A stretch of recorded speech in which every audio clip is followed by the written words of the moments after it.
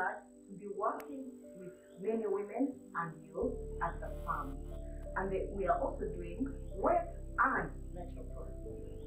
We'd like to take this opportunity to thank our staff and our Uganda Coffee Development Authority for taking our coffees, and it was able to win an award in Paris. We are more than privileged and happy to have won for Uganda Coffee. Thank you.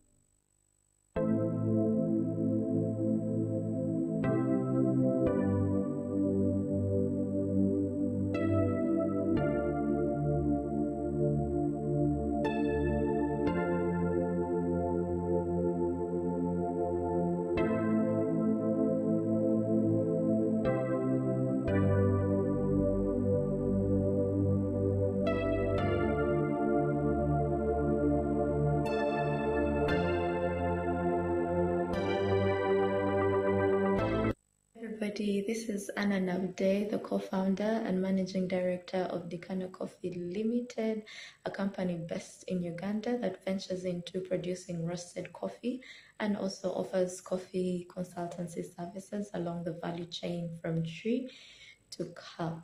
The inspiration of my coffee journey starts way back from my grandfather, who was among the early farmers in the country to plant the very first Arabica trees, who later passed it on to my grandfather and to my dad, who very wisely got me interested in the same trend. Now, coming on board in the coffee industry at this age, I realized as a country we produce some of the world's best coffees, but consume very little of it. So I thought of adding value to the coffee. Beans of the Nile. In the heartland of East Africa, Uganda, known as the Pearl of Africa, embraces a captivating climate and soil fertility that conspire to nurture its bountiful coffee plantations. Like a symphony of nature, the elements harmonize to create the perfect backdrop for coffee cultivation. These elements make Uganda the second largest coffee producer in Africa and ranked third country with the best coffee globally. The eastern and western regions of Uganda have the soil quality and altitudes required for the successful cultivation of Arabica plants. From Mount Elgon regions in the east to the Rwenzori Mountains in the southwest and West Nile regions in the northwest, we have a soil that teems with life, brimming with nutrients and organic matter, a soil with rich tapestry of minerals that have created a nourishing foundation for the Arabica coffee trees to thrive. Whether Robusta or Arabica, it is only when these seeds are released from their shells that their true potential emerges. The scents of chocolate, caramel, and delicate floral notes dance through the air, inviting you to indulge in their captivating allure. These seeds embody the spirit of Uganda, where lush landscapes and the tenacious hands of farmers intertwine, giving birth to their remarkable essence. Uganda Coffee unveils a captivating tale in every sip. It calls on you to embrace a journey of senses, transcending mere taste to an experience that evokes wonder and delight. Across continents and oceans, the captivating aroma of Uganda's coffee wafts through the bustling streets of global coffee markets. The world has become captivated by the enchanting flavors that Uganda's coffee offers, as it takes its place among the most sought-after origins in the global coffee community. Roasters and baristas, like passionate artists, treat Uganda's coffee as their canvas, They carefully extract its essence, revealing the hidden notes of chocolate, spices, and fruits. With every carefully crafted brew, they tell the story of Uganda's coffee, allowing its character to shine through and tantalize the coffee lovers' taste buds around the world. The global coffee market recognizes Uganda's commitment to quality, sustainability, and community empowerment. It applauds the tireless efforts of the farmers who, with unwavering dedication, nurture the coffee trees and harvest the cherries with care. The market acknowledges Uganda's strides in farmer training, processing advancements, and quality control measures, ensuring that each bean carries the essence of excellence. Beyond the pursuit of profit, the Uganda coffee market embraces the spirit of collaboration and ethical trade. It fosters relationships that transcend transactions, connecting farmers and consumers in a shared appreciation for the craft and the stories woven within each cup. Therefore, as the sun rises over the vast coffee plantations of Uganda, its beans embark on a global journey, gracing the tables of coffee enthusiasts from Tokyo to New York, from Sydney to London. With every sip, the world becomes a little smaller, cultures entwined, and friendships kindled, all united by the magic of Uganda's coffee.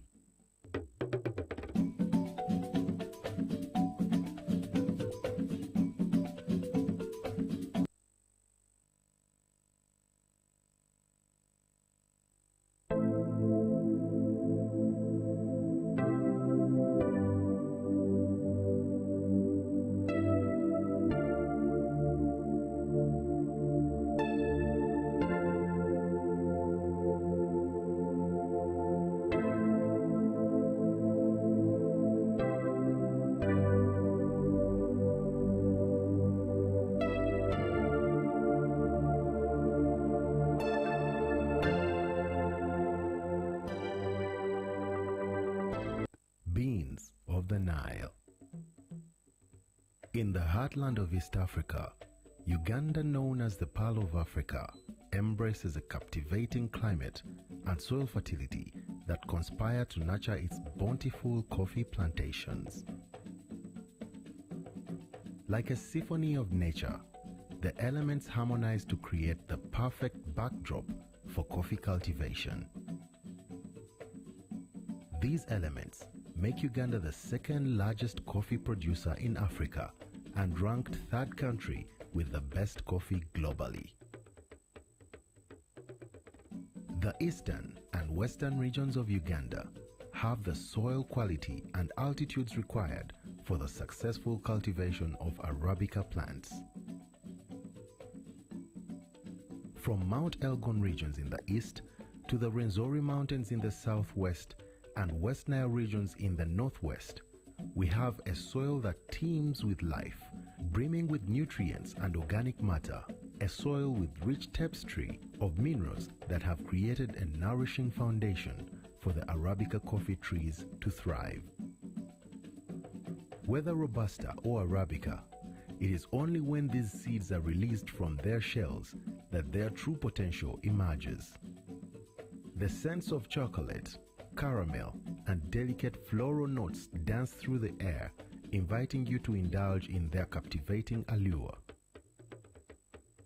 These seeds embody the spirit of Uganda, where lush landscapes and the tenacious hands of farmers intertwine, giving birth to their remarkable essence. Uganda coffee unveils a captivating tale in every sip. It calls on you to embrace a journey of senses, transcending mere taste to an experience that evokes wonder and delight. Across continents and oceans, the captivating aroma of Uganda's coffee wafts through the bustling streets of global coffee markets. The world has become captivated by the enchanting flavors that Uganda's coffee offers, as it takes its place among the most sought-after origins in the global coffee community. Roasters and baristas, like passionate artists, treat Uganda's coffee as their canvas. They carefully extract its essence, revealing the hidden notes of chocolate, spices, and fruits. With every carefully crafted brew, they tell the story of Uganda's coffee, allowing its character to shine through and tantalize the coffee lovers' taste buds around the world. The global coffee market recognizes Uganda's commitment to quality, sustainability, and community empowerment. It applauds the tireless efforts of the farmers who, with unwavering dedication, nurture the coffee trees and harvest the cherries with care. The market acknowledges Uganda's strides in farmer training, processing advancements, and quality control measures, ensuring that each bean carries the essence of excellence. Beyond the pursuit of profit, the Uganda coffee market embraces the spirit of collaboration and ethical trade. It fosters relationships that transcend transactions, connecting farmers and consumers in a shared appreciation for the craft and the stories woven within each cup. Therefore, as the sun rises over the vast coffee plantations of Uganda, its beans embark on a global journey, gracing the tables of coffee enthusiasts from Tokyo to New York, from Sydney to London. With every sip, the world becomes a little smaller, cultures entwined, and friendships kindled, all united by the magic of Uganda's coffee.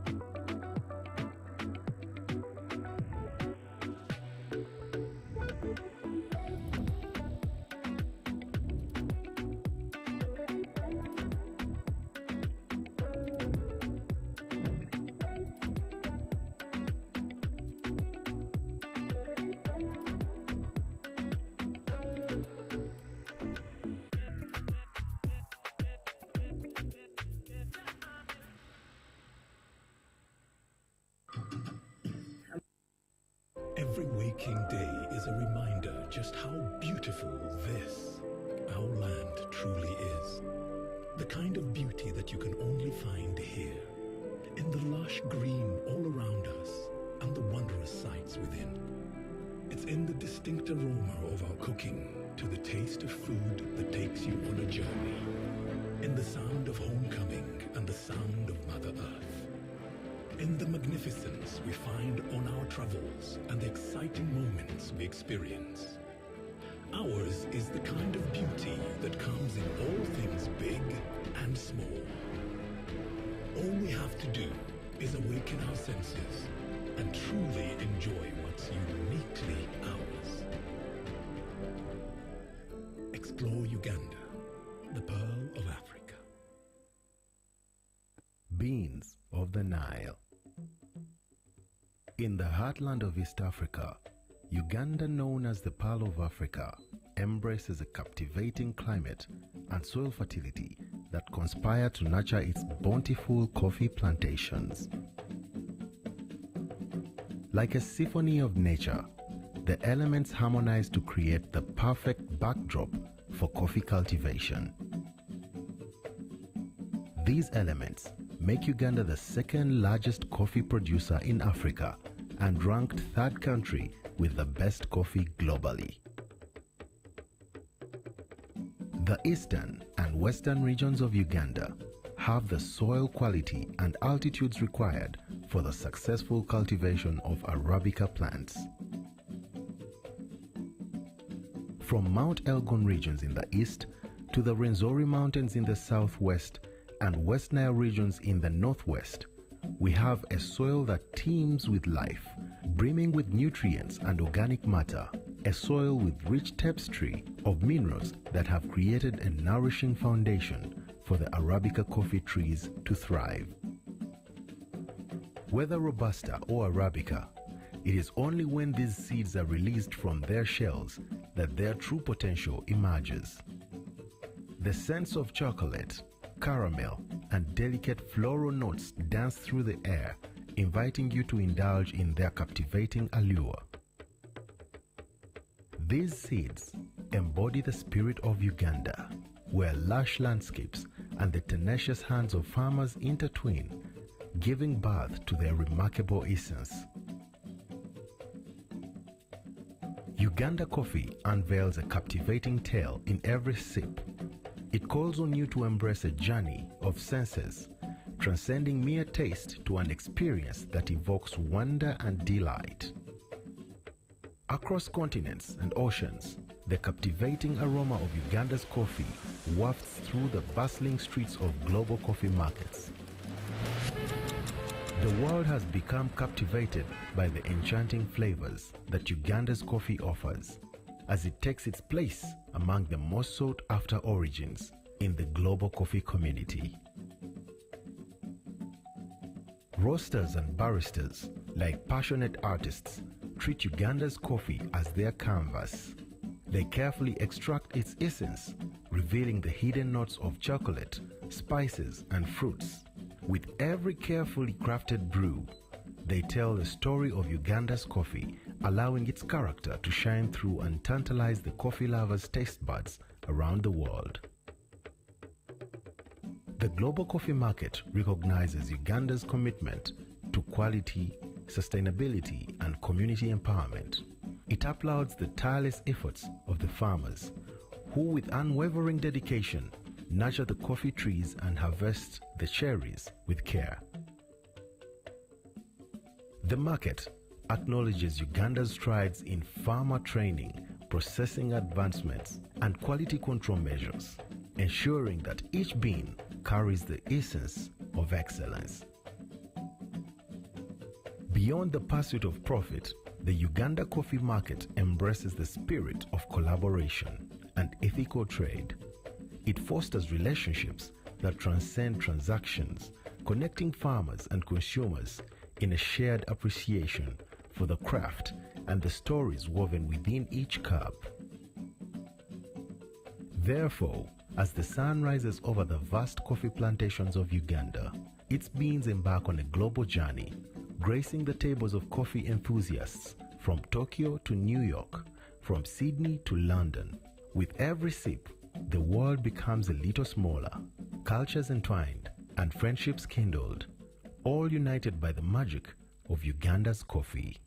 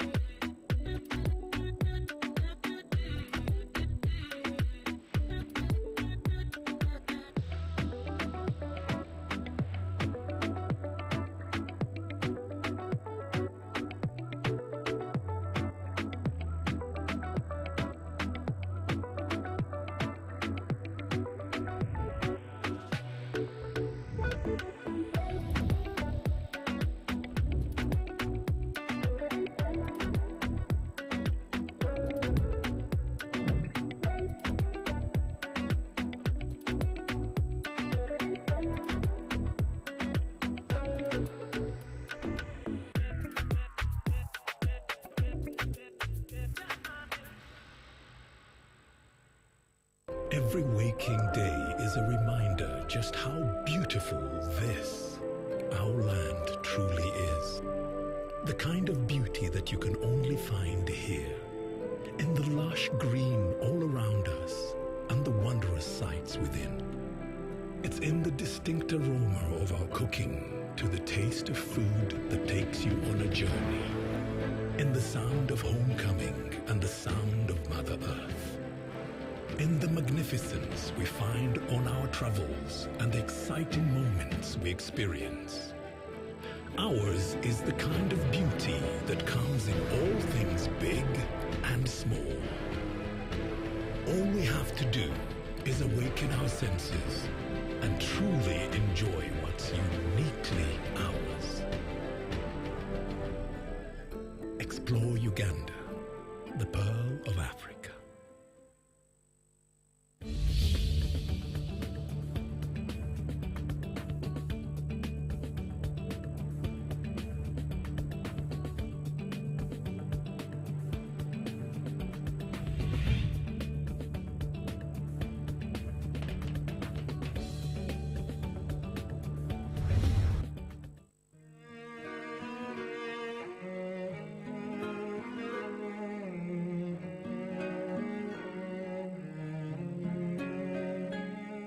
Uganda, the destination of the month.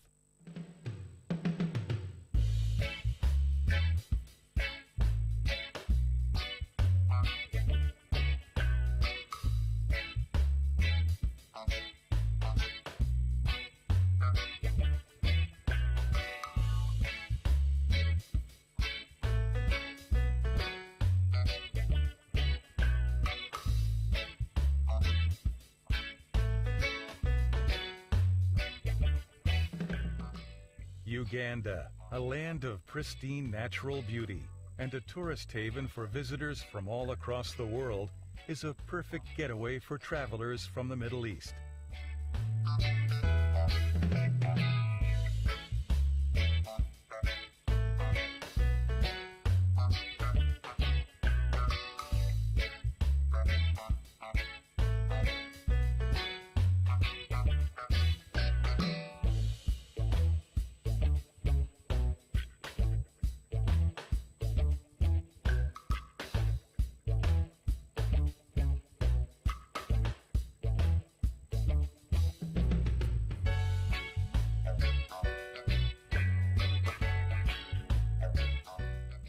Described as the Pearl of Africa by Winston Churchill, Uganda offers some of Africa's finest geographical and natural beauty. Source of the mighty River Nile and home to one of the greatest concentrations of primates on the planet, this magnificent country is a true African gem waiting to be discovered.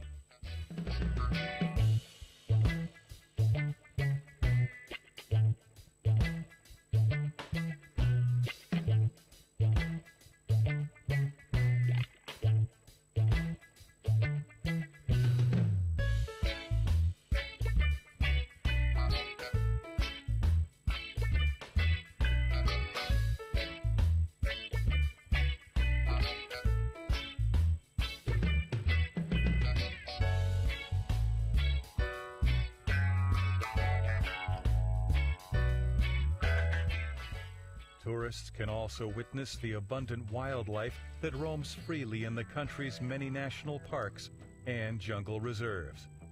Adventure tourism is also a popular draw for those visiting Uganda. The country's gushing rivers provide excellent opportunities for whitewater rafting. Indeed, Uganda is a tourist paradise. World-class hotels, hospitable people, good climate, and an abundance of wildlife make Uganda one of the most attractive tourist destinations in East Africa.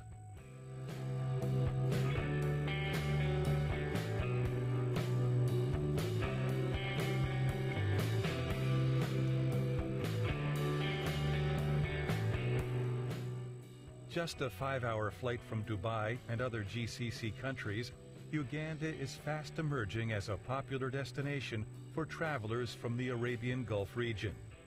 Direct flights from the Middle East region to Uganda have improved air connectivity. which in turn has led to an increase in the number of tourists traveling to Uganda from Middle East countries like the United Arab Emirates.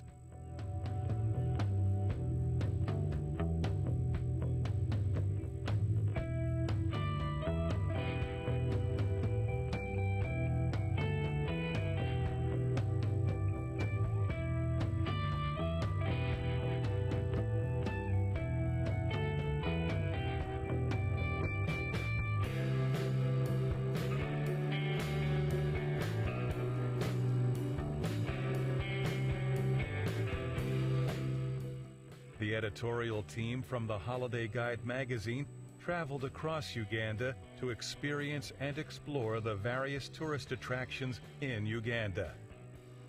As soon as we landed in Uganda's picturesque airport at Entebbe, we found ourselves surrounded by open vistas, lush green countryside, and the hospitality of the local people.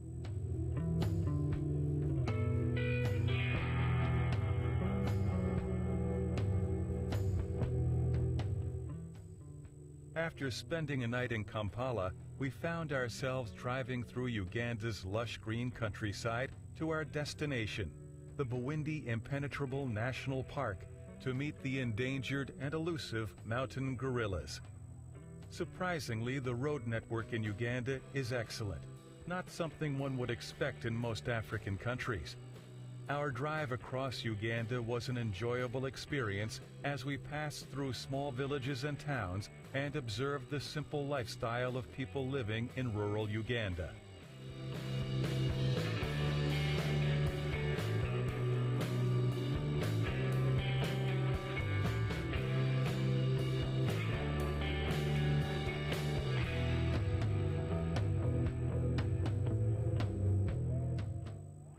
After our initial briefing, the trek up to the gorillas took us through the forest, and we soon realized why they call it the impenetrable forest.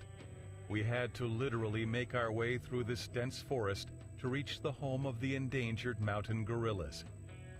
Our team was led by a group of experienced guides and park rangers who guided our team through this rough terrain and helped us navigate through the thick forest.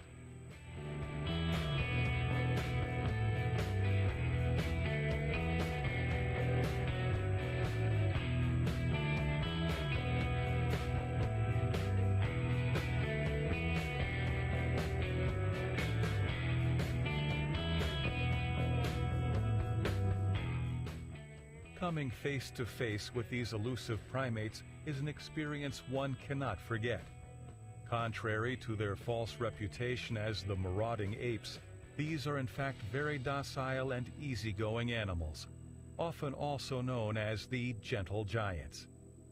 You can't find these endangered mountain gorillas in any zoo, as they cannot survive in captivity. In fact, these elusive animals can only be found and seen in Africa. That too in just 3 countries: Uganda, the Democratic Republic of Congo, and Rwanda. There are approximately just 786 mountain gorillas remaining in the world, with approximately half of them living in Uganda's Bwindi Impenetrable Forest and the adjoining Mgahinga Gorilla Park. Interestingly, these gorillas share 98% of their genetic composition with us humans. Very relaxed. He's not disturbed, and he's in his natural habitat. And as you can see,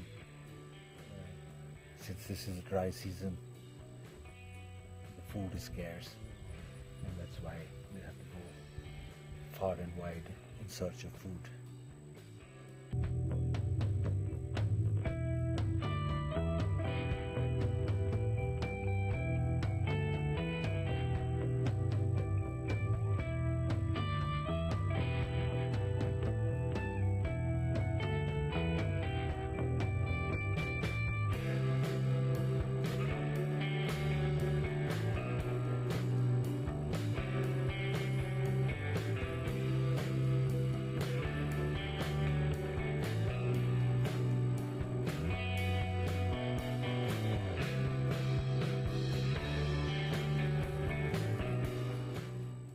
On our way to Fort Portal, we passed through the internationally acclaimed Ishasha sector of the famous Queen Elizabeth National Park, which is home to over 612 species of birds, buffaloes, elephants, and hippos, as well as the famous tree-climbing lions of Ishasha.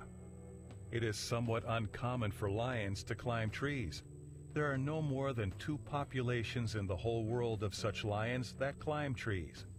One of these populations is found within the Ishasha sector, and the other population is found in Lake Manyara National Park in Tanzania.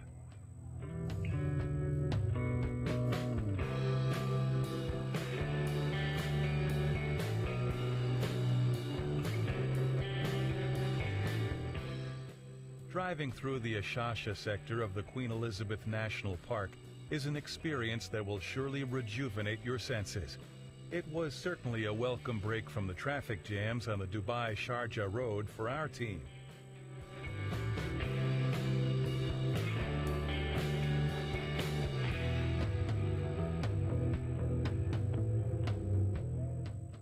The highlight of our team's visit to Uganda this time has to be the beautiful views of Lake Bunyonyi, located in the district of Kabale in southwest Uganda. The calm waters of the lake reflect the verdant hills around it.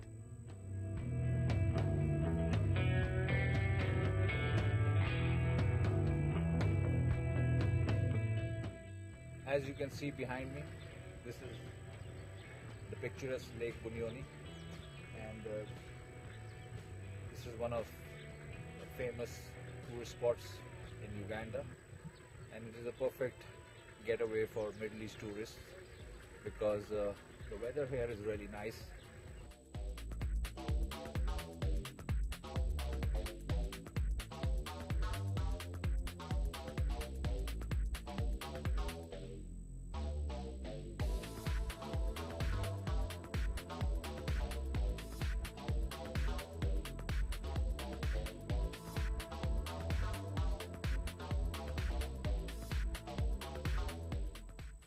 Much of the shoreline around the lake and swathes of the larger of the 29 islands have been converted to subsistence farming.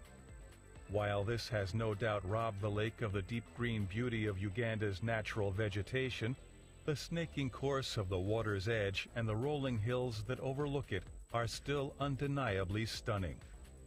Bunyonyi is one of the safest lakes in Africa. It has no hippos or crocodiles and is a perfect place for a splash in the water. A number of budget and luxury accommodation options are available around Lake Bunyonyi and in the nearby Kabale town. Whether you're on your way to visit the mountain gorillas in Bwindi Forest National Park or in Rwanda, Lake Bunyonyi is an ideal choice for a stopover.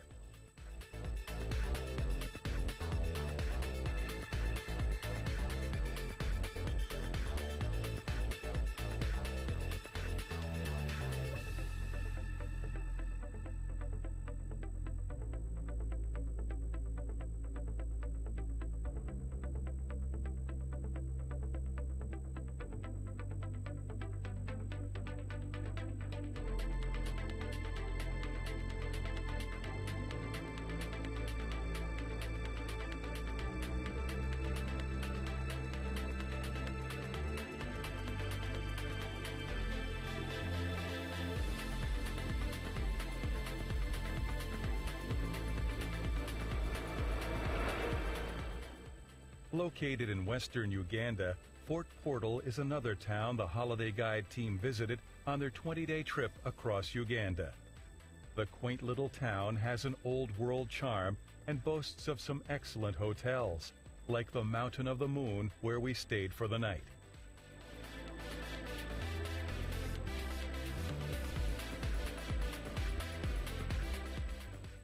We visited the famous waterfall and caves at Baberi-Ganyamwiru in Kabaluri district, located 10 kilometers from Fort Portal. The area the waterfalls are located in is a beautiful spot with open spaces set in typical African rural settings. We had to walk through a jungle path up to the waterfall. The scenic beauty around the cave is food for the soul.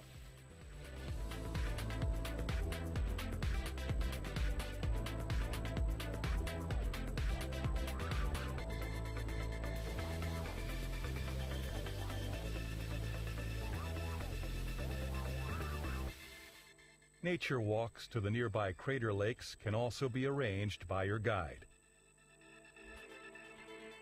However, despite the many tourist attractions in Uganda, the country has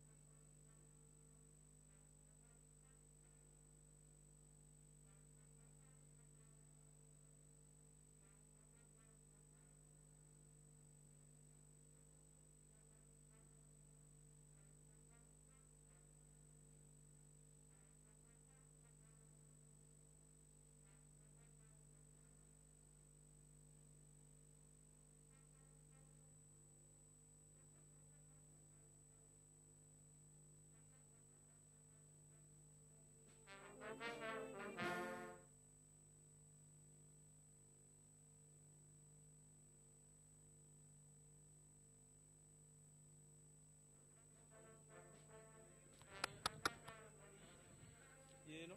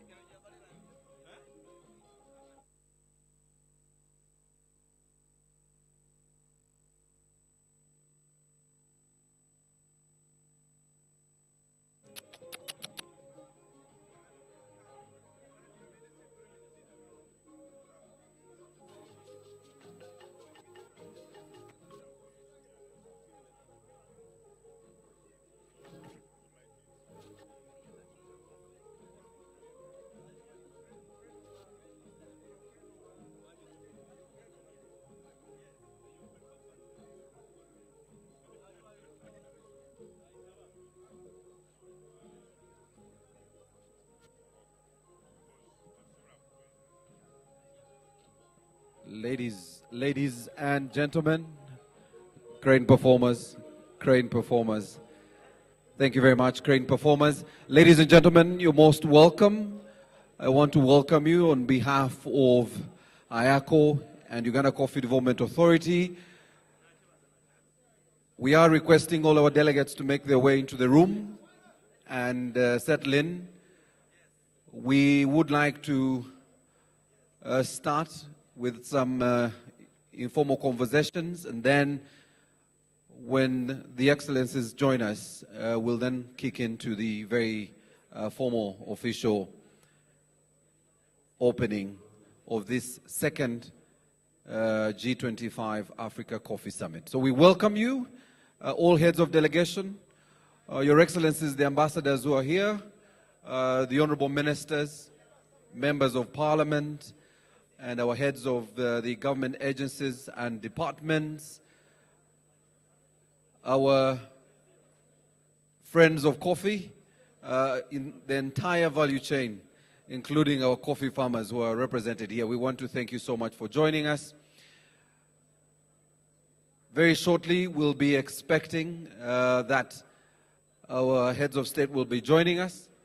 And as soon as they do that, we'll run through the official protocols, which will include the anthems, and then the statements as guided to us by our host Minister of Agriculture, Animal Industry and Fisheries. We welcome all of you, and I just wanted to run you through a couple of announcements. For those of you who have access to your phone, I'll ask that the team shares the Wi-Fi password. If we can have the password on the screen. That's the password we are using in this room. We want to thank NITA Uganda for supporting the summit by providing this password. So, yes, there you go. That's the password for those of you who are trying to get onto the internet, those of you who are visiting us. Please have your phone in silent mode, again, so we do not distract the proceedings of the summit.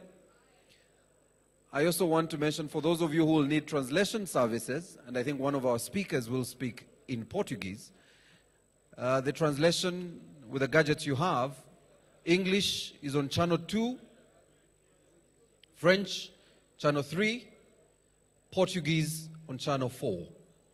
English channel 2, French channel 3, Portuguese channel 4. All right? And also, if you would like to use the washroom, we are using the same washroom at the poolside. For those of you who had coffee with us, that's the same washroom we'll be using. It's by the gym, and that's where we will be going. And as you come back, we'll run through the same protocols. If our delegates who are not in the room and are still having coffee, mine is request that you make your way into the tent.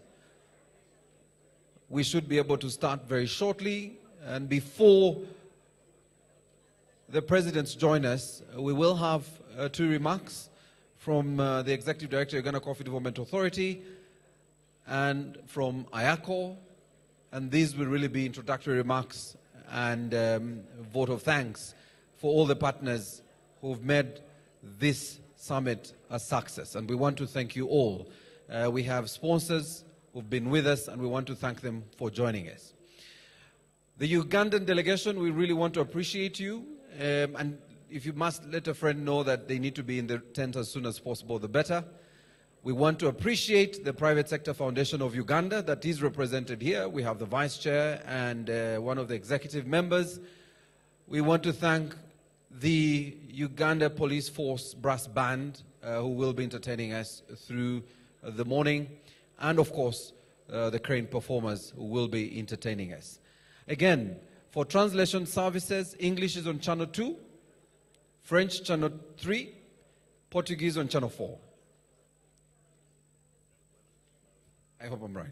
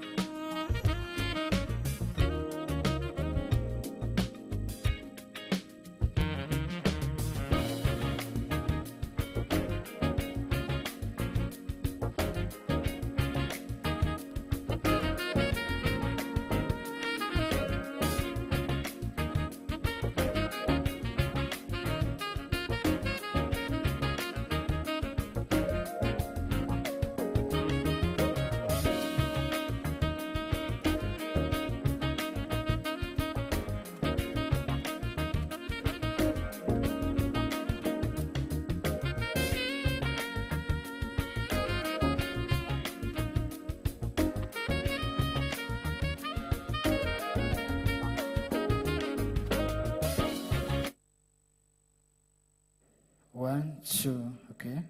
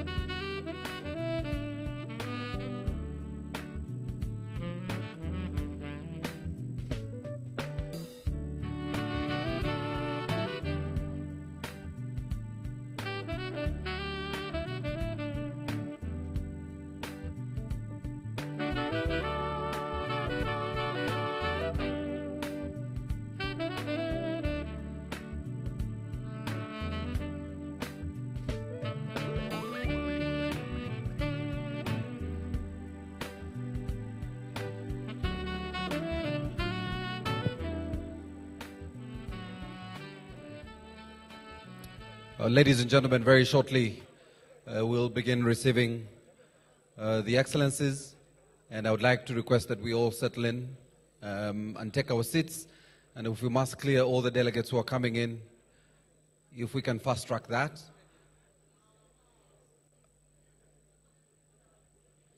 The heads of delegation, Your Excellencies, the ambassadors and heads of mission, the honorable ministers and members of parliament who are here, our heads of agencies, both international and domestic, the heads of our agencies and departments, friends of coffee, ladies and gentlemen. Again, I'll just ask that we have the Wi-Fi password on. I think one or two people asked that we see that.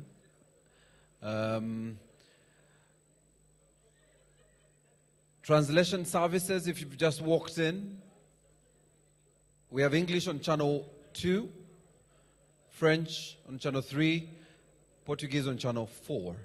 I will still verify on one extra language and then come back to you. If we can have the password.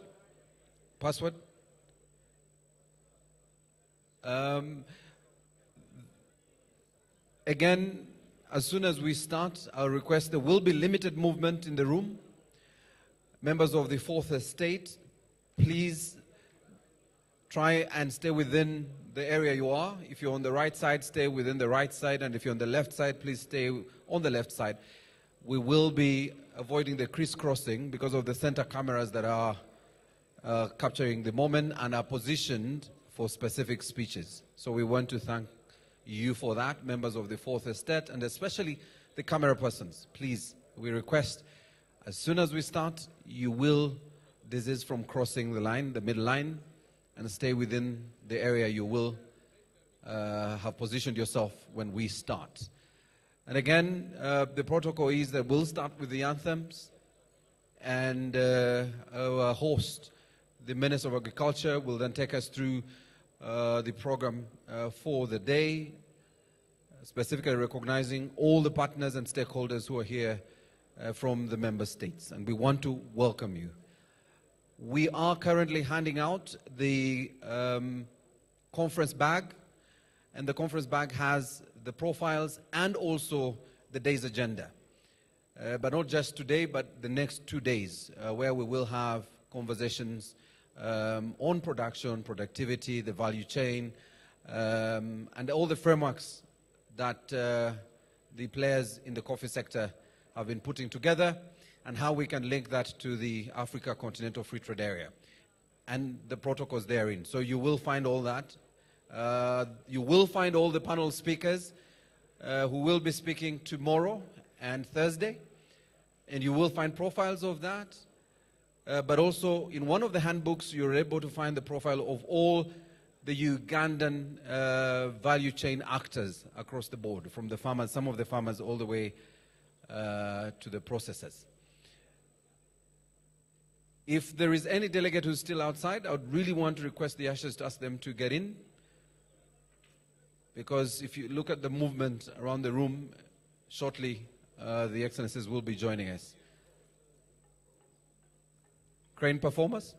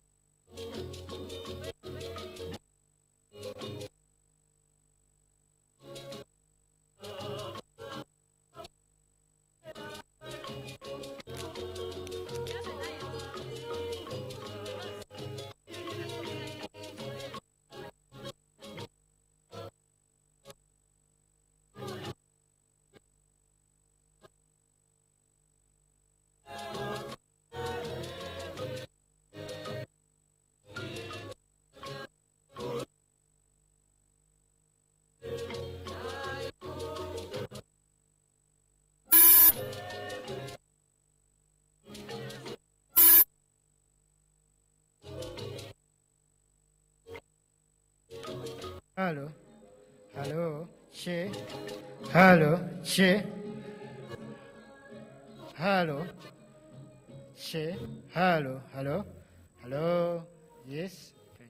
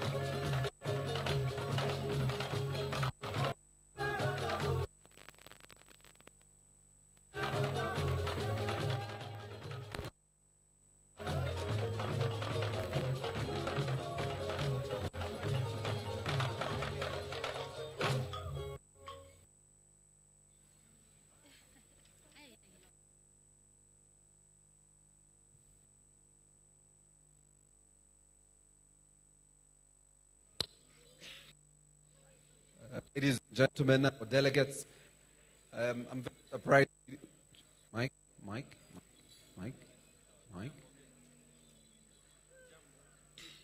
All right. I am very surprised we didn't give the crane performers a round of applause. Can we put together for crane performers?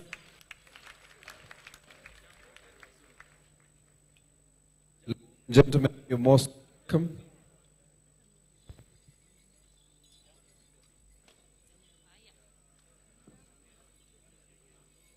All right, I was just waiting to ensure this is working now perfectly. You're most welcome, and thank you so much for joining us. We want in a very special way to recognize all our heads of delegation who are here. And I thought that the Ugandan delegation that is receiving our visiting delegations, we should put our hands together for all the visitors who are here for the Coffee Summit. And if you're seated near a visitor, please pick their contact, right? Or have a conversation. And I was looking at Dr. Ian Clark and wondering whether the neighbor is Ugandan. Then I noticed it's an ambassador. But in case you're seated with someone who's not been here before, if this is your very first time in Uganda, raise your hand. Just raise your hand. Your very first time in Uganda. Can we clap for them, those who are here for the very first time? You've come to the cradle of Africa. All right, and the cradle of civilization, the Permanent Secretary of Agriculture says, I am being careful, so I'm walking away from the heads of delegation of other countries and coming closer to my other African brothers and sisters. Welcome to the Pearl of Africa. Welcome to the land where you don't need any special soil anywhere to grow coffee. If you drive any distance away from where we are, you will find coffee growing, and great Ugandan coffee, depending on where you are, whether it's the highlands or the lowlands. And so we want to welcome you for this very great coffee conversation. We will have 3 days of excellent discussions and insights into the sector, what's happening at the continental level, and we have special guests from across the continent. But I know the Honorable Minister of Agriculture, who's our host today, will run through the protocols, but I want in a very special way to recognize the AU Commissioner in charge of Agriculture, Rural Development, Blue Economy and Sustainable Environment, who's representing the chairperson of the AU Commission, Your Excellency Ambassador Josepha Sako. We want to thank you so much for joining us. And also, His Excellency Mansour bin Salam, the Secretary General Organization of Southern Cooperation. We want to thank you for joining us and for being part of this G-25 Africa Coffee Summit. We have several stakeholders in this room and in the entire coffee value chain in Uganda, that of course is led by the Private Sector Foundation of Uganda, that's represented here by the Vice Chair and several other members of the board. We want to thank you for being here with us. We have all the key government agencies supporting the corporate sector, and later this evening we will also recognize our partners who supported the summit, and that will be done by the Executive Director of the Uganda Coffee Development Authority. We have the conference pack. If you haven't received one, one will be coming to you.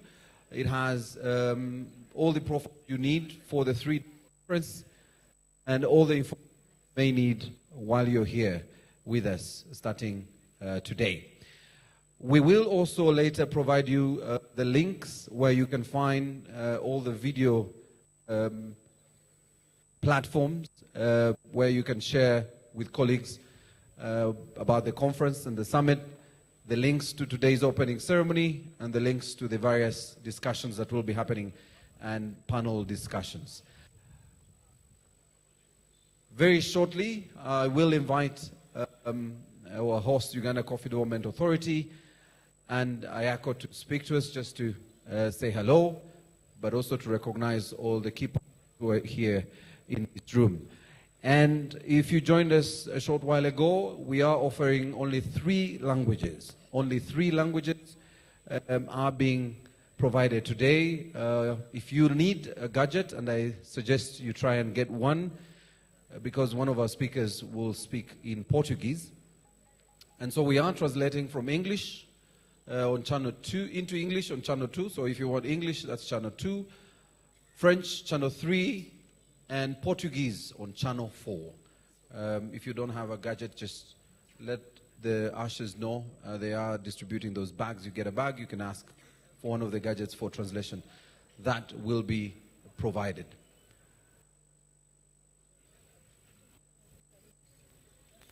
In about 10 minutes, we'll have our dignitaries join us because, as you can see, our head of state has arrived, and very shortly they will be joining us in this tent. Thank you, crane performers.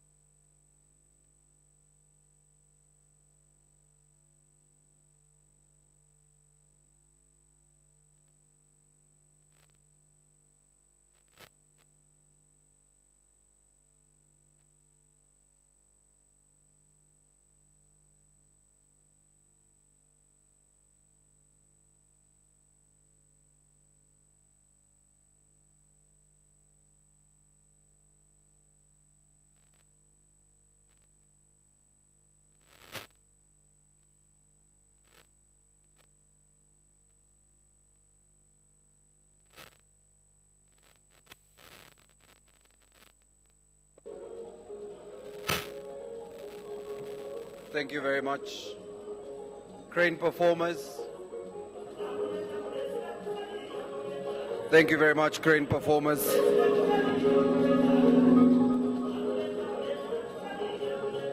Crane performers, crane performers. Thank you very much, crane performers, and we want to thank you for entertaining us. Ladies and gentlemen, I want to welcome you to this second G-25 Africa Coffee Summit here in Kampala, Uganda. We want to welcome you, the heads of delegation, and we want in a very special way to welcome the honorable ministers who are here from across the continent, our members of parliament, and the heads of different missions, and also the heads of government departments and agencies that are here this morning. Very shortly, their excellencies will be joining us, but before they join us, allow me run you through what will be the protocol for today. As soon as the heads of state join us, we will run through the anthems, and immediately our host minister, the Minister of Agriculture, Animal Industry and Fisheries, will recognize our visiting delegations and immediately run through the different speeches for the day. Later, there will be a guided tour of the exhibition by the heads of state, and immediately after that, the honorable ministers, our host minister, and the IACO team will be addressing the press, and then lunch will be served to all our delegates. I want to now take the pleasure of inviting the Managing Director, Uganda Coffee Development Authority, Dr. Emmanuel Yamlemye, to come and make welcome remarks. Doctor, can we put our hands together for Dr. Emmanuel Yamlemye?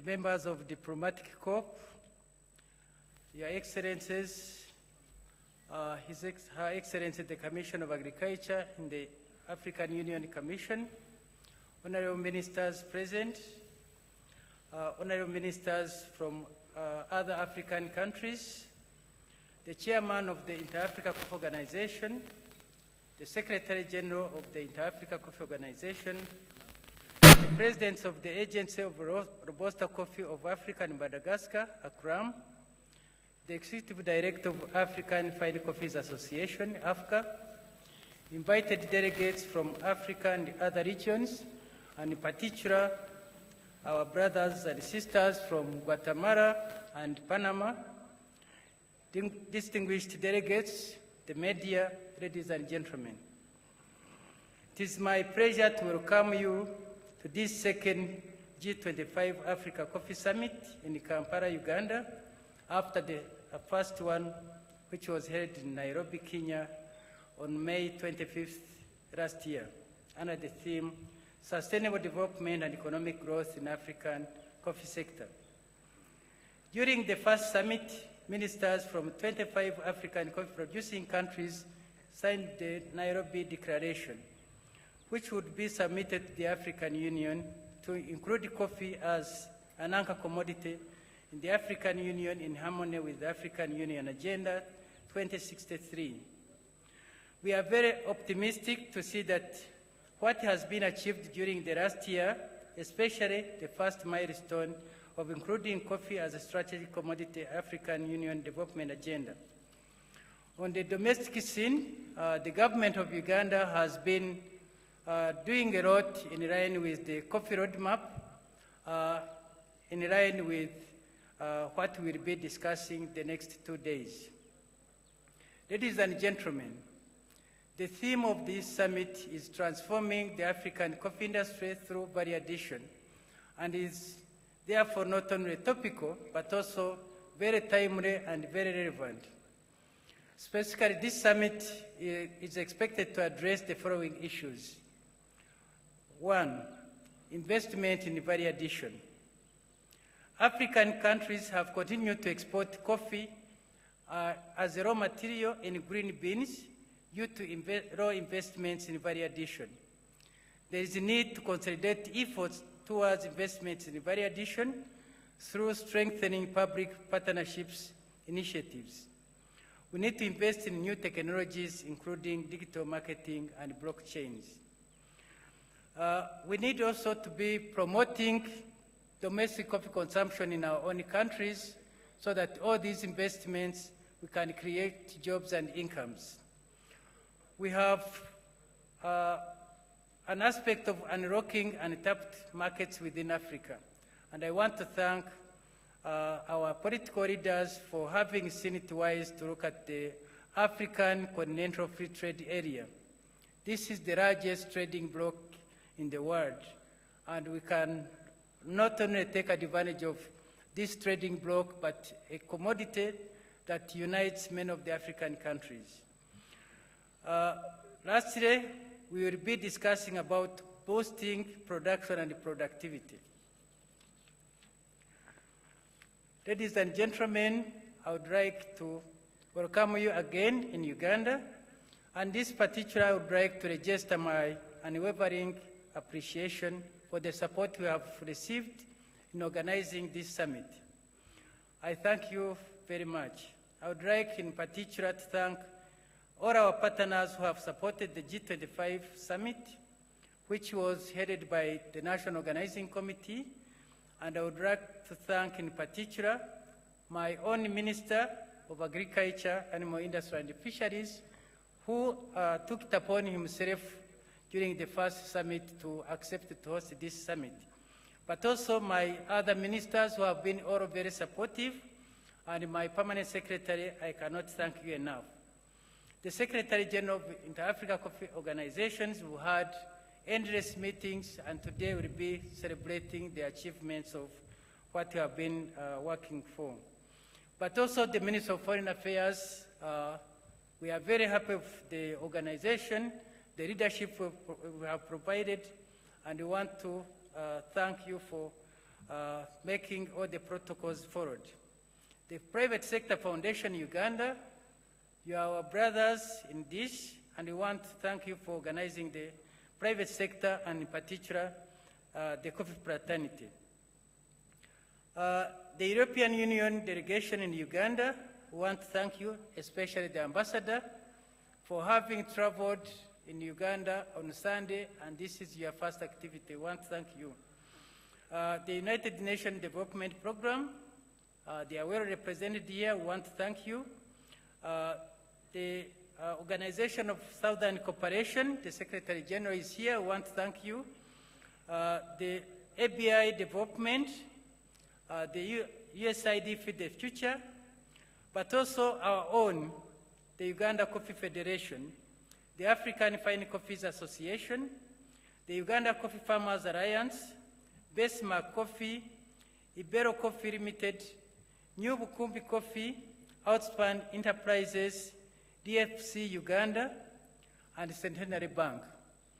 I would end not only by thanking my team, Uganda Coffee Development Authority. I know you have all worked very hard in different corners, and I want to thank you. Dear delegates, feel welcome in Uganda. Thank you.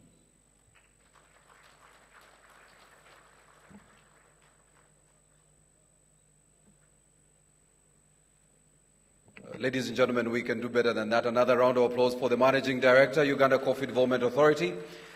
Thank you very much. I now take the pleasure of inviting Ambassador Solomon Rutega, the Secretary General of the Inter-African Coffee Organization, IACO, to make his remarks. Ladies and gentlemen, put your hands together for Ambassador.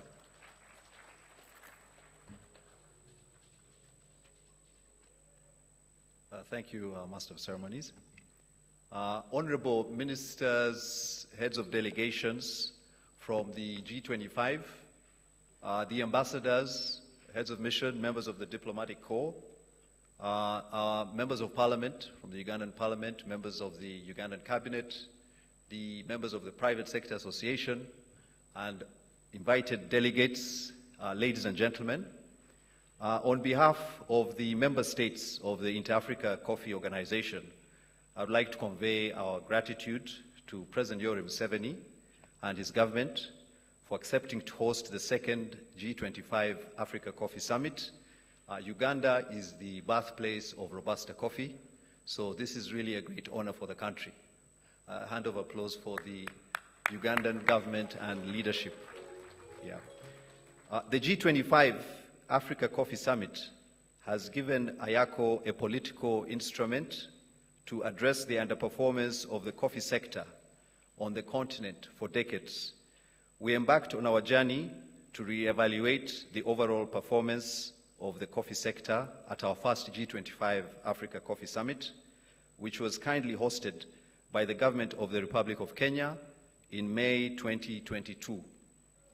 The inclusion of coffee as a strategic commodity in the AU Agenda 2063 and the designation of IACO as an AU specialized agency responsible for coffee to work with the African Union Commission will be a great milestone in the development and integration of the African coffee sector.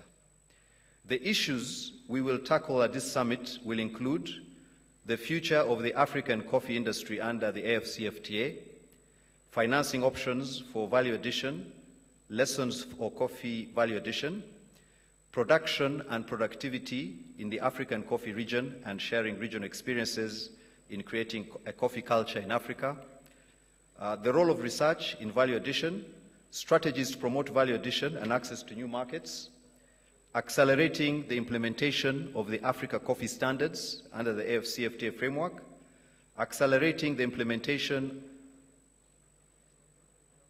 role of digitization and new technologies in value addition, the role of women and youth in the value addition chain, emerging issues in the coffee industry, the impact of the European regulations on the African coffee sector, the impact of climate change on the African coffee sector.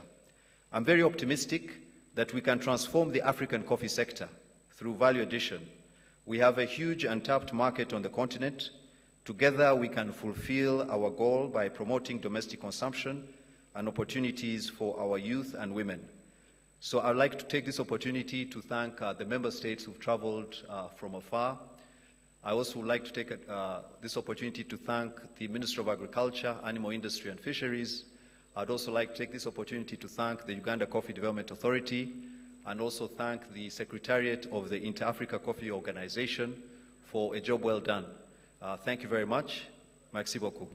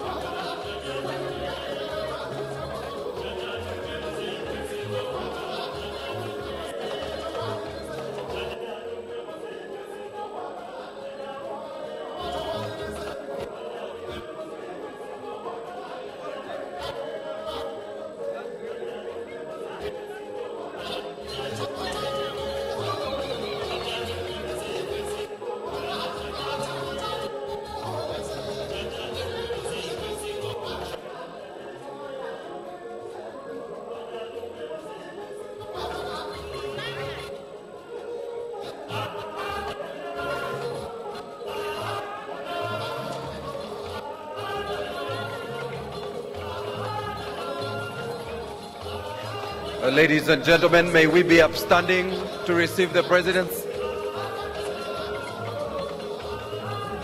Your Excellencies, you're welcome. You're welcome to the G-25 Africa Coffee Summit.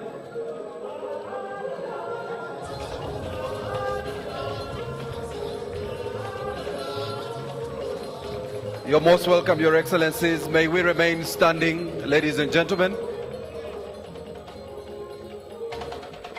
We'll remain standing, ladies and gentlemen, and shortly I will be requesting the Uganda Police Force Brass Band to run us through the two anthems. So we will wait for the principals to settle in. Let's remain standing and have the anthems. We'll start with the Uganda National Anthem. Police Brass Band.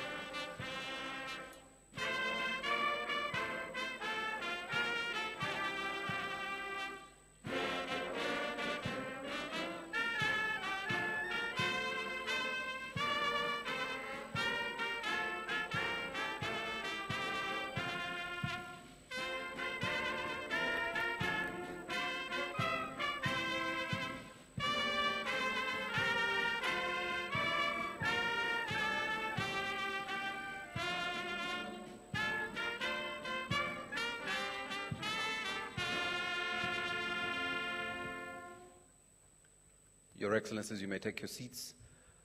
And our delegates, please take your seats. Your Excellencies and the heads of mission who are here, Your Excellencies, the ambassadors, the heads of government agencies represented here, and all the coffee friends gathered here for this second G-25 Africa Coffee Summit. On behalf of the Inter-African Coffee Organization and on behalf of the Uganda Coffee Development Authority, I want to welcome you all to this summit. I now want to take the pleasure of inviting our host and director of ceremonies, the Minister of Agriculture and More Industries and Fisheries of the Republic of Uganda, the Honorable Frank Tumwebazi, to run us through the protocols and the rest of the program. You're most welcome, sir.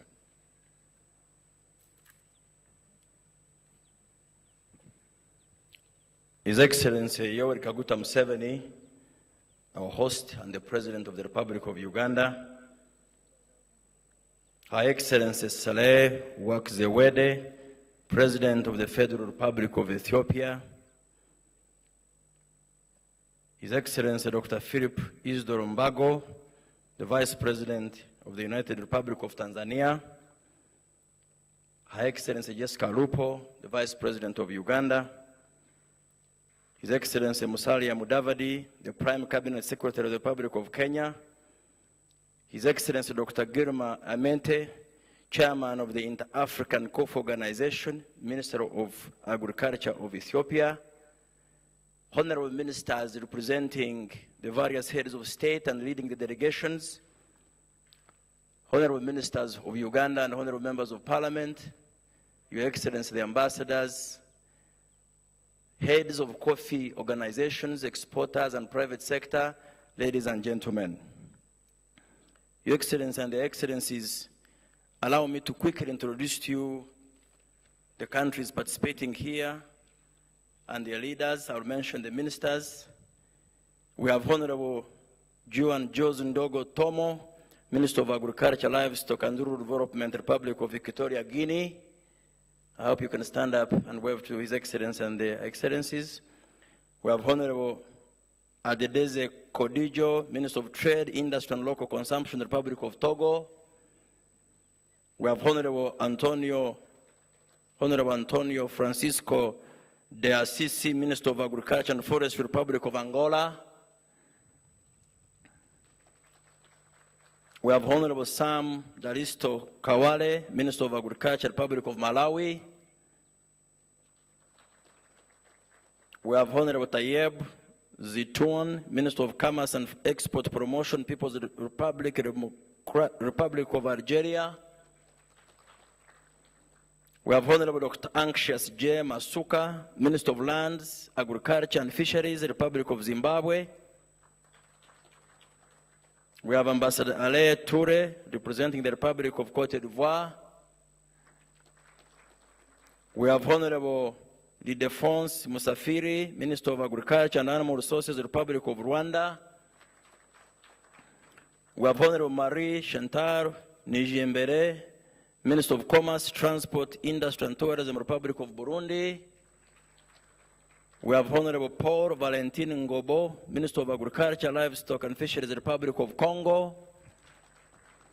We have Honorable Luch Magoroi Mbaga Atangana, Minister of Commerce, Republic of Cameroon. We have His Excellency Yusuf Mondoha Asumani, Ambassador of the Union of Comoros in Ethiopia and Permanent Representative to the AU. We have His Excellency Masur bin Musalam, Secretary General, Organization of Southern Cooperation. We have His Excellency Ambassador Josefa Korea Sako, the AU Commission in charge of Agriculture and Rural Development, Blue Economy and Sustainable Environment, representing the chairperson of the AU Commission. We have His Excellency Jan Sadek, Head of Delegation of the European Union in Kampala. We have His Excellency Innocent Ejolu, Head of Partnerships and Innovation, UNDP. Your Excellency and Excellencies, I take this opportunity on behalf of the Ministry of Agriculture and the coffee stake partners in Uganda to welcome you all to this opening ceremony of the second G25 African Coffee Summit in Kampala.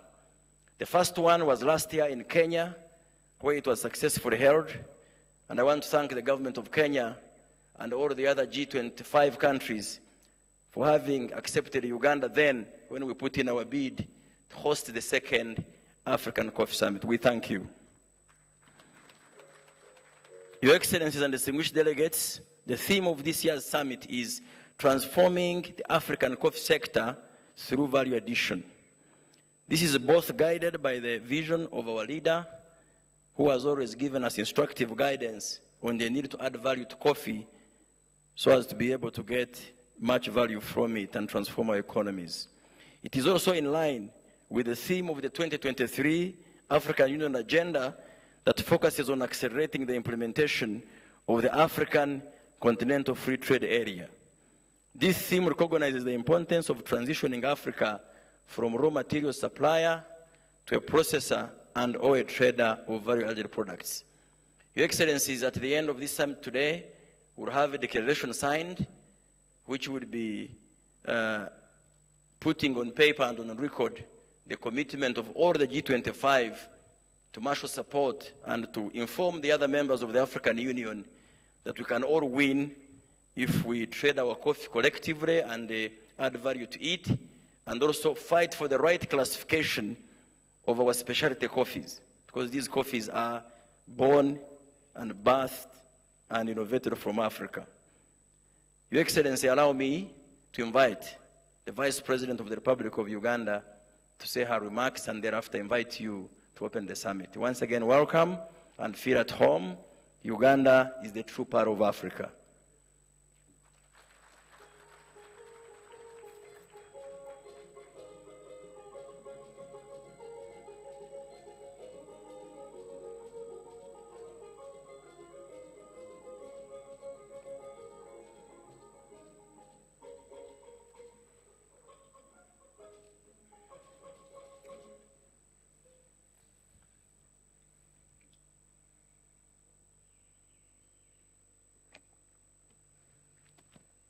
Your Excellency General Yoweri Kaguta Museveni, Your Excellencies, heads of state and delegations present, Honorable Commissioner for Agriculture at the African Union Commission, members of the Diplomatic Corps, honorable ministers from African countries present, the chairman of Inter-Africa Coffee Organization, the Secretary General of Inter-Coffee Organization, the Executive Director of Coffee Organization, all dignitaries present in your various capacities, ladies and gentlemen. I would like to welcome all delegates to this second G-25 African Coffee Summit in Kampala, Uganda, the Pearl of Africa and the birthplace of Robusta coffee. Coffee is an important crop here in Uganda and continues to be one of her main cash crops. The crop is grown on an estimated 583,000 hectares of land by about 1.8 million smallholder farmers, some of them being female-headed families. More than 9 million people in Uganda are estimated to derive their livelihoods from coffee-related activities along the value chain. Hence, it is strategic positioning in the National Resistance Movement Manifesto 2021-2026. Your Excellency, in financial year 2022-2023, which has just ended, Uganda earned US dollars 845 million from export of 5.8 million 60-kilogram bag of coffee, up from 3.5 million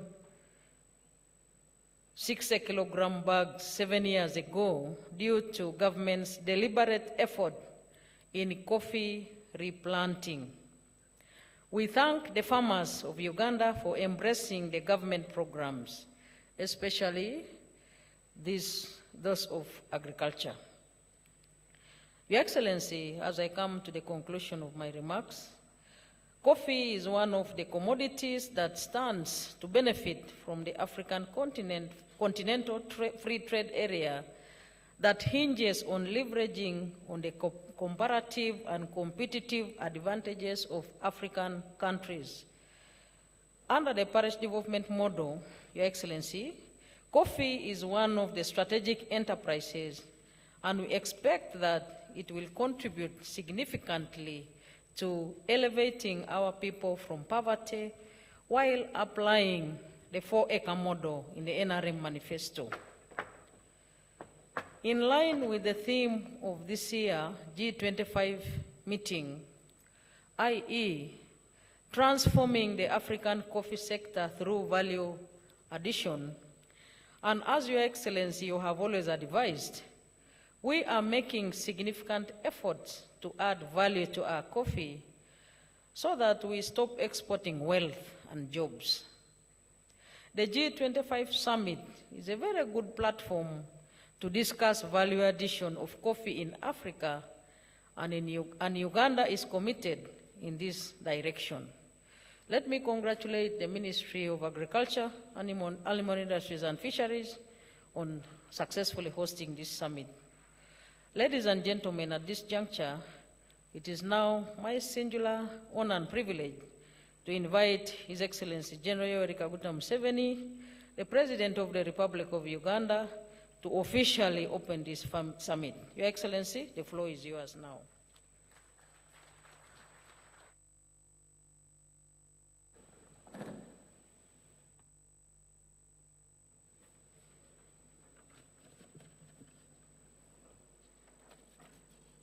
Your Excellency, the President of the Federal Republic of Ethiopia,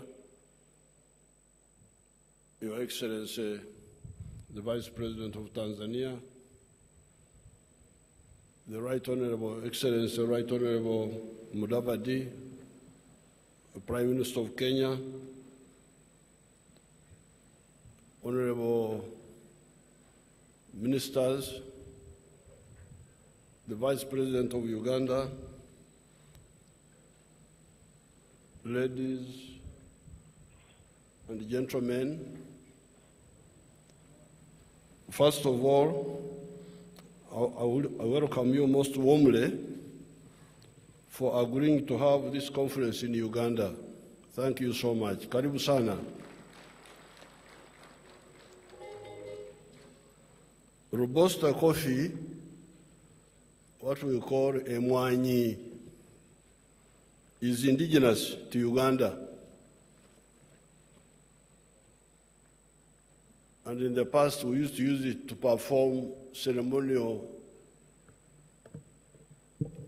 functions, religious functions of brotherhood and so on. Coffee is not a food, but a beverage. Although I hear it has also got some carbohydrates and some proteins, so there's some element of feeding in it. But nevertheless, that beverage is quite useful as a stimulant that is friendly to the human body. Especially people in the cold countries need this stimulant. I was trying to find out from the doctors, what does coffee add to the human body? And they told me that because it stimulates the body mechanisms, it therefore improves appetite. That's what I was told. I don't know whether it is true or not, but one of the people told me this. So it is some sort of appetizer apart from stimulating the body, the heart, the blood circulation, and so on. It is the richer people, apparently, in the world that can afford to buy coffee. We here in Uganda didn't know that coffee was a rich man's beverage. Because we have it here, we take it for granted. But when I went to other countries, they said, no, for us, we can't afford coffee. We drink tea. Apparently, people with less incomes tend to drink tea, another beverage which we produce a lot here in Uganda. Some years ago, the global demand of coffee was 118 million bags, 60 kilograms. 118 million bags of 60 kilograms each. I hear that the global demand has now gone to 160 million or more, 60 kilogram bags. Why? Apparently, as already pointed out above, affluence converts some of the tea drinkers into coffee drinkers. Therefore, I hear that Chinese who used to drink tea, because they have more money now, they drink coffee. That's why the demand is going up. And that's why I have been encouraging Ugandans to grow coffee. Otherwise, if it had no global demand, I wouldn't encourage them. I would discourage them.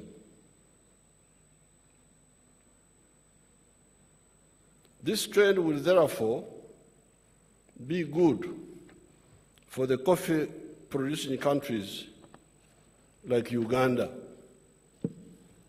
The fact that the demand for coffee is growing should be good for us, we here, and those who are not here, the Brazil, Colombia, all those other people, Vietnam, Indonesia, etc. However, out of the US dollars, 460 billion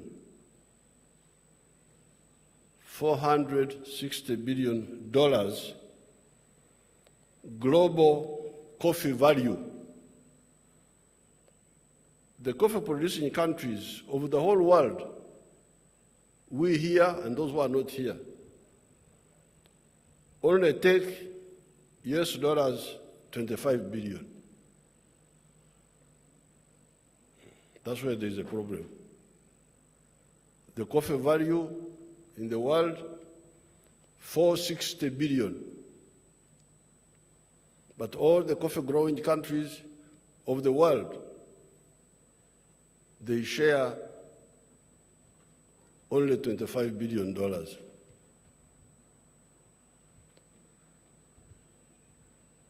And Africa, we who are here, we get only US dollars 2.4 billion.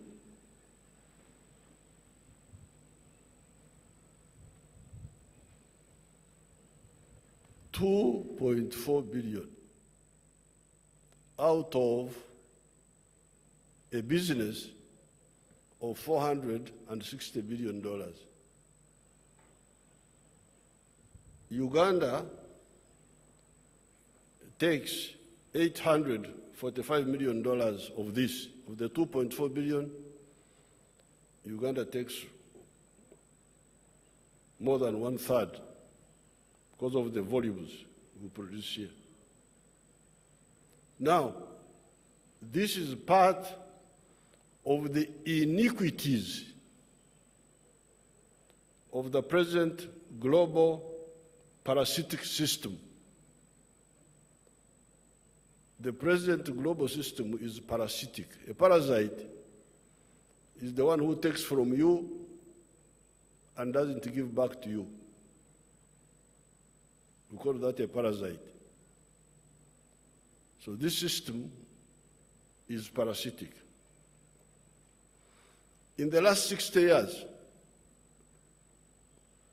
I have been involved in the struggle against this modern slavery for Africa. The curse of producing raw materials for cleverer people in the world to add value to those raw materials and get much more value from them. For the last 60 years and more, I have been involved in struggle against all of this.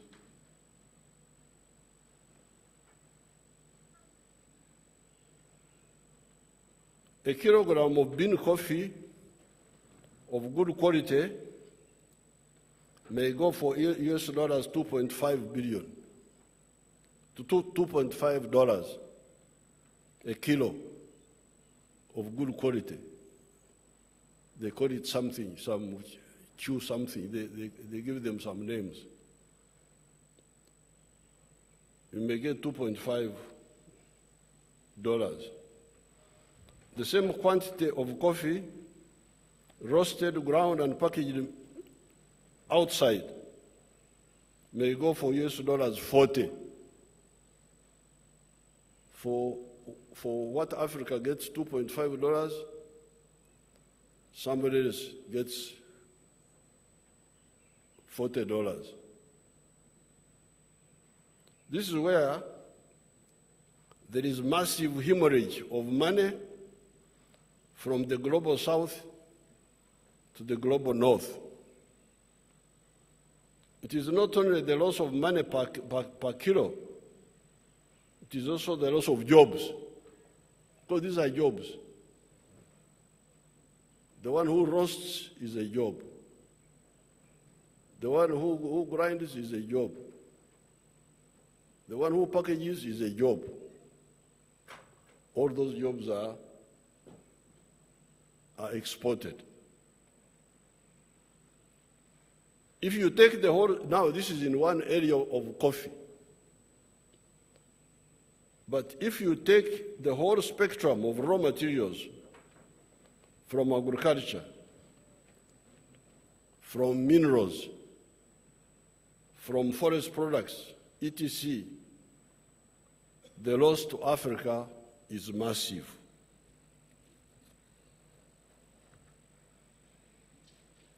Right from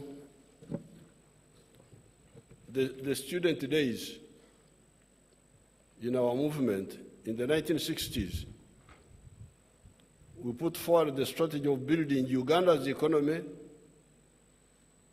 as an independent, self-sustaining one with both vertical and horizontal integration.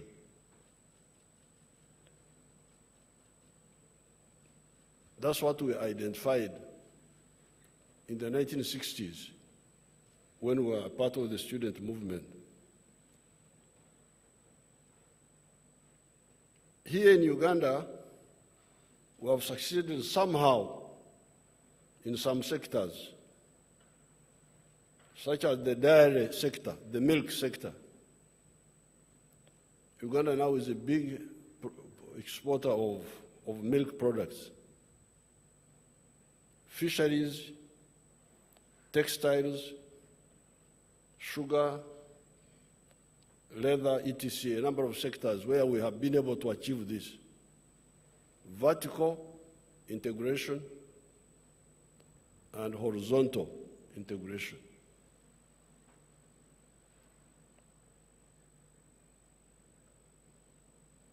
And that's how, like,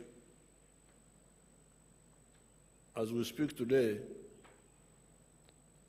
inflation in Uganda had gone to 10-point-something% during Corona.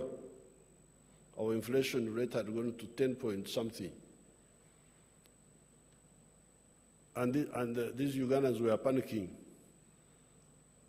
that they don't have bread from Ukraine and Russia. I said, why do you eat bread? Eat cassava, forget about bread. Now inflation is 3.9%. It has come down. I don't know in other countries, but here the inflation has come down partly because of this, where we have achieved some degree of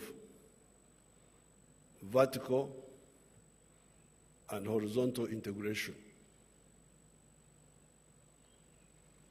If, for instance, you say that you have got a tourism industry, but all the food the tourists eat is imported, there's no linkage. There's no horizontal linkage between the tourism and your agriculture.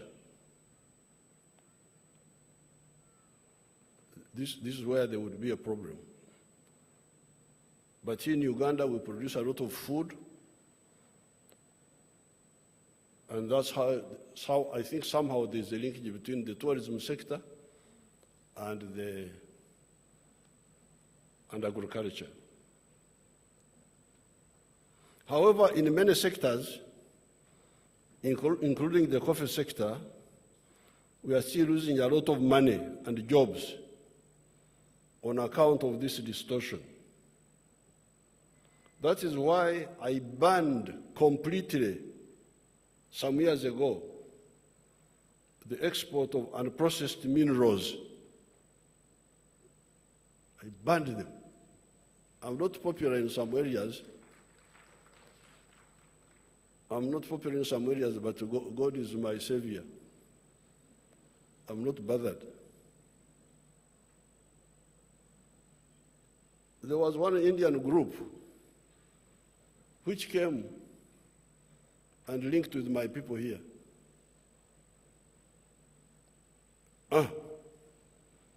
They had made a deal to export iron ore from the ground. Iron ore from the ground is soil. So these people had agreed to export to India iron ore. How much will you get, sirs and madams? We shall get $47 per ton of iron ore. When the Indian takes the iron ore and processes it into steel in India, how much does he get?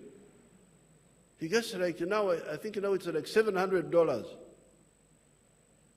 Now. At one time it had gone to 900, then it came to 500, 600. So you have got these wonderful Ugandans exporting our iron ore for $47 a ton, and then somebody is going to get 600, 700 from the same iron ore. There is some little variation in the calculation, because when you process 1 ton of iron ore, our iron ore is very high grade. It's the best in the world. So if you process 1,000 kilos of iron ore, you get 700 kilos. So in order to get 1 ton, you need to add more, some little, we call it chibaro in our language here, calculation. But the loss of value is huge. And remember, this person, you are not only losing money, you are losing jobs. The the people who will be manning the steel factories in India will not be my grandchildren. It will be the Indian children. So how can we have something like this in Africa and we tolerate it?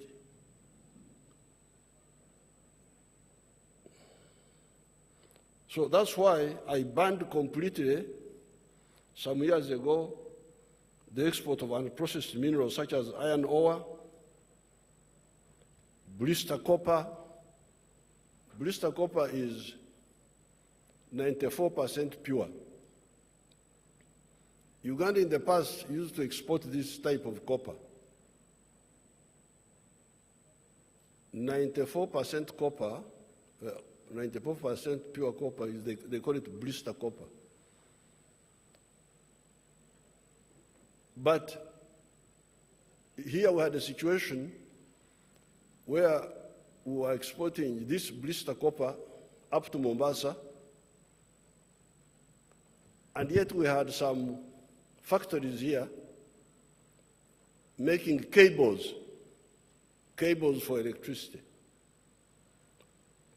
and some factories which wanted to make transformers for electricity. But they couldn't use this blister copper because it is not pure enough. So the blister copper had to be exported out, and then our wonderful planners were now to wait for imported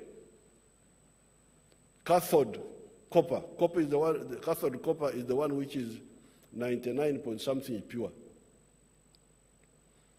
This is the one you can use now directly in the cables and in the transformers. So here we had copper, but our copper had no linkage with our cables industry, had no linkage with our transformer industries.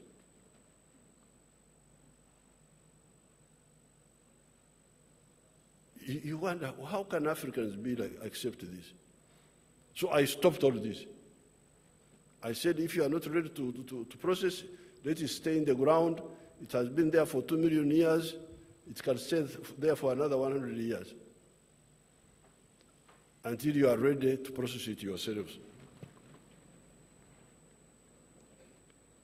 Wolfram, tin ore, lithium. There's now a new war for lithium. Your brothers and sisters here in Uganda have woken up. They are now manufacturing electric vehicles, buses, small cars. They are making, but now the issue you have is the one of electric batteries. And I hear lithium is one of the inputs to make electric batteries. So we have got lithium here. I said, no lithium will be exported. You make the electric batteries here, if you are my friend, and export those. Why do you want to export low value and you get more value?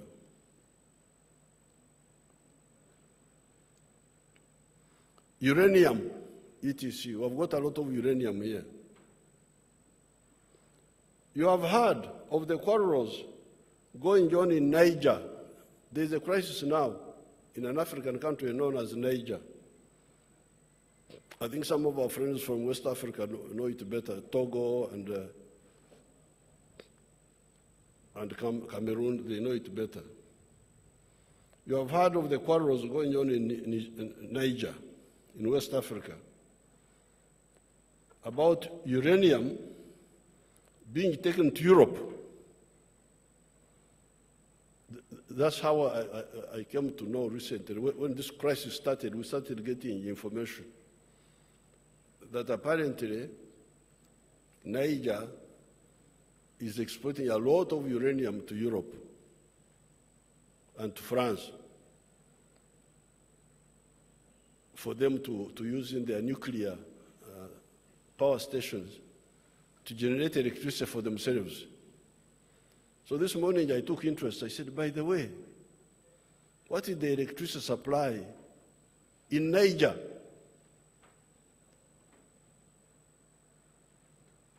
Before you sell uranium to the other person, how about you? What's happening to you? Now I found, I was told, there is a measurement they call kilowatt hour per capita. Kilowatt hour per capita. Apparently, the kilowatt hour per capita of electricity in Niger is 51. 51. Every person in Niger is using 51 kilowatt hour per capita. The GDP of Niger is US dollars 613. Now, here in Uganda, our kilowatt hour per capita was very low, was like this some years ago, was as low as this one of Niger. But now it's about 300, still very low, but that's where it is. Then how about the United States? What is the kilowatt hour per capita of the United States? 12,000.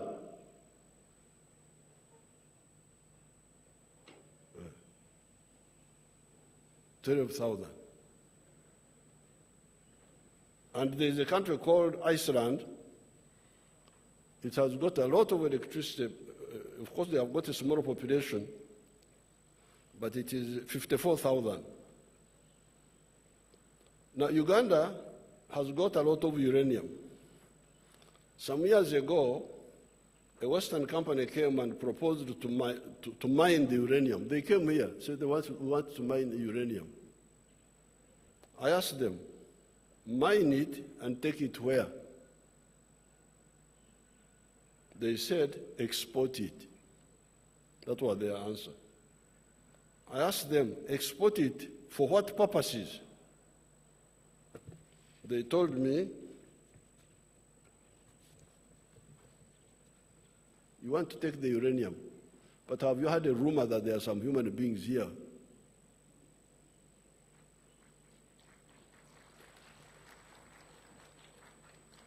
It's not confirmed that they are there, but could it be a rumor that there are some human beings here? Why don't you propose to build that capacity here for the benefit of these human beings who live in Uganda? And maybe we can put aside some quantity of uranium for supporting the economies of our friends in the West. After that, after you have addressed my issue, I can also share with you so that you also go and solve yours.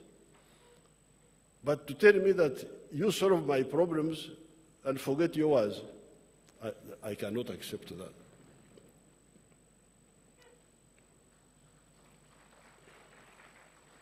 They never came back. They never came back. So the uranium of Uganda is sleeping in the ground until we are ready to use it. We have now agreed with the Russians and the Koreans to build 2 nuclear power stations for electricity of 15,600 megawatts total. Imagine, just 2 stations will produce 15,000 megawatts. One, 7,200 megawatts, the other one, 8,400 megawatts. Our biggest dam on the Nile is the Karuma with 640 megawatts. The hydro. The biggest opposition of our plan of building an integrated national economy has been mainly internal, from some elements of the political and bureaucratic classes who perform the role of comprador bourgeoisie, agents of foreign interests Mao Zedong talked about in China. Unlike the national bourgeoisie, who build our economy, the comprador bourgeoisie, raw material exporters, importers of foreign products that can be made here, commission agents, bleed our economy. The national bourgeoisie, who are manufacturers, hotel owners, tourism operators, professional service providers such as doctors who treat people here instead of patients going out for treatment, internal distributors of our products such as food, build our economy. There are businesses which build our economy, which infuse blood into our economy. There are those businesses which drain blood from our system for the benefit of the outsiders. And these are the ones Mao Zedong called the comprador. Comprador is a French word meaning agent, agent of. Therefore, we, the raw materials producers, need to conduct internal struggles in our respective countries to add value to these raw materials, including coffee, so that we earn more from our sweat and create more jobs for our youth instead of dying in the Mediterranean going to Europe.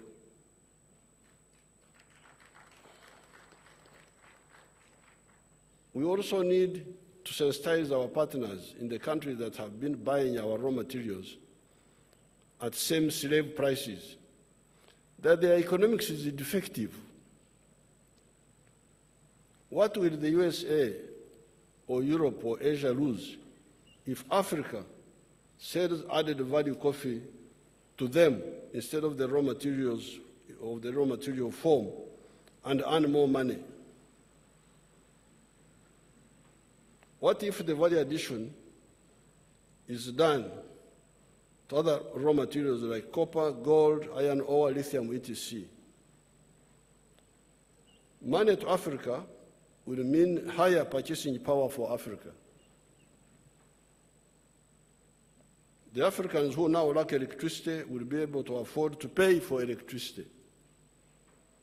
Where will the turbines come from, the ones for generating the electricity? Will they not come from Europe, USA, Russia, China, or from other partners? So what we are proposing by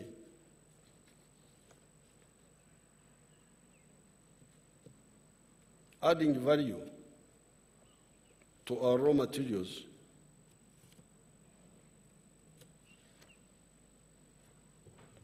will mean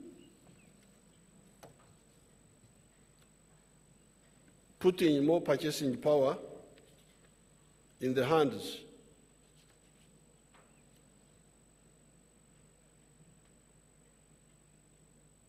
of the Africans. But there is a page I jumped in my speech. Allow me not to leave it out. Now, because of this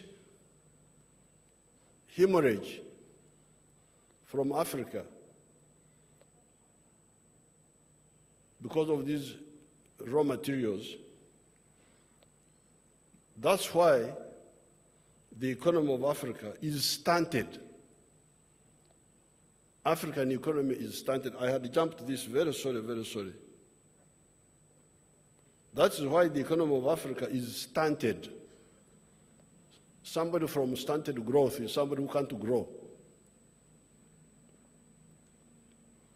The GDP of the whole massive African continent, with a population now of about 1.5 billion people, is US dollars 2.7 trillion. What are the GDP sizes of other much smaller individual countries? Here below are some examples. USA, 25.5 trillion. Africa, 2.7 trillion. USA, 25 trillion. China, 17.9 trillion, almost 18 trillion. Japan, $4.2 trillion. Germany, $4 trillion. India, $3.38 trillion. Even little South Korea has a GDP of US dollars 1.7 trillion, nearing the size of the African GDP. It must be pointed out that even this US dollars 2.7 trillion is a recent development, because the African economies are said to be growing at a fast rate compared to others in the world. Otherwise, Africa's GDP was only 500 billion some few years ago. However, much of that growth may be quantitative, not qualitative, producing more and more raw materials. Sorry, I had jumped that page in the speech. Therefore, as I conclude, I was beginning to ask the question, if Africa gets more money from value-added products of its raw materials, will it not be better for the whole world? Because if you hear the per capita consumption of electricity in Uganda is 300. In the USA, it is 12,000. Why are the Ugandans not using electricity? Because, first of all, in the past it was not there. But even when it's there, they may not be able to afford it.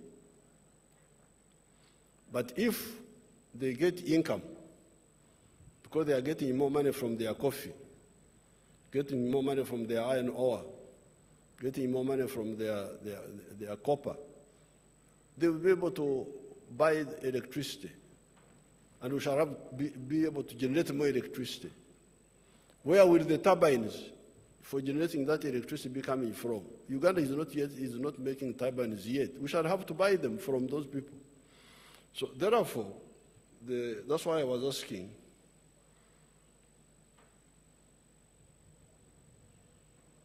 the question was, how can greed obscure rationality to such an extent? Why can't people see what is good for all of us? In conclusion, I propose to say that global affluence will benefit everybody.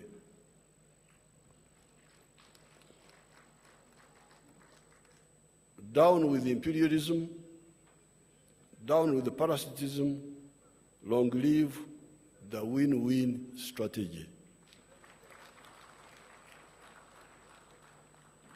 With these not so few words, I declare the conference open. Thank you very much.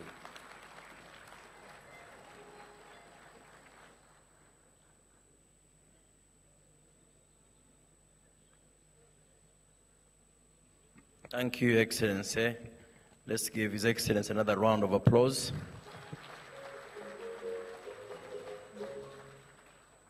The very challenges you've put across will be the reason why many sessions tomorrow will continue of our technocrats and farmers and exporters.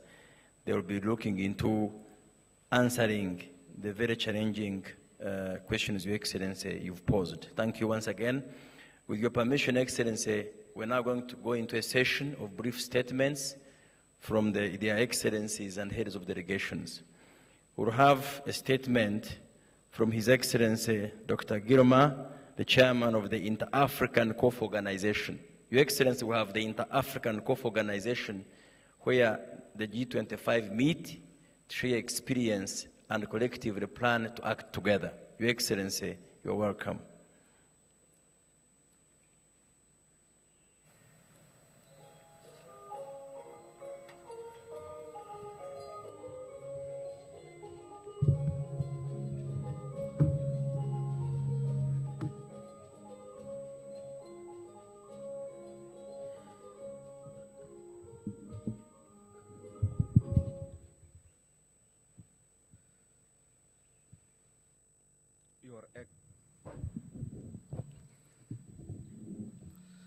Your Excellency, President Yoweri Kaguta Museveni, President of the Republic of Uganda, Your Excellency Sahle-Work Zewde, President of the Federal Republic of Ethiopia, Your Excellency Dr. Philip Dor Mapango, Vice President of United Republic of Tanzania, Your Excellency Musalia Mudavadi, Prime Cabinet Secretary, Republic of Kenya, Your Excellency Vice President of Uganda, Your Excellency Ambassador Joseph Asako, AU Commissioner for Agriculture, Rural Development, Blue Economy and Sustainable Environment, Honorable Ministers, Ambassadors, representatives of development partners, Excellencies, distinguished delegates, all protocols observed.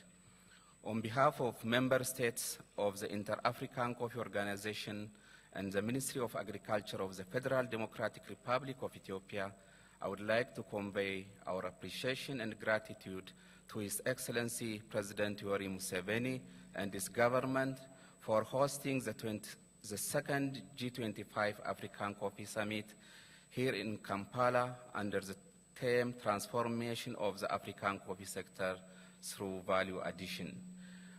I would also like to thank the head of states, governments, ministers, and distinguished delegates for your presence here today.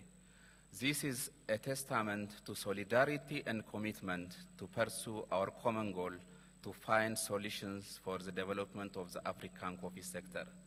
For centuries, coffee has been a source of inspiration, a catalyst for conversation, and a symbol of hospitality. Moreover, it has been a valuable economic commodity that supports the livelihoods of millions in our continent. The G25 African Coffee Summit was created on 18 November 2021 under the auspices of the Inter-African Coffee Organization to re-evaluate the overall performance of the coffee sector in Africa. Following the first G25 African Coffee Summit held in Nairobi last year, some progresses have been registered, though works are ongoing. Some of those instances of ongoing works are: 1, the Nairobi Declaration has been submitted to the African Union Commission and is waiting to be adopted by the AU Special Technical Committee for presentation to the AU Heads of State Assembly for approval and inclusion in the AU Agenda 2063. 2, the African Continental Free Trade Area and the African Organization for Standardization has set up committees to promote value addition and harmonize coffee standards that are required for interregional Africa trade, and the new IACO agreement is in its final phase for ratification, which is expected to bring together all the African coffee producers, consumer states, and the private sector under a unified platform.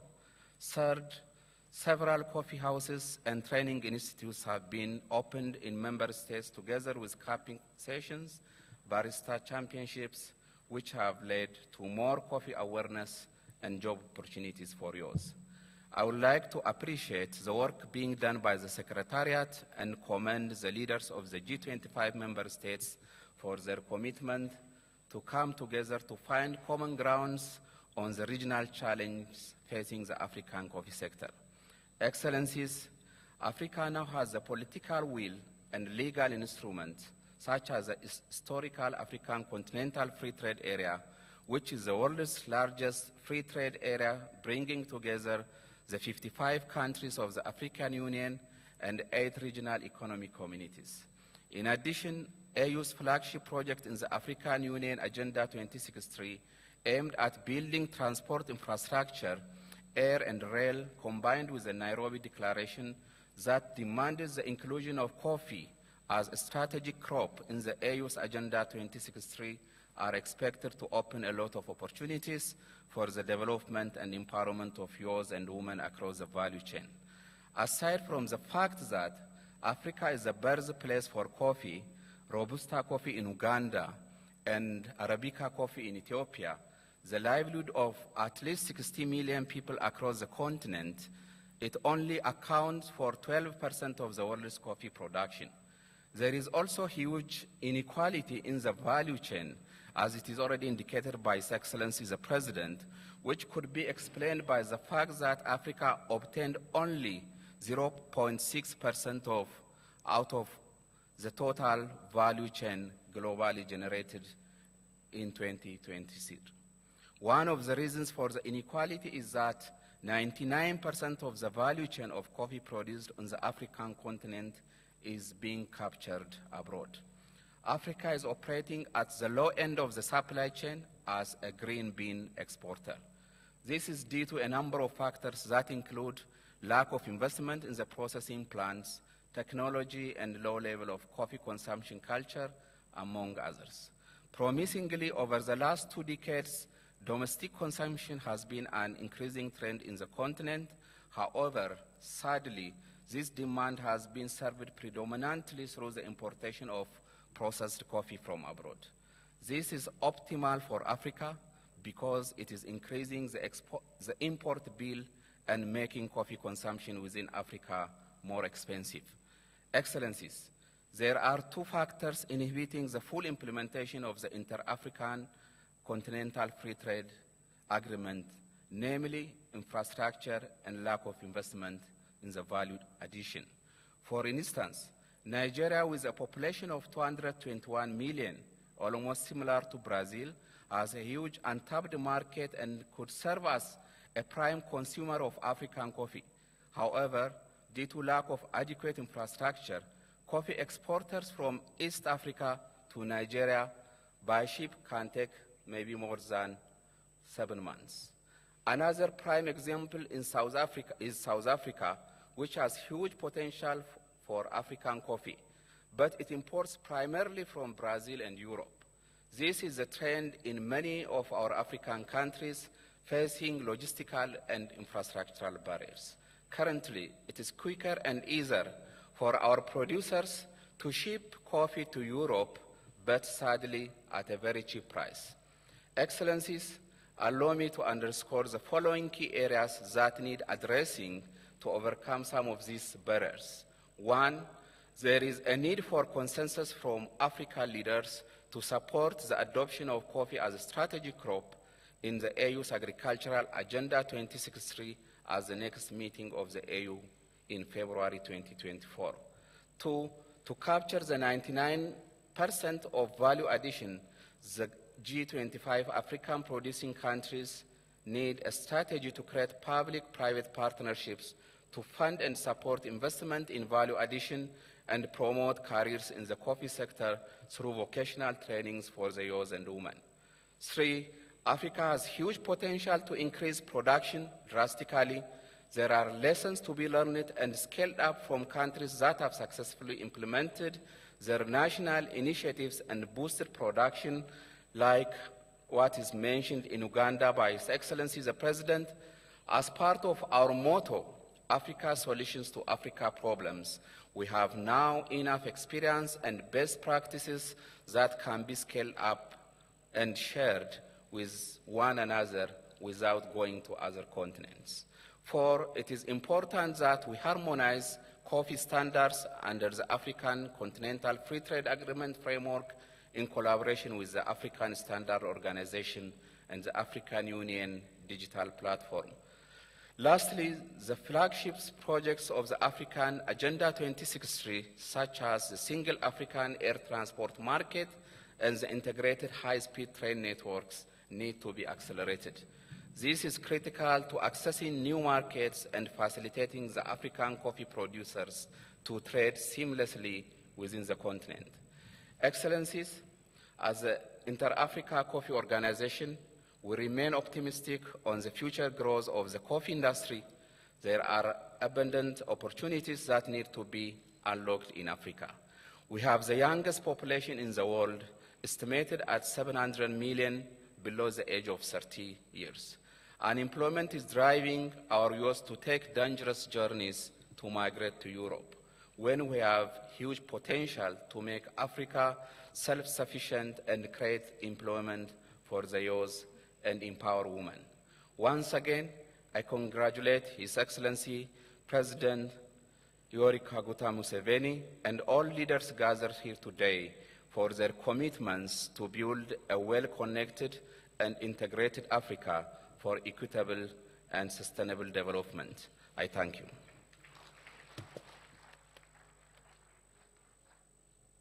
Thank you, Excellency. The Chairman of the Inter-African Coffee Organization will continue to receive more brief statements. Her Excellency Saleh Work Zewedi, the President of the Federal Republic of Ethiopia, Your Excellency.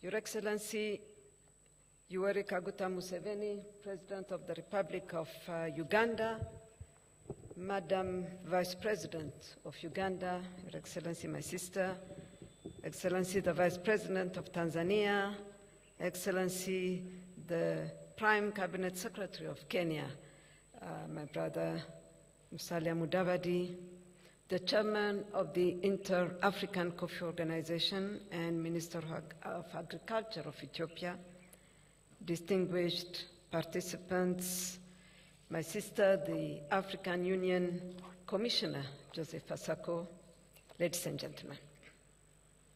Let me start by extending my heartfelt gratitude to the government and the people of Uganda for their warm welcome and well-known hospitality accorded to me and to my delegation since our arrival in Kampala.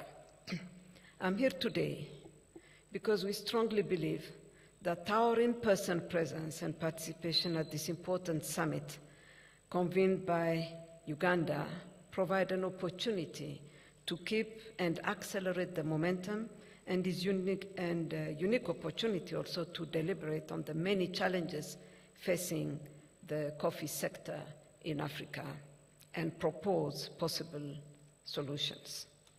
I'm here also because we believe, really strongly believe, in collective action for us to occupy our rightful space in the global market.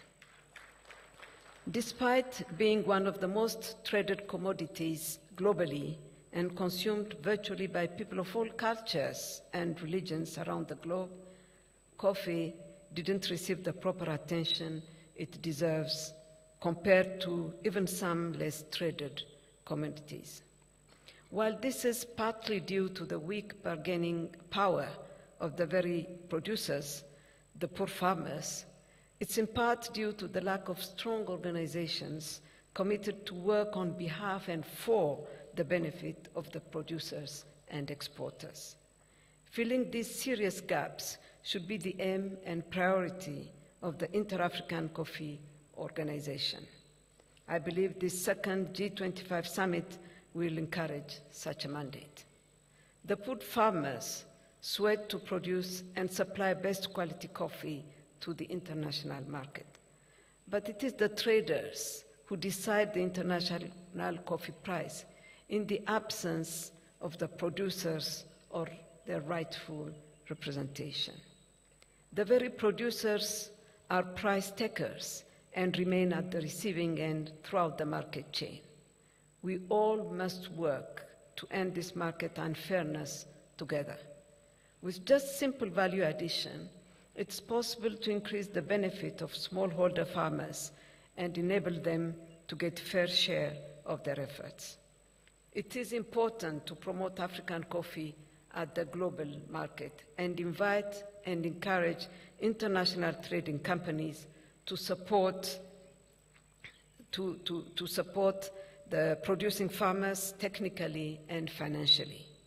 Although 25 countries of Africa produce coffee and 60% of their people's livelihood depend on this production, their contribution to the international market in value terms is really insignificant. Ethiopia, it's not just the origin of coffee. We are the birthplace of Arabica, as is Uganda for Robusta. It is the largest, best quality organic Arabica coffee producer and exporter in Africa, and among the top 5 producers in the world.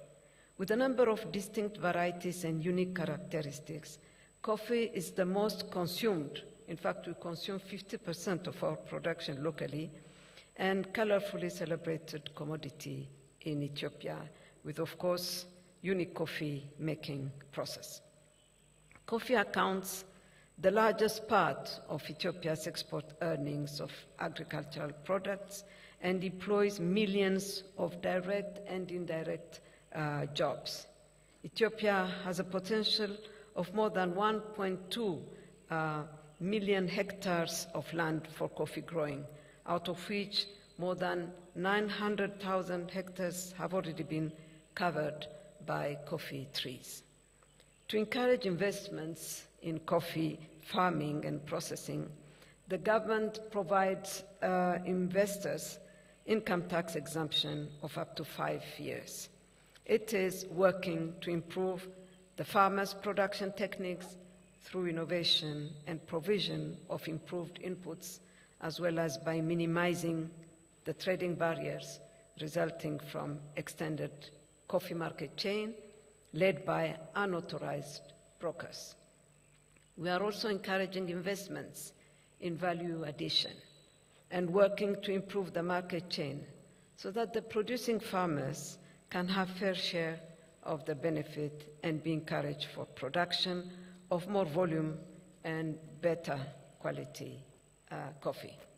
Your Excellency, ladies and gentlemen, the hard-working millions of farmers who produce and supply this quality of coffee to the global market still employ traditional tools and farming techniques, and production per hectare remains one of the lowest. In Ethiopia, 25 million people's livelihoods, which is close to 1/4 of our total population, those people's livelihoods depend on coffee. And 70% of the labor work for coffee harvesting to export along the whole value chain are women. I'm sure the same is true to other parts of Africa. Despite the lucrative income coffee earns to the traders, the farmers and their families struggle on subsistence livelihoods. In this regard, it's right to say the world has become an unjust place when it comes to the coffee farmers, not only of Ethiopia, but all over the world. While working to improve the coffee production through innovation and technology, it's also important to work for fair trading systems at international market. In the coffee market chain, it is the producers and the end users that are most affected. African coffee producing countries, in coordination with regional and international partners, must double efforts to minimize this trade unfairness for the benefit of the producing farmers. It's my firm conviction that in this summit, we will be able to thoroughly deliberate on the challenges and explore ways and forward important workable recommendations that would help overcome the hard facts our coffee farmers are confronted.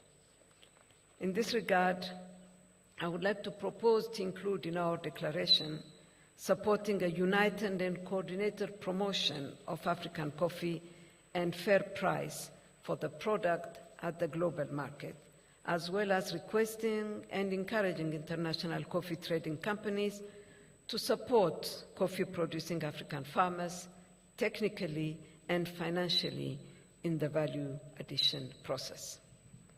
As I conclude, I would like to express my total agreement with you, Mr. President, when you talked about the other wealth and resources that Africa has.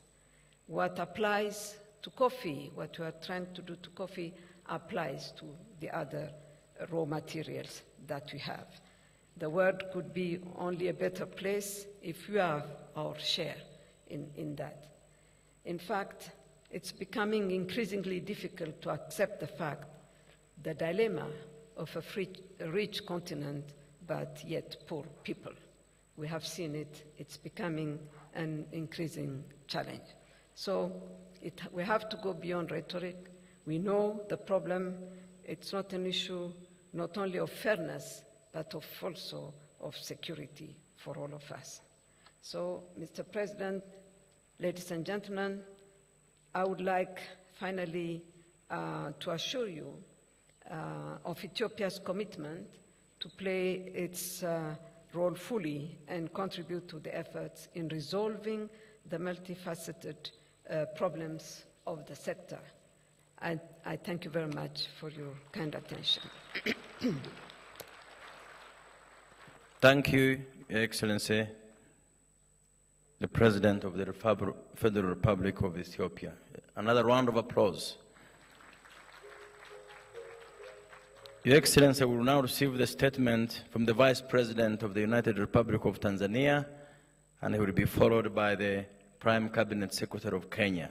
And thereafter, we shall go to the brief statements from the ministers leading the delegations.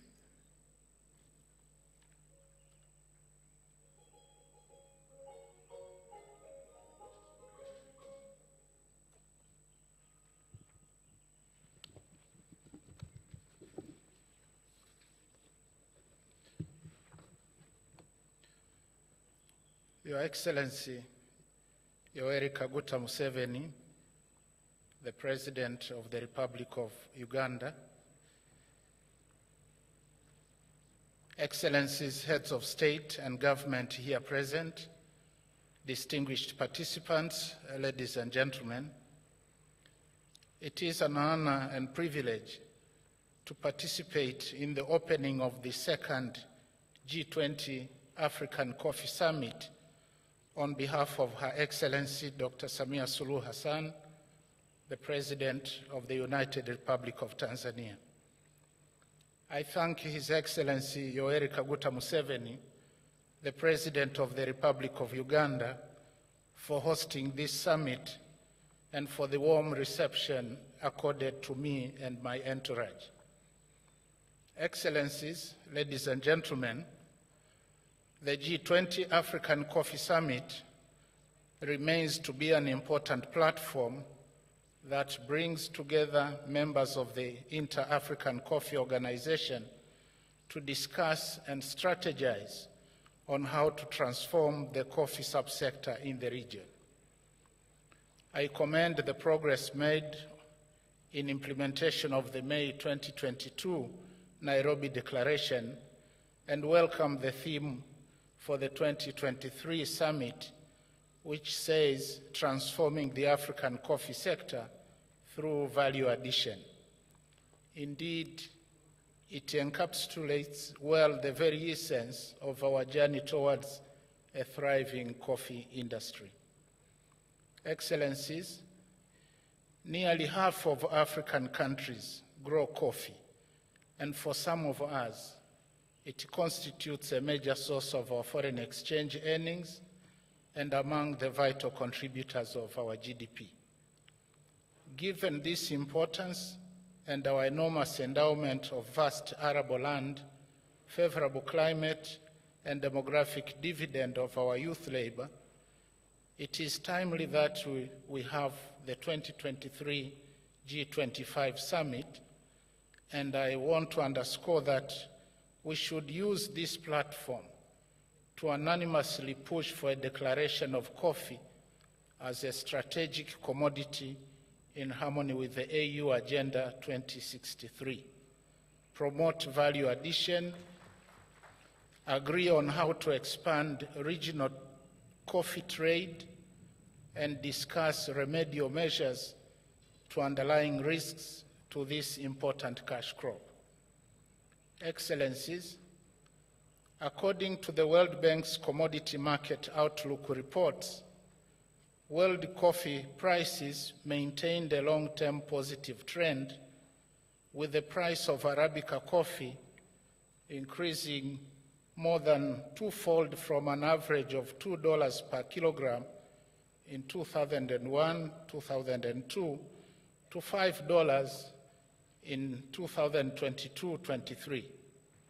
And similarly, the price of Robusta coffee more than tripled from $0.7 per kilogram in 2001-2002 to $2.4 per kilogram in 2022-23. Such developments in coffee prices culminated into $466 billion global traded value in 2021, with Africa earning only 0.5% of the traded value.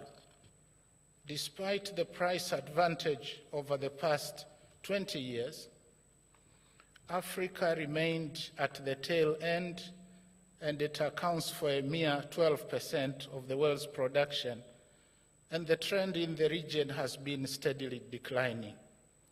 And this appeals for a groundbreaking solution to reverse the pattern and take actions to unlock the untapped potential of the coffee industry, capitalizing on the rising world prices and our expanding regional market of nearly 1.4 billion people. Excellencies, in Tanzania, we have continued to devise new measures aimed at consolidating successes in revamping the coffee industry. So, for example, the government has continued to increase the agricultural budget for 3 consecutive fiscal years to, among others, roll out fertilizer subsidy program and upscale supply and distribution of high-yield Arabica coffee seedlings free of charge through the Tanzania Coffee Board and the Tanzania Coffee Research Institute. The target is to raise and distribute 20 million seedlings per annum. In 2022-23, 17.8 million seedlings have been distributed so far. Other interventions encompass strengthening of the coffee research and development through the Tanzania Coffee Research Institute, and due to effects of climate changes which have had detrimental effects in coffee production, such as increased incidences of pests and diseases, erratic rainfall, which made some areas unsuitable for coffee production.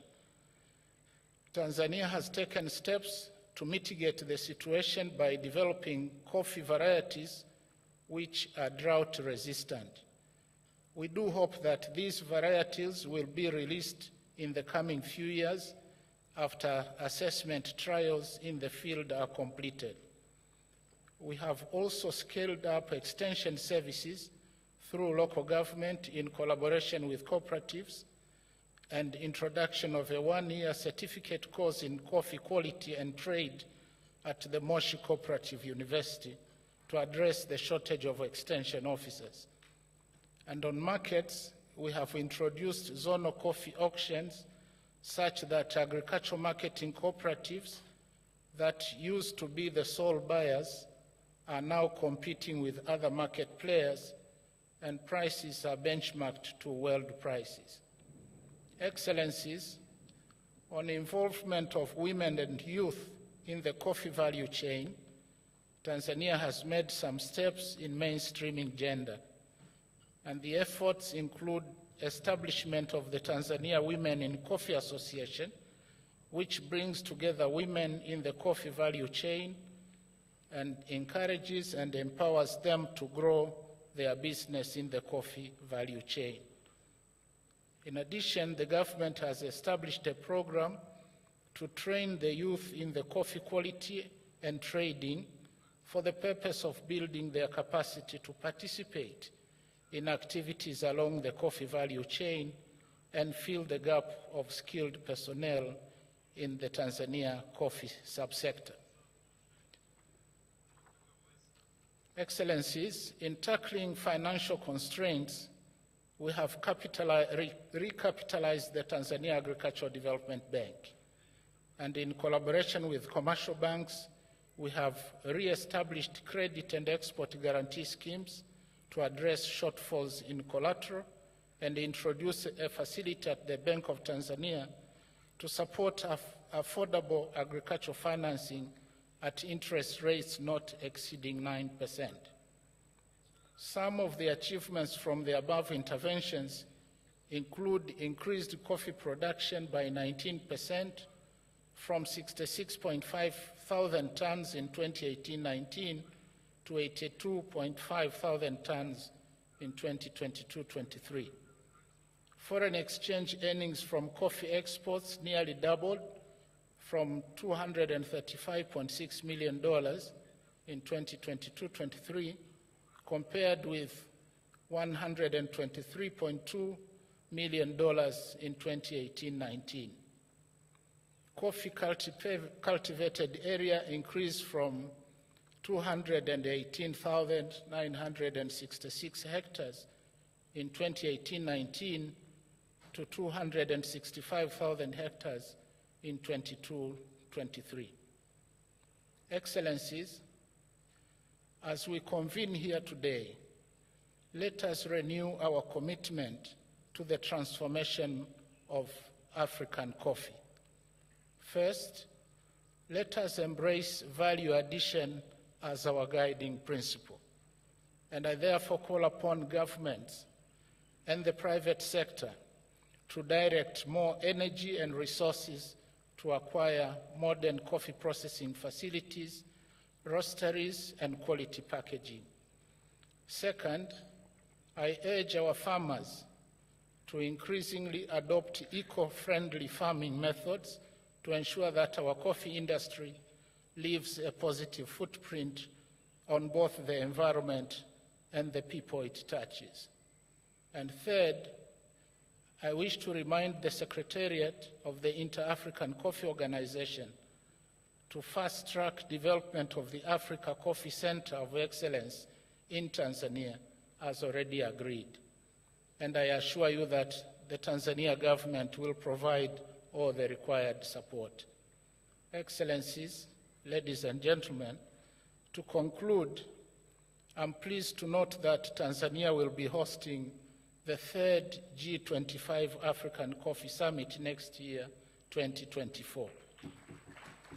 And in that regard, on behalf of President Dr. Samia Suluhu Hassan, I wish to warmly welcome you to Tanzania for our next summit and continue with our journey to transform the coffee subsector. Together we can. I thank you for your kind attention. Thank you, Excellency. A round of applause. We look forward to meeting you in Tanzania next year. Excellency Prime Minister of the Republic of Kenya.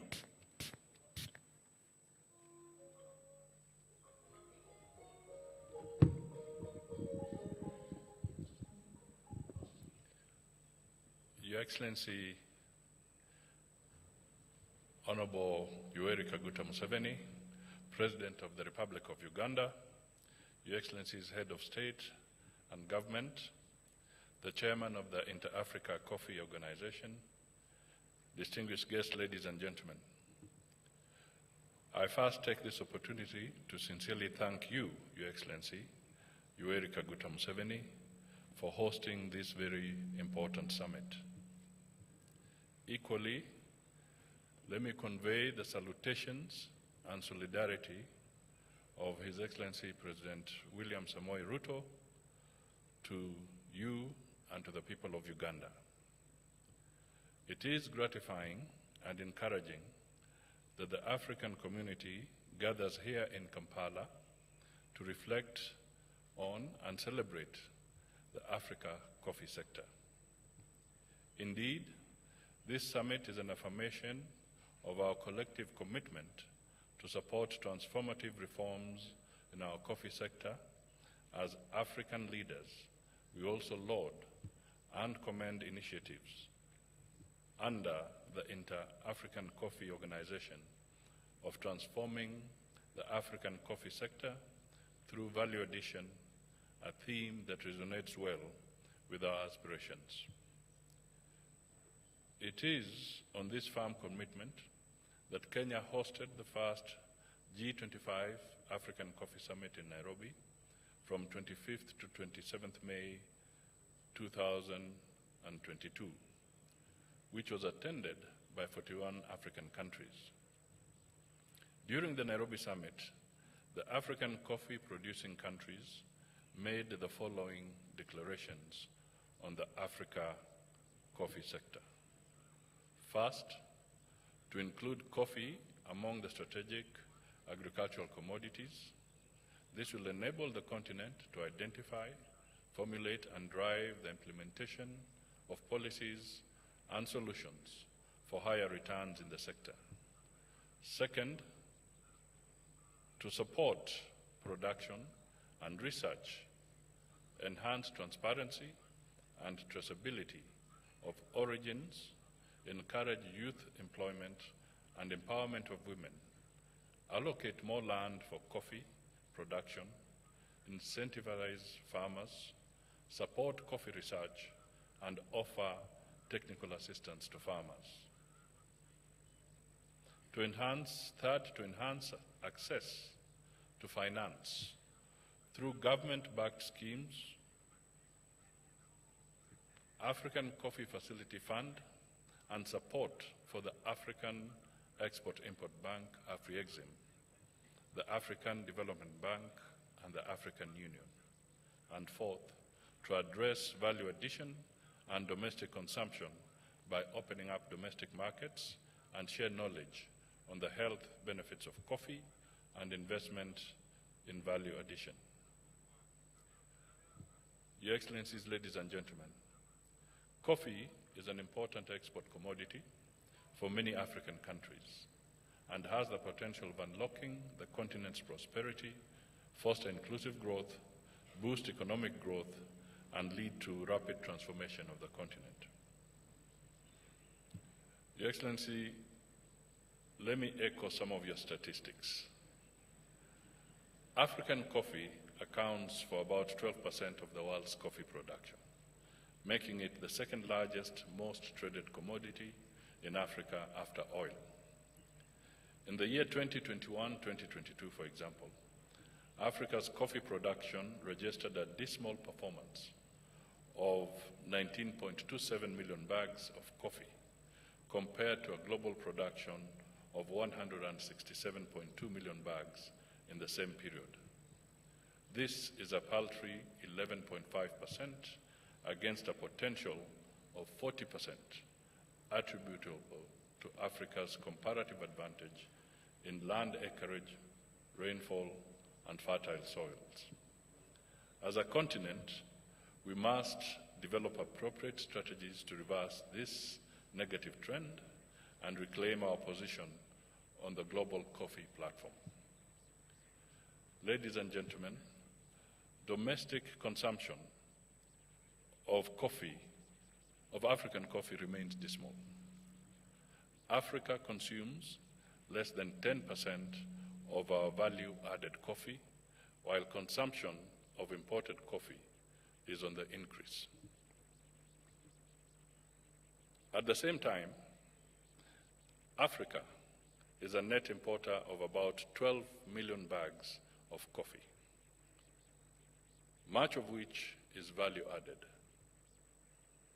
Paradoxically, Your Excellency, ladies and gentlemen, Africa exports 11 million bags mainly raw coffee, and imports more value-added coffee. In the process, the continent loses much on job creation, foreign exchange, to mention but a few. In the Kenyan context, coffee is grown in 33 counties out of a total of 47 counties by an estimated 800,000 smallholder growers aggregated into 590 cooperative societies and 2,700 coffee estates with a total acreage of 109,000 hectares dedicated to coffee production. Kenya recognizes the strategic role the coffee subsector plays towards the country's economic growth and vertical integration. Specifically, coffee is a major source of employment, poverty alleviation, food security, foreign exchange, and generally contributes to the livelihood of many Kenyans and is estimated to support directly and indirectly over 5 million Kenyans along the coffee value chain. Kenya pledges for sustainable development to prioritize agriculture as one of the top 6 pillars in the Kenya Kwanza Manifesto, where all cash crop production is nationalized with compensation of farmers. Cognizance of this, Kenya has prioritized coffee as one of the quick turnaround key subsectors in our economic development model, popularly known as the bottom-up economic transformative agenda, BETTER, as espoused in the Kenya Kwanza Government Manifesto for 2022 to 2027.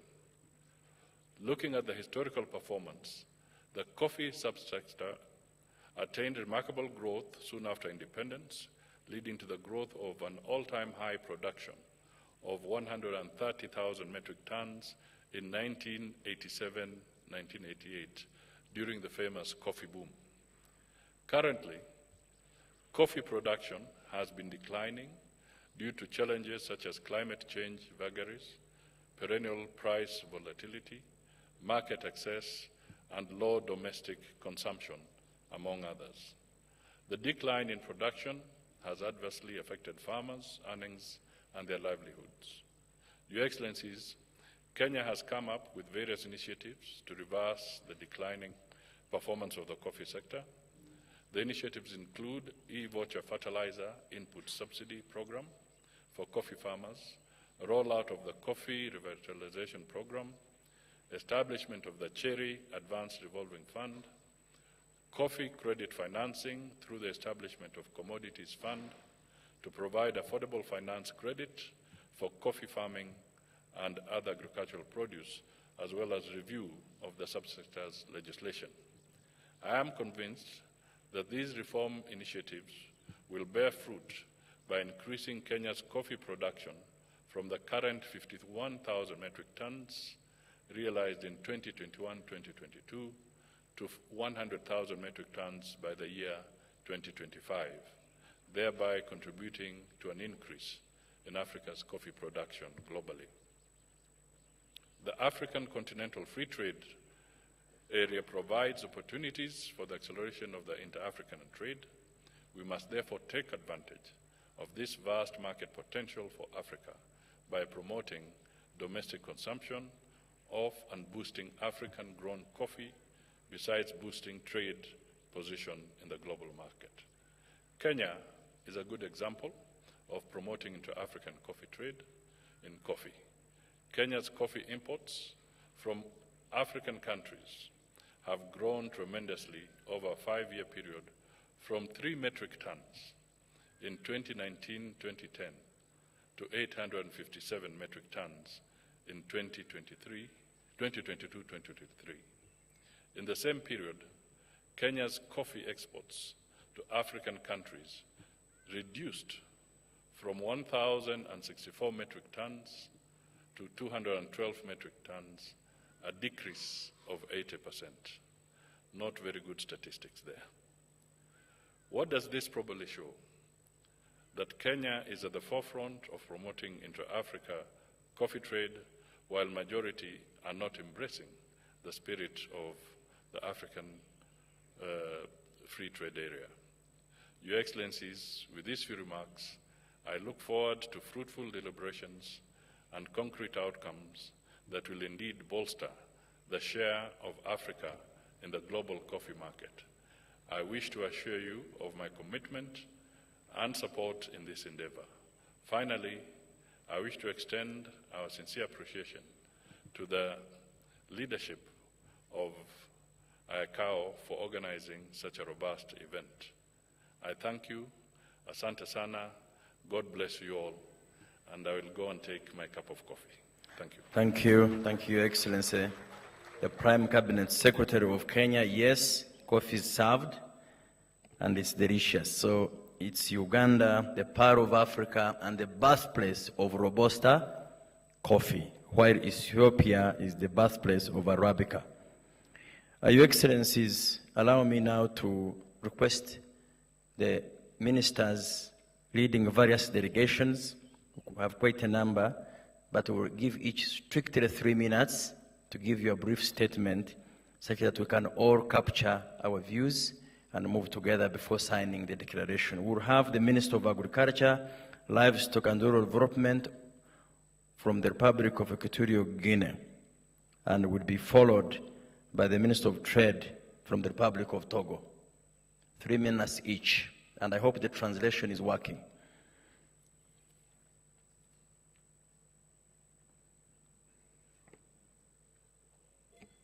Equatorial Guinea, Honorable Minister.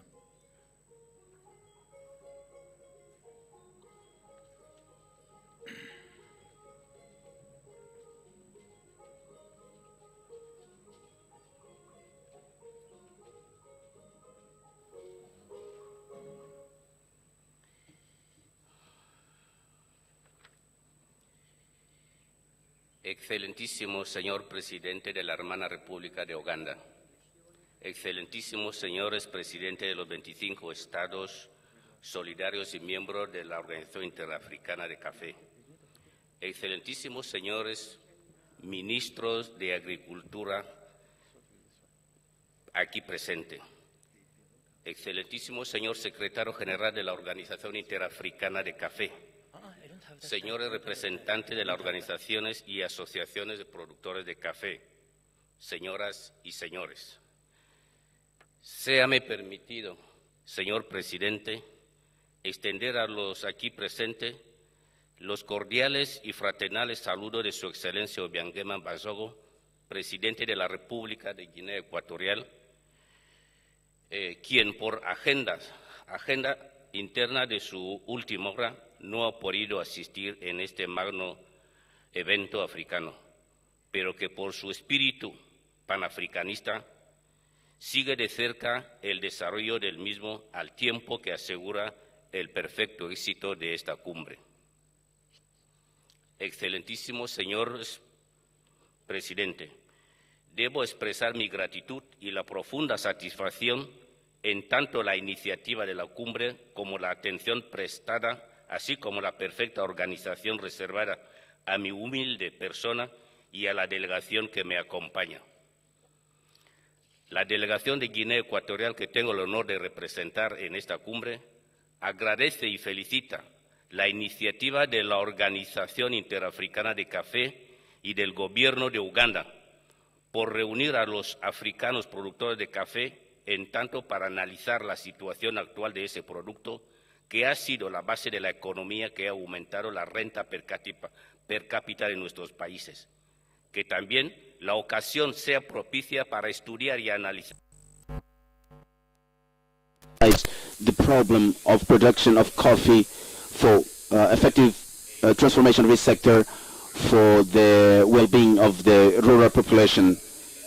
As it is known, the Republic of Equatorial Guinea of my country has been one of the most important co-producer, especially Robusta variety, which in the past has promoted a strong commitment with the rural population, facilitating and survival means all these things to the natural conditions of the tanks, to the natural conditions of our land, which are favorable, rich and productive land for the best production of coffee, for the best production of conditions. In the past, our country produced 10,000 metric tons of commercial coffee with an extension in a superficial surface area of 20,000 hectares. But at present time, the production has decreased drastically due to drastically severe factors, mainly external factors, the volatility price driven by consumer market and other internal factors the aging of plantations, lack of research and improvement of productivity, the reduction of agricultural labor force, lack of attraction of young people in the productive sector, the absence of local processing of product to add value of the product. These factors have contributed to the loss of farmers' interest in coffee cultivation.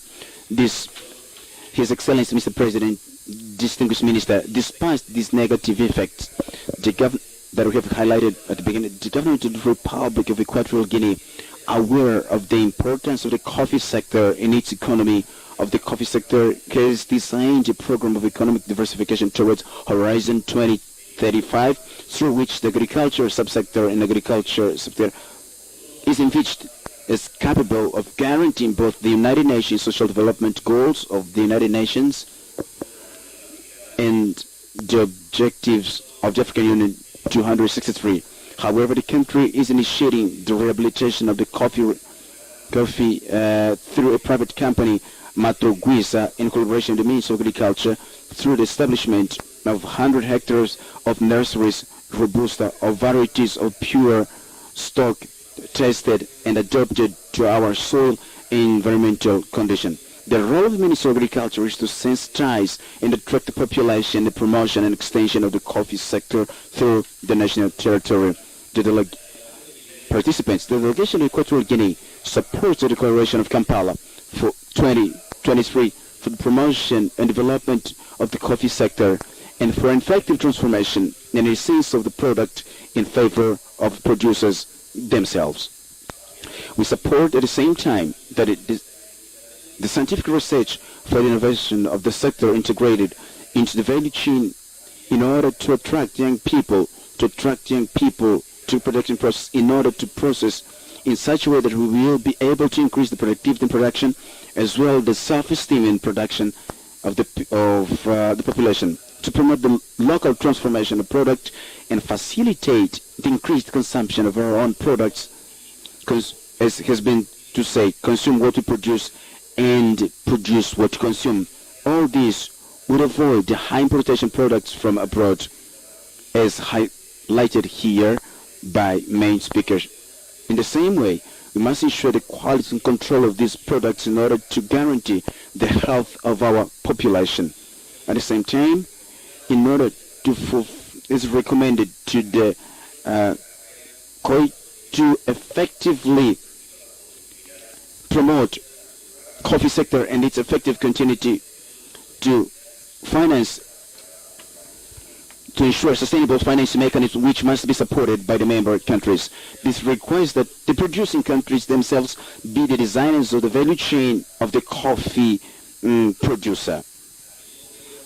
Likewise, the Republic of Equatorial Guinea supports the guidelines of an inclusive African policy, that facilitates the development of our countries.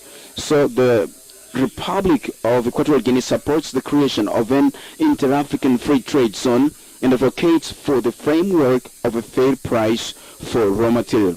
The product of coffee can be an element of solidarity for every African.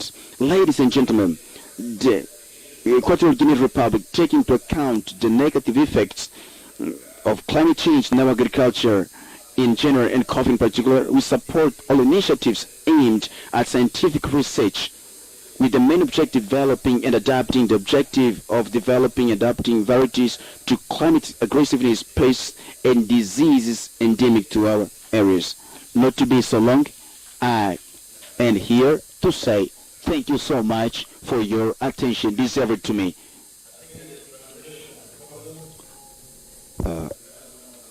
Acreditamos-nos. Secretariat has translated it into English for the report.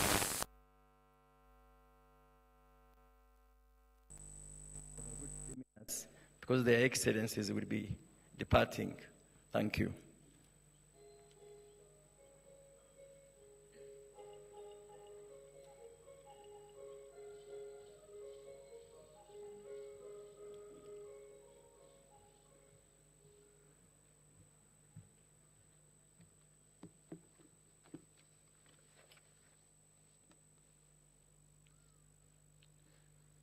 Excellences, Monsieur le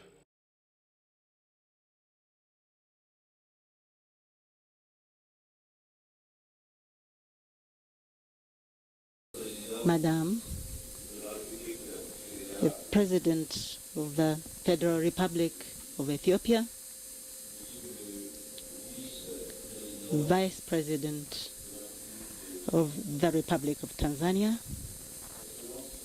Excellences, ladies and gentlemen, and ambassadors, ministers, President of the Inter-African Coffee Organization, President of the African Coffee Associations, and President of the Coffee Association in Madagascar, distinguished guests, my ladies and gentlemen, all protocol observed. I would like to start by conveying the greetings from our President. The organization of this important high-level meeting, thank you very much. The President of the Republic of Congo recognizes the importance of this meeting. He would have loved to participate personally, to reply to the invitation that was given to him by his friend, His Excellency Yoweri Kaguta Museveni, the President of the Republic of Uganda.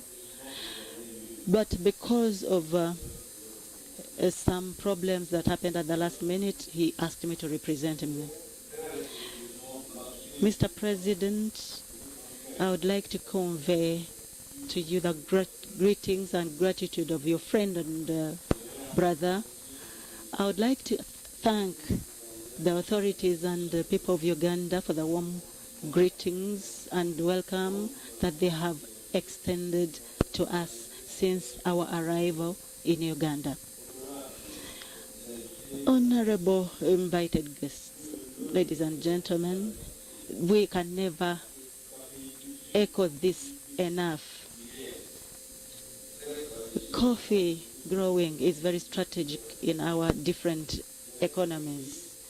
The 25 African countries put in place this G-25 summit in order to underscore the fact that coffee must be one of the strategic crops to appear in the agenda, African Union agenda. Our country exports more than 95% of the coffee. That's why we would like to thank the organizers of this meeting for the work that they have done to transform the coffee sector by embracing value addition. So this is a very important thing, and we believe that this is going to help people in embrace consumption of coffee at local level. So this coffee sector must be transformed to become competitive, and putting emphasis on quality, quantity, profitability with all the actors and particularly the producers. So this framework is very important, and our president is going to put a lot of emphasis on agribusiness and transformation of the the raw materials, because we know that coffee is very important in the development of our countries. And if we have this value chain developed in our countries, it will be very good. However, our countries continue to produce and export coffee as a raw material instead of a finished product. So it is very clear that I would say that brothers and sisters, our country is enriching the foreign countries. Africa is enriching the foreign countries more than itself. So it is high time we embraced value addition at national and international level by transforming the sector, encouraging local consumption, and we should also embrace the free trade area. So Togo is committing itself to embrace the transformation of coffee production, and also we have a strategy where we have to have productive agriculture with high value addition. So coffee was introduced in Togo during the time of the colonial moments, and we have Arabica coffee, but later Robusta coffee was also introduced. So we are ready to improve the quality of coffee. In 2000, we started the small artisanal industries and semi-industries that are transforming coffee. So with the support of the government, there are actors that are given to improving the quality of coffee and encourage local consumption of the Togolese coffee. On the other hand, the National Development Program, Vision 2030, was supported by the government. So that plan takes into account the aspect of sustainability, socio-economic sustainability. So we shall work together with different actors to make sure that coffee is promoted both at local and international level. I would like to conclude by reiterating the greetings extended to you by the President of Togo, and wish that our objectives for the prosperity of coffee in Africa should be realized. May the good Lord bless the coffee sector so that coffee begins to prosper. By the Republic of Malawi, kindly 3 minutes.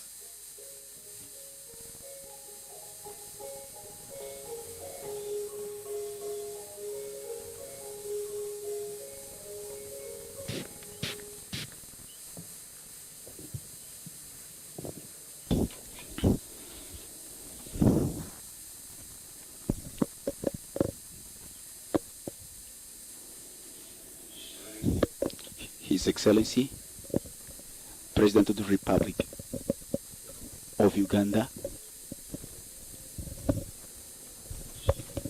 His Excellency,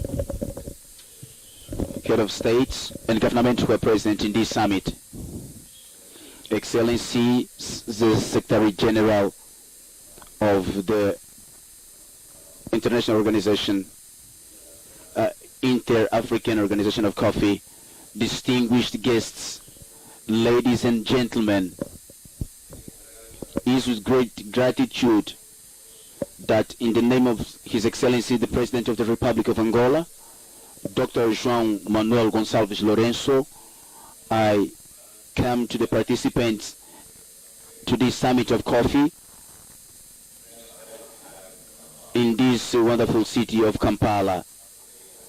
I avail of this opportunity to thank the invitation of His Excellency, the President Yoweri Museveni,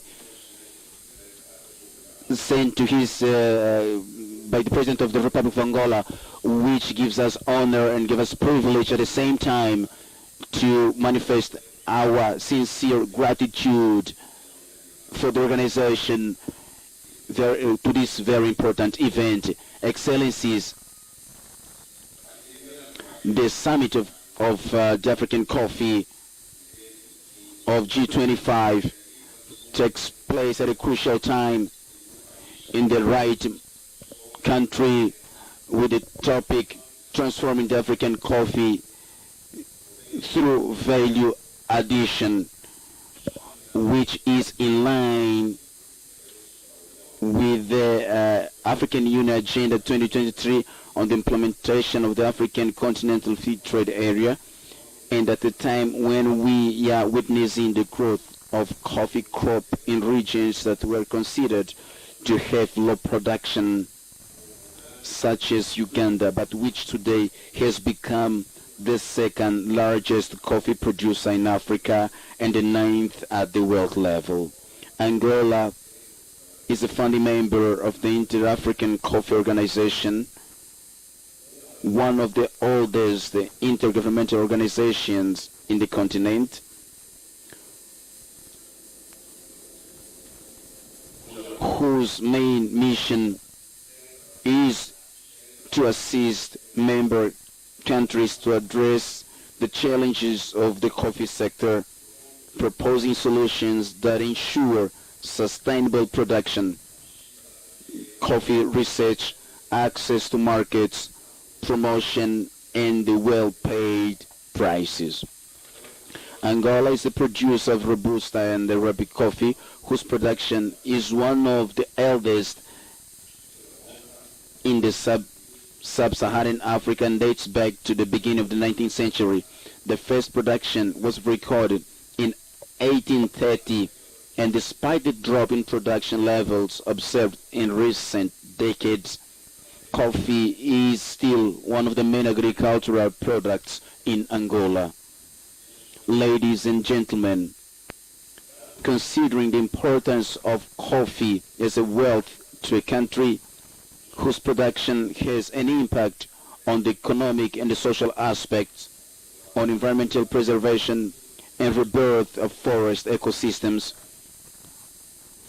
on cultural roots, and generates revenue for producers, the government of Angola has been seriously investing in revitalization of the national coffee sector. For household sector, there are ongoing programs to promote coffee production through the supply of seedlings, which aim to introduce new plants, both Robusta and Arabic coffee plants, and will resist that any increase in the production of these seedlings in our nurseries at our National Institute of Coffee that has been working in partnership with the private sector will definitely boost this sector. Ladies and gentlemen, the government of Angola has institutionalized the program Made in Angola with the objective, among others, to promote the national manufacturing industry, to display products made in Angola, to select and support business initiatives. The main actions under this program include, among others, to create the basis to finance the productive activity and the consequent value addition to the coffee produced in Angola, the promotion of coffee production in non-traditional areas, and revitalization of Arabic coffee in the highlands of the Angolan plateau led to an increase in Arabic coffee production from traditional 5% to 15% today. The post-harvest production system has deserved special attention because it greatly determines the quality of the coffee. The Ministry of Agriculture and Forestry has been working closely with the Minister of Foreign Affairs to promote the Angolan coffee abroad, participating in thematic trade fairs which are being held in several countries. Recently, within the scope of economic diplomacy, events were held in Vietnam, in United Arab Emirates, in Japan, in Serbia, Algeria, and Morocco. Events called Coffee of Angola, Connecting Worldwide Cultures. His Excellency, Mr. President Yoweri Museveni, finally, allow me, on my behalf and on behalf of my delegation, to thank the hospitality and by all efforts and commitment of the Uganda government organizing this important summit of coffee. We will leave this place with a commitment to successfully put in practice in our country the Kampala Declaration as one instrument to promote the coffee value chain in our countries. I wish you a success on this event. President Museveni, thank you so much. Muitíssimo obrigado. Vamos agora então ouvir de Sua Excelência o Presidente do Zimbábue, depois Ruanda e a seguir Burundi. Portanto, Excelentíssimo Senhor Ministro do Zimbábue, seja bem-vindo.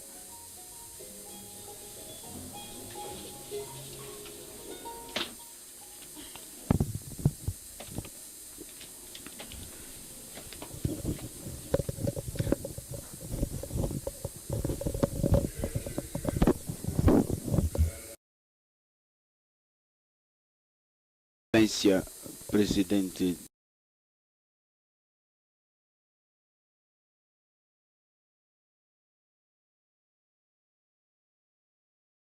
Valued at about $54 million and employed about 20,000 people.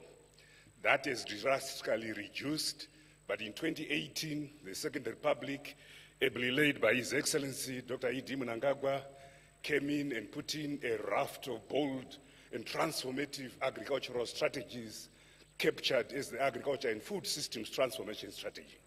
In it, he proclaimed Rural Development 8.0, which is a cocktail of outcome-based and impact-oriented presidential interventions meant to impact the 3 million households so that no one and no place is left behind in our quest to become a prosperous and empowered upper middle income society by 2030.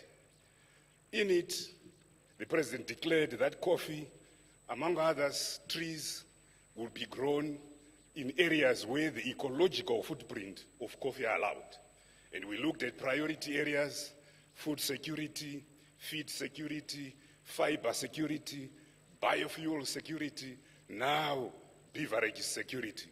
We have now re-established the Coffee Research Institute to be able to provide innovation and to be able to surmount the challenges caused by diseases, debilitating pests. And we are now doing cuttings for the communities in the ecological footprint of coffee in the country.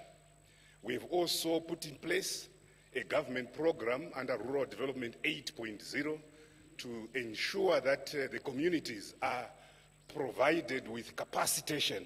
We have 6,000 extension officers throughout the country, each one covering 300, 400 households. Each one now has a motorbike. Each one now has a technology, GPS-enabled gadget, and they are able to provide dedicated capacitation and extension service support for these communities. Resultantly, we are beginning to see an increase in the volume of coffee that is produced. Sadly, only 5% of the coffee produced in Zimbabwe goes through the 4 roasting plants, and the 95% is exported semi-processed. We are exporting value, we are exporting jobs, as eloquently said by the President of Uganda.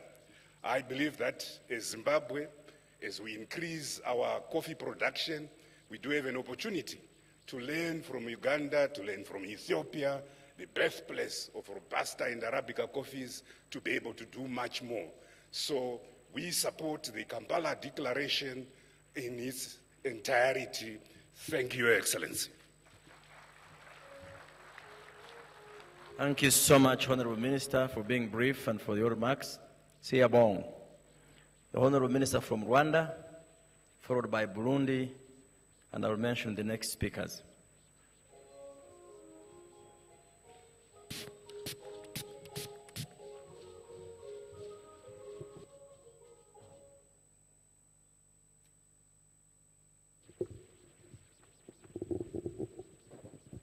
Excellency Yoweri Kaguta Museveni, President of the Republic of Uganda, Excellencies, distinguished delegates, all protocol observed, a very good afternoon.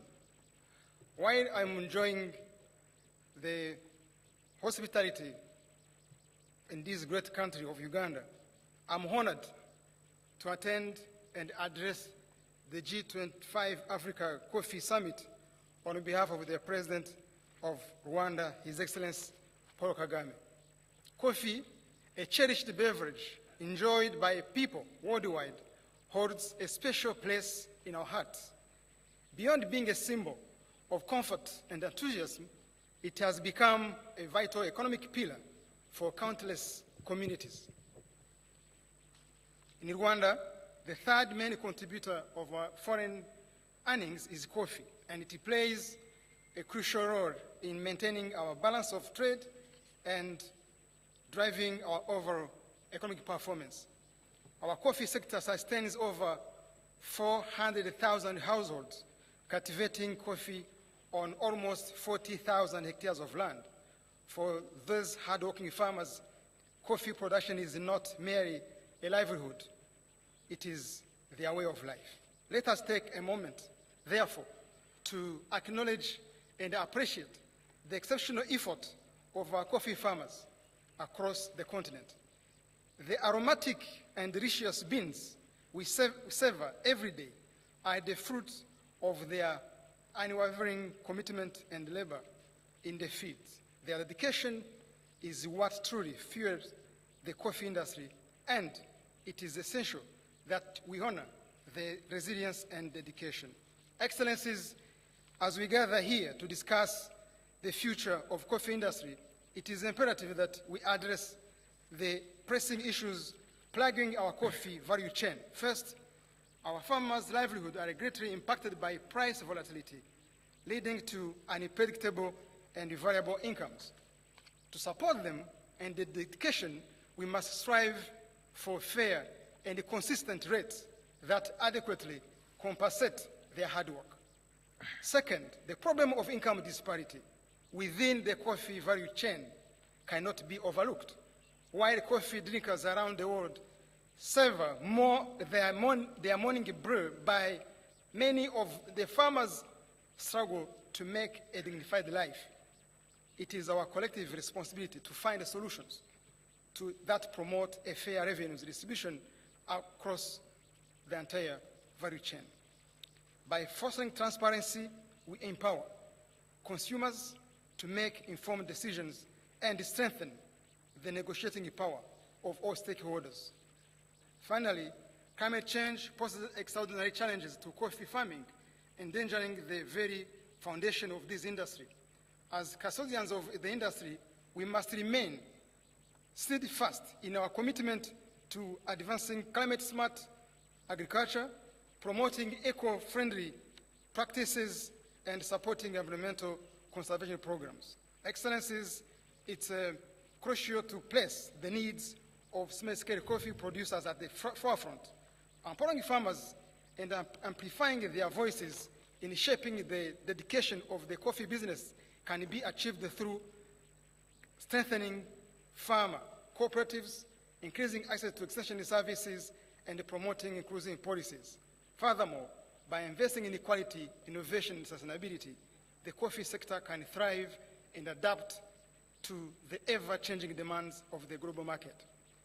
As I end, let us not forget that the future of coffee lies not just in beans, but also in the hands and hearts of all those who will toil relentlessly to bring us the benefit of coffee. Together, we can chart a transformative path for the industry, ensuring a brighter future of all involved. I thank you for your kind attention, and I wish you fruitful deliberations in this G25 Africa Coffee Summit. Thank you so much. God bless you. Thank you, Rwanda. Thank you. We now have the Honorable Minister from Burundi. He will be followed by the Honorable Minister from the Republic of Algeria. After Burundi, it will be Algeria.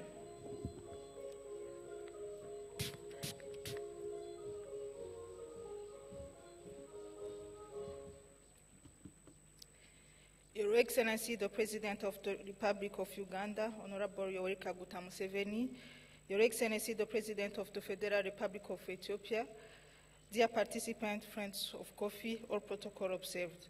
First of all, let me take this opportunity to extend my gratitude to the government of Uganda for the warm welcome accorded to me and my delegation since landing in this beautiful city.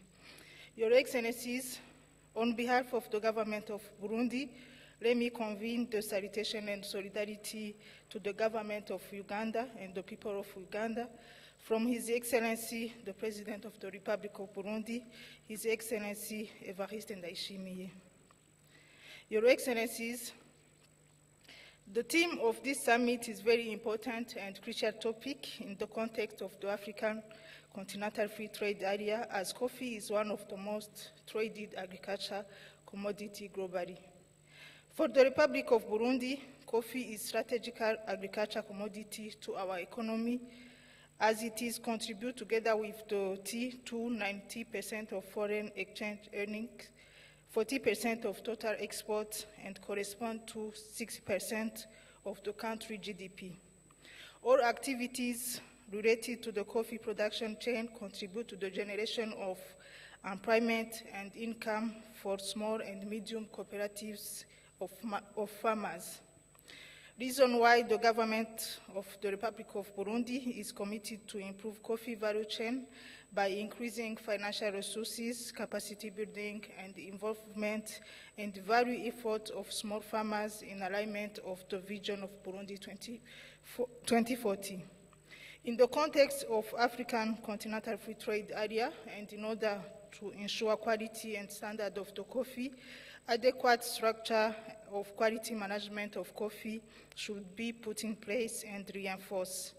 In fact, the sustainability of the coffee production chain will only be achieved through the distribution of wealth, especially for those small farmers and operators in the supplier chain who invest many times in and resources.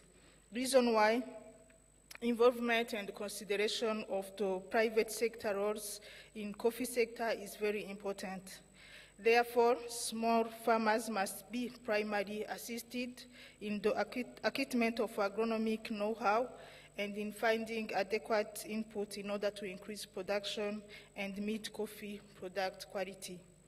In particular, attention must be directed toward to young people and women who are more likely to learn innovative agriculture and processing techniques.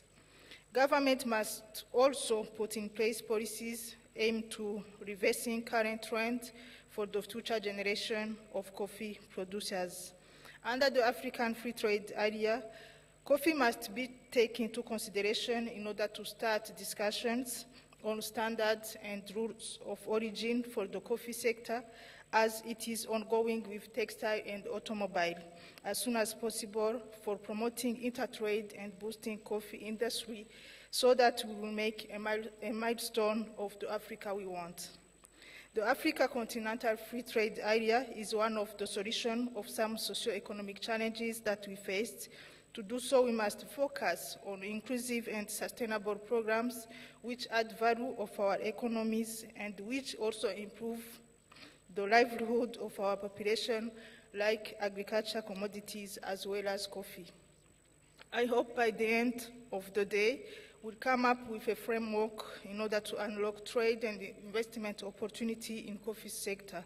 As I conclude, once again, I appreciate the hospitality of Ugandan people and excellent organization of this summit. On behalf of the government of the Republic of Burundi, I'd like to ensure the commitment of the Republic of Burundi for transforming the African coffee sector through value addition. Thank you. God bless you. Thank you. Thank you. the Honorable Minister of the Republic of Algeria. He will be followed by the representative of the Republic of Cote d'Ivoire.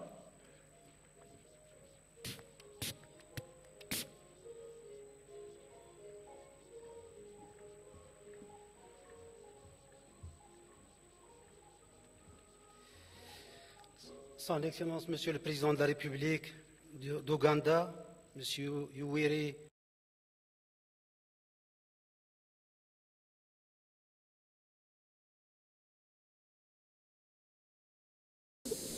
the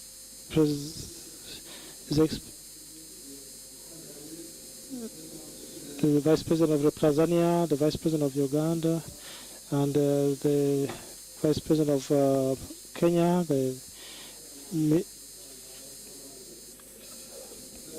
ladies and gentlemen, honorable ministers. So first of all, in the name of on behalf of our President, Mr. Lemajin Debun, I'd like to take this opportunity to thank you for accepting to host this summit, the G-25 summit, as producers of coffee today around this precious resource of coffee. I'd like to appreciate the warm welcome that we've received and the great hospitality that we've been able to experience since as soon as we arrived in your country, by the people, by the authorities, and everyone. This shows this great summit that which we are meeting in with the great vision to assert integrative strategies of our African economies and optimize the opportunities of exchange across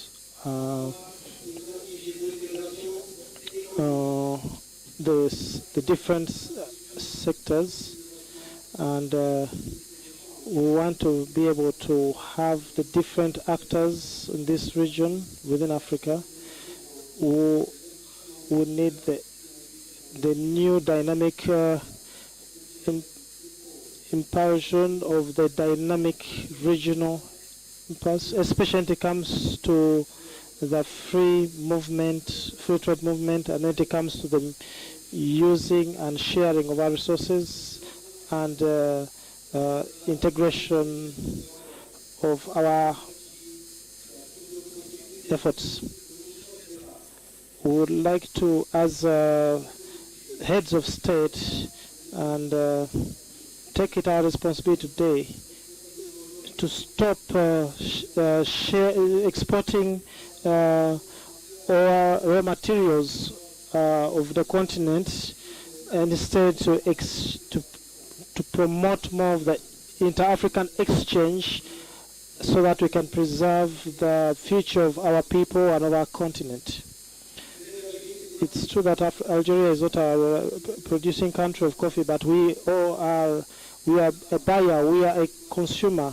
So that's why our president insisted that with the invitation with our president, we can attend and also be able to share this message that we can be part of the different ways in which we can promote the trade and to redirect our economy towards promoting African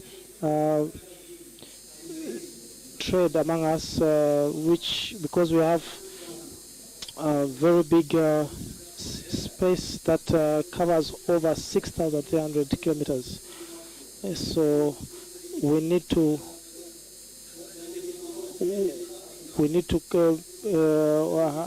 make sure that we can conserve our independence as Africans, for our sovereignty of our African countries. So we have to share this great message to continue working together towards to rediscover our sovereignty and also exploit our natural resources.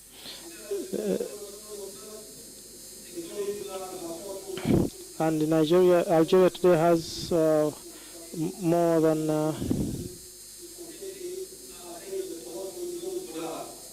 our consumption of coffee went to more than $2.8 million in 2019, and it has gone up to $7 million in 2012. And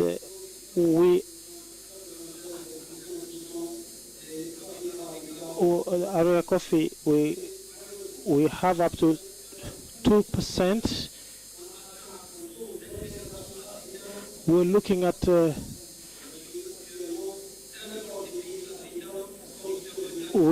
at how we can import more than 35%. We want to have after 100% of the coffee imported from all over Africa into Algeria. We import from many countries, which include Uganda, Ivory Coast, among others. We also suggest that to have that economic independence, we suggest that you have a lot of potential and a lot of products, so we should avoid exporting our financial resources to other countries out of Africa. So we suggest that the next session, next year's summit, can put together both the producers and the consumers within Africa, so that we can find ways on how we can put together the mechanisms that can allow us to buy directly from the producers and increase the level of the quality of what we produce. So we are encouraging all of us to let's consume what we have produced ourselves, our Africans, and build our economies together. Thank you so much. Ivory Coast, followed by Malawi. Have time, we'll all be good to go.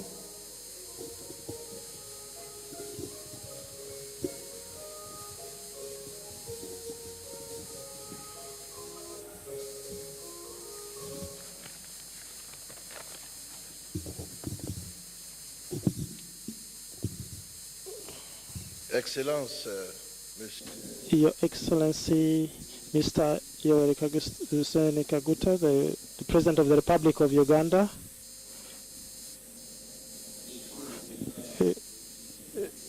the President of the Organization of Coffee, and the President of Ethiopia, and the President is Your Excellency, the Vice President of Uganda, Your Excellency, the Vice President of Tanzania, the Prime Minister of Kenya, honorable ministers and members of the different G-25 countries, of the different delegations and the diplomatic delegations. And also Madam Excellency Josepha Carriero from the AU Commissioner. And also the Managing Director, Dr. Emmanuel of the UCDA, and His Excellency Jean Shadek, Head of Delegation of European Union in Kampala. Ladies and gentlemen, in your different capacities and all protocols observed. Your Excellency, President of the Republic of Uganda, please allow me to share with you the brotherly and cordial greetings from your brother, His Excellency Alassane Ouattara, the President of the Republic of Cote d'Ivoire. I am here in Kampala as the head of the delegation, a strong delegation from our country. We would like to thank you and appreciate you, and also to appreciate the people of Uganda who have really welcomed us so well and since yesterday. If you allow me, Your Excellency, I would like to make some observations, then I'll complete my speech. You spoke about the revenue that is made out of coffee, more than $466 million, where only about 6% comes to Africa. I'm a representative of Ivory Coast for the for raw materials raw materials in the UK, and especially for cocoa, and only 5% comes to the producers. So that's in Africa, Asia, and also in Latin America.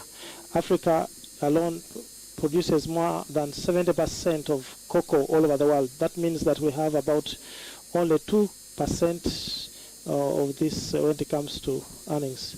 So your speech was very, very important, Your Excellency. So this type of when it comes, these observations are true when it comes to all productions of raw materials. My second observation is about the declaration of the G-25 in Kampala. Mr. Your Excellency, Mr. President, I'm very happy because I looked at the document, and what I look at as the product strategy of the Africa, as strategically, I think we have everything. We have Ethiopia. We have the president of Africa here. We have the president of agriculture, where we find the head of the headquarters of the AU, and also we have ECOWAS represented. We have also Madame Joseph Sako, who was also the former Secretary General of the USA.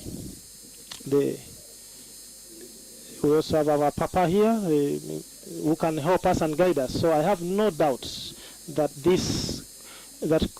our coffee can be able to get the agenda we want to be able to succeed in achieving. I'd like to end by appreciating you, Your Excellency. Thank you so much. Thank you so much. Webale Nyo. Thank you so much, Mr. President. Thank you. So much. Merci beaucoup. A round of applause.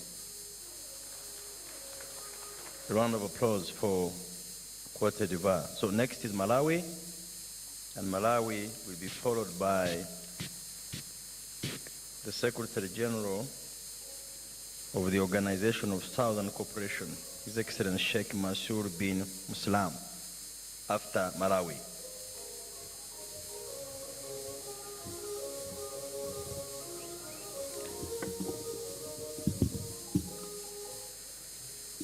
Your Excellency Yoweri Museveni, the President of the Republic of Uganda, the heads of state and government, heads of delegations, cabinet ministers, ladies and gentlemen.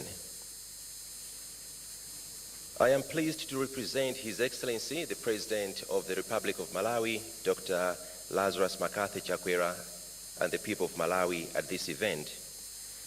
Allow me to thank you, Your Excellency, and the people of Uganda for welcoming us to your beautiful country, and also for hosting the second G-25 African Coffee Summit following the inaugural one held in Nairobi, Kenya.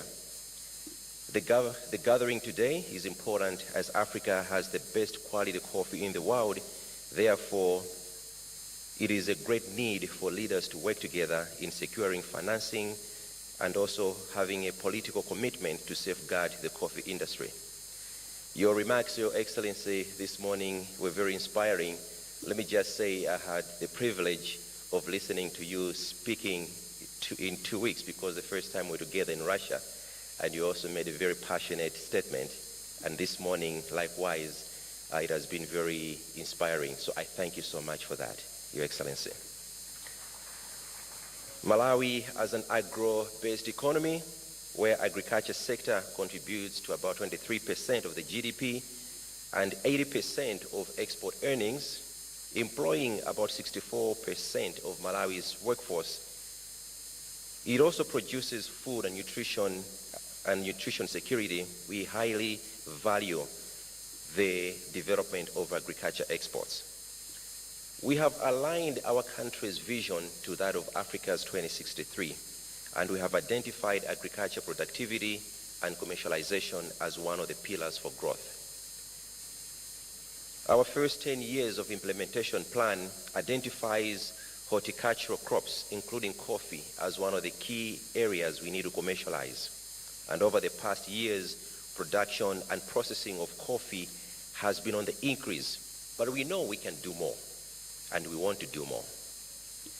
Coffee production is currently lower than what we expected, about 1,500 metric tons per year, and it is mostly produced by small-scale farmers organized in cooperatives and a few large estates. All the coffee that is produced by smallholder farmers is processed by the Coffee Authority, which in turn sells on the local market as well as export to the international market. The tons that we are producing annually is not a figure that we are proud of. Therefore, we would want to promote investment in the coffee production in Malawi, and in view of that, Malawi is promoting the development of mega farms to fully utilize the fertile soil that we have, as well as large bodies of water, such as Lake Malawi and Shire River, to do massive irrigation. There is also need to assist smallholder farmers to increase their share of production from the current 33% to a much larger one. Massive investment in this sector would enable us to reach 30,000 metric tons with potential earnings of around $200 million annually.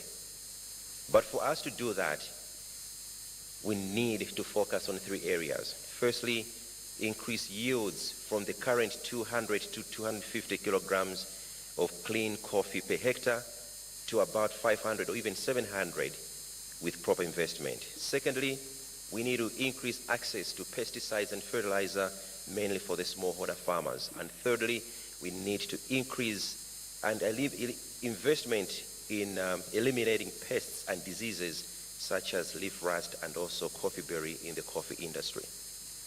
The main thrust here is the production of coffee and resulting into growth in the export volumes and export earnings.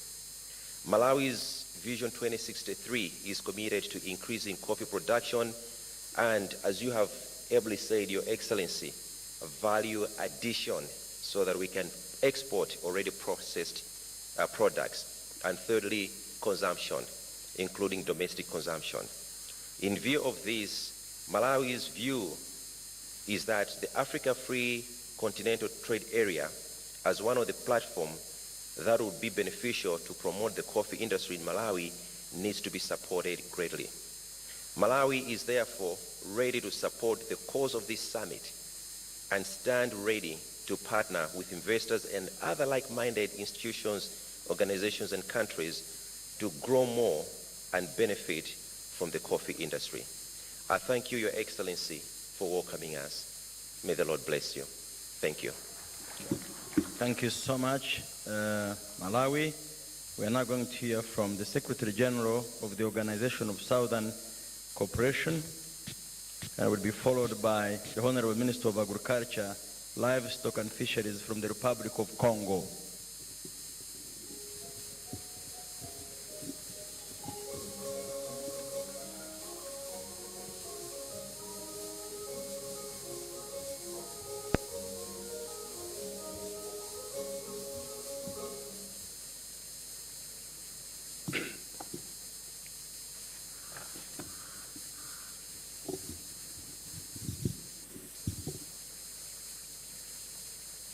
Your Excellency, President of the Republic of Uganda, Your Excellency, President of the Federal Democratic Republic of Ethiopia, Your Excellency, Vice President of the United Republic of Tanzania, Right Honorable Prime Cabinet Secretary of the Republic of Kenya,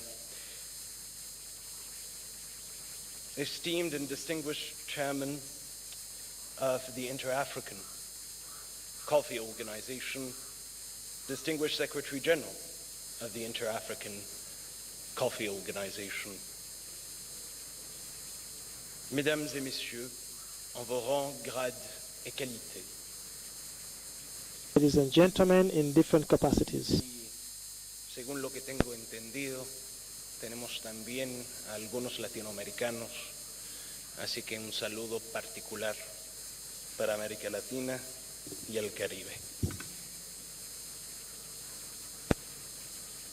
Ladies and gentlemen, As I have gained in the past a reputation as an interminable speaker, I have taken the liberty this time around of preparing a written speech in order to limit my infamous excesses once I am given a microphone. Although I must apologize in advance, I highly doubt that it will be 3 minutes, but I am most grateful for the indulgence that you will demonstrate.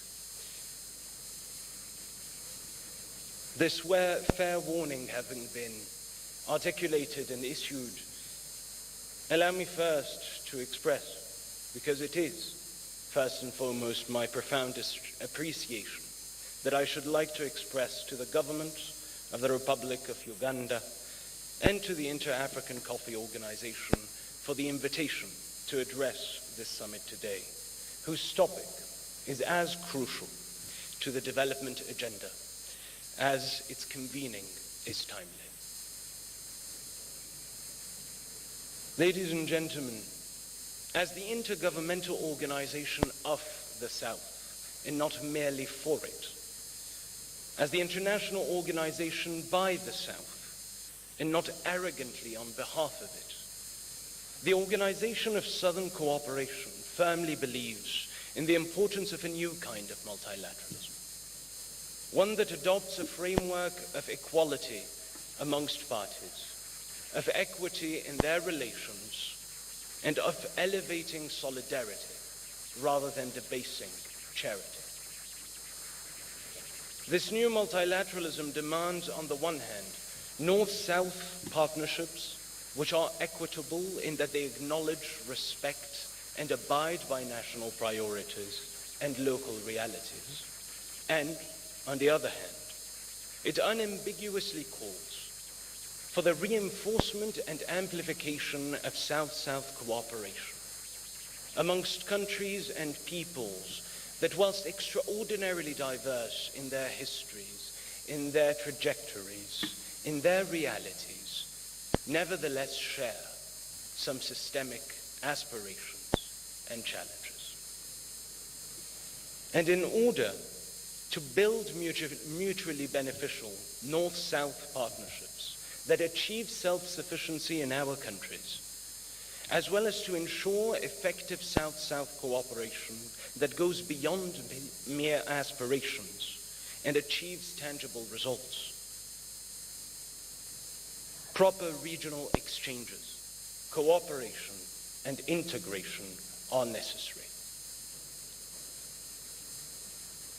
And this summit of African coffee-producing countries embodies such an aspiration for African integration, which in turn accelerates and reinforces the cooperation amongst our countries of the South and their eventual integration. And the very subject matter of our gathering, coffee, is perhaps the most appropriate, the most effective symbol of our countries of the South. Because coffee, ladies and gentlemen, is a tree whose fruit is absolutely universal, yet whose roots only grow within southern soil. In Latin America and the Caribbean, in Africa, in the Arab world, and in Asia.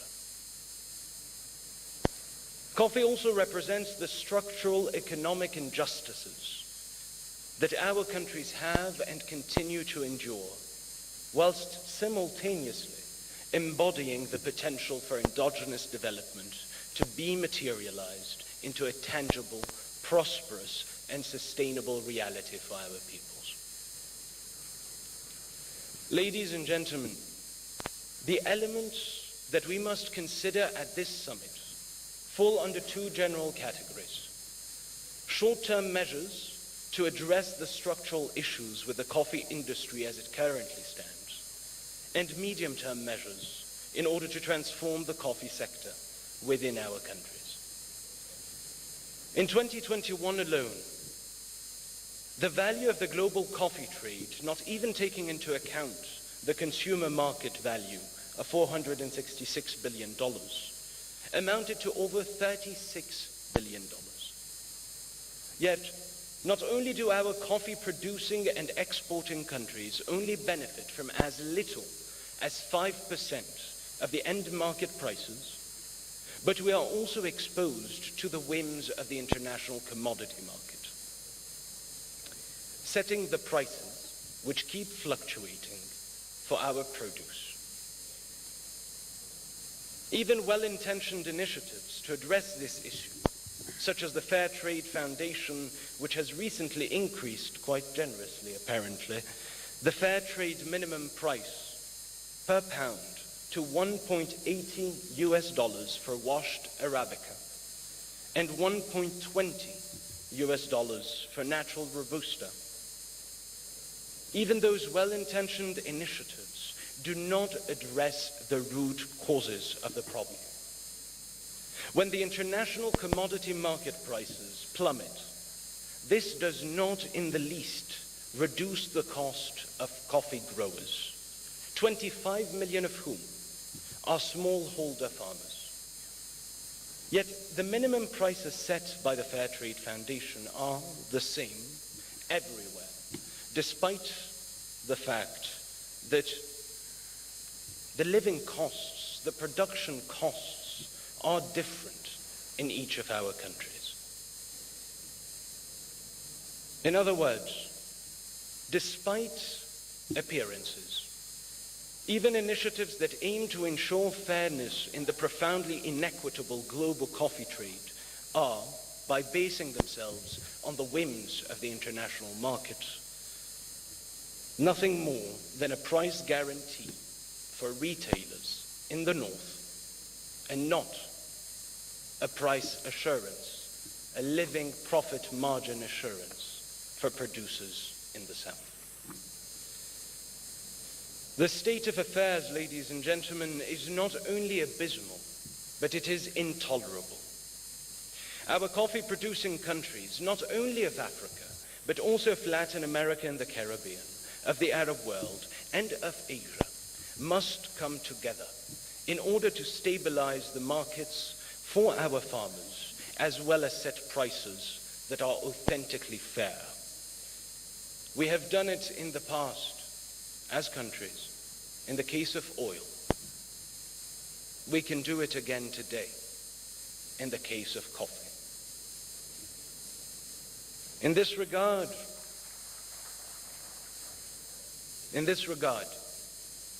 the Organization of Southern Cooperation is committed to work with member states and other stakeholders, in particular the African Union and the Inter-African Coffee Organization, and their counterparts in other regions of the South, to make this a reality. Ladies and gentlemen, another set of short-term measures that must be implemented, especially in Africa, are those aimed to address the productivity gap.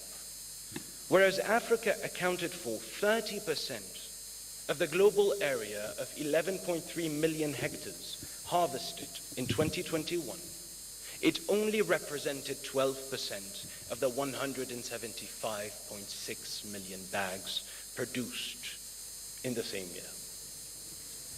And whilst this staggering dissonance between area harvested and yield realized in the continent undoubtedly speaks to the technology divide that we must bridge as countries, but it also forcefully highlights the role and responsibility of our education systems, in particular, technical and vocational education and training.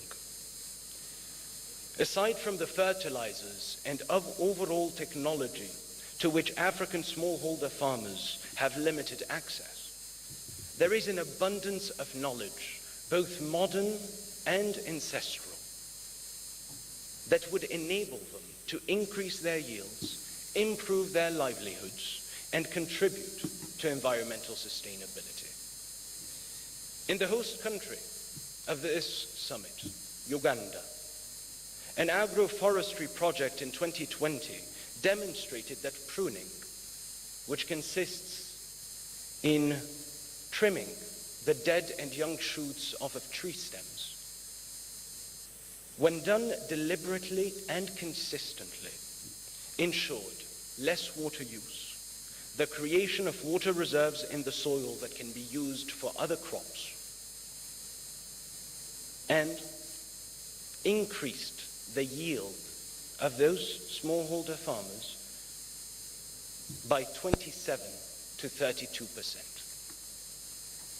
Such examples, Your Excellencies, ladies and gentlemen, indicate that we must have a more deliberate approach to coffee farming in our countries, not only by inscribing in our policy frameworks a systematic collaboration between our ministries of agriculture and our ministries of education, but also by investing more comprehensively in transdisciplinary research in those areas of common interest of our countries. And in this regard, Your Excellencies, ladies and gentlemen, the Organization of Southern Cooperation stands ready to work closely with governments and partner institutions to simultaneously facilitate the review of policy frameworks on the basis of a systemic whole-of-government approach, and in establishing regional, intergovernmental, transdisciplinary research centers, both aspects being already part of the common program of our member states for the years 2023-2024. Finally, thank you so much. Finally, as you go, yes, finally. You're most welcome. Finally, with regard to short-term measures that we may collectively and respectively consider for implementation, I should like to address the central issue of green bean exports, which regrettably constitute the majority of our total coffee exports as countries of the South. As stated previously, green bean exports are not only fundamentally unstable sources of income for our countries, but also deeply inequitable for our smallholder farmers. And our shared intention to transform the coffee sector through value addition notwithstanding, at present, green bean exports towards the north, where they are processed, remain an essential source of livelihood for our citizens across the South. Yet, even when only looking at the data of green bean exports, it is disheartening, ladies and gentlemen, to see that Germany, that does not produce nor grow a single coffee tree, exports green coffee beans amounting to a value of $635 million, whereas the value of the exports in terms of green beans of Uganda, the second largest coffee exporter after Ethiopia, only amounted to $559 million in 2021. Accordingly, as another short-term measure, I move that we consider, as coffee-producing countries from the South, to deliberately prohibit green coffee exports to suppliers in the North that merely repackage and resell the green beans at a premium.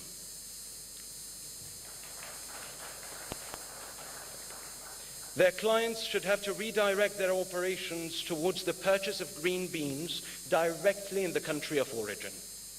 And whilst the costs of certification, including well-intentioned ones, are often borne by the producers that we are, in such a case, the burden and cost of proving value addition would fall on the buyers. And any green beans that we subsequently no longer export must be redirected towards national and regional coffee industries which add value to our production. For the value of these short-term measures notwithstanding, as an intergovernmental organization whose mission is to contribute to the collective construction of a third way of development from the South, by the South, yet for the entirety of humanity, the OSCE remains adamant that we must, from today, invest in value addition and the structural transformation of the coffee sector, which shall bear fruit in the medium term. And at the risk of reiterating the conspicuous, coffee only grows in the South.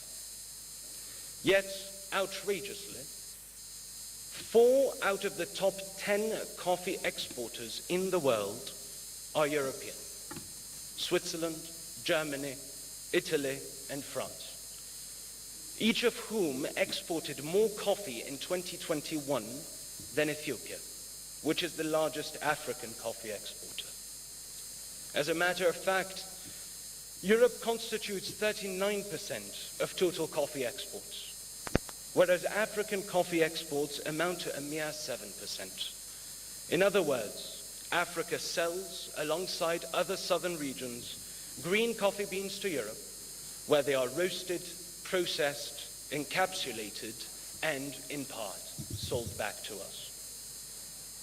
If we are to achieve the endogenous development and shared prosperity to which we aspire, we must ensure, ladies and gentlemen, that the majority of the value addition in the global coffee industry occurs in the country of origin.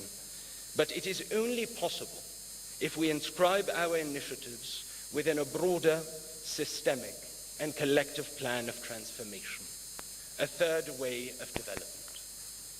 Such a plan of action, addressing the structural weaknesses of our economies which generate our dependencies, should focus on 7 strategic and sovereignty-enhancing sectors: high value-added industrialization, endogenous technology development, sustainable agriculture, renewable energy, balanced and inclusive education systems, integral health systems, and infrastructure. High value-added industrialization because our countries of the South remain to this day net exporters of products with low value-added content, of raw materials. And it is no longer sufficient to produce within our countries. We must transform within them. In the case of coffee, this means investing in roasting facilities, in processing and in packaging plants, in capsule factories. Endogenous technology development because the techno-digital divide will not be bridged by donations nor by importing costly technologies. For these technologies, which are not only costly but generally closed source and proprietary, will be obsolete in a matter of years, not decades. And we will find ourselves then exactly where we find ourselves now, that is, as passengers rather than shapers of the 4th Industrial Revolution. We must develop our own endogenous national or regional technologies, harnessing the creative capacity of our youth and stimulating our economies, and enhance our production capacities, including coffee origin traceability and quality assurance. Sustainable agriculture, because as demonstrated by the exogenous shocks felt by our countries as the result of recent crises, we must be able, beyond food security, to achieve food sovereignty, and to do so in a manner that does not compromise the needs of future generations. Energy, because no aspect of development is possible without energy, demanding from us a coherent plan to ensure energy sovereignty. And renewable, because our dependence on fossil fuels is not only profoundly detrimental to the planet, but also exposes our economies to external market shocks, leading to inflation, reduced margins for our industries, and unreliability of energy provision for many of our citizens. In the case of coffee industrialization, this entails investing in energy efficiency, affordability, and reliability, not only to power our industries, but also to reduce the operating expenditures of our farmers. balanced and inclusive education systems, because there is no development possible without education. Yet not any kind of education. We need an education that is transformed in order to become transformative. This calls in the coffee sector for the design of courses both in academic and TVET tracks, including advanced coffee roasting and blending courses, to prepare our youth to lead and grow the nascent industries centered on value addition. Integral health systems, because beyond the conspicuous, as demonstrated by the last pandemic, which may not be the last, we must ensure our capacity to protect the right of our peoples to quality healthcare. This also means that beyond curative medicine, we must invest in preventative care. This entails investing in One Health policies, involving the public health, animal, and environmental sectors to account for the interconnected and interdependent nature of our health with that of domestic and wild animals, plants, crops, and the wider ecosystem. Ladies and gentlemen, as I get to the conclusion, to please our Master of Ceremonies,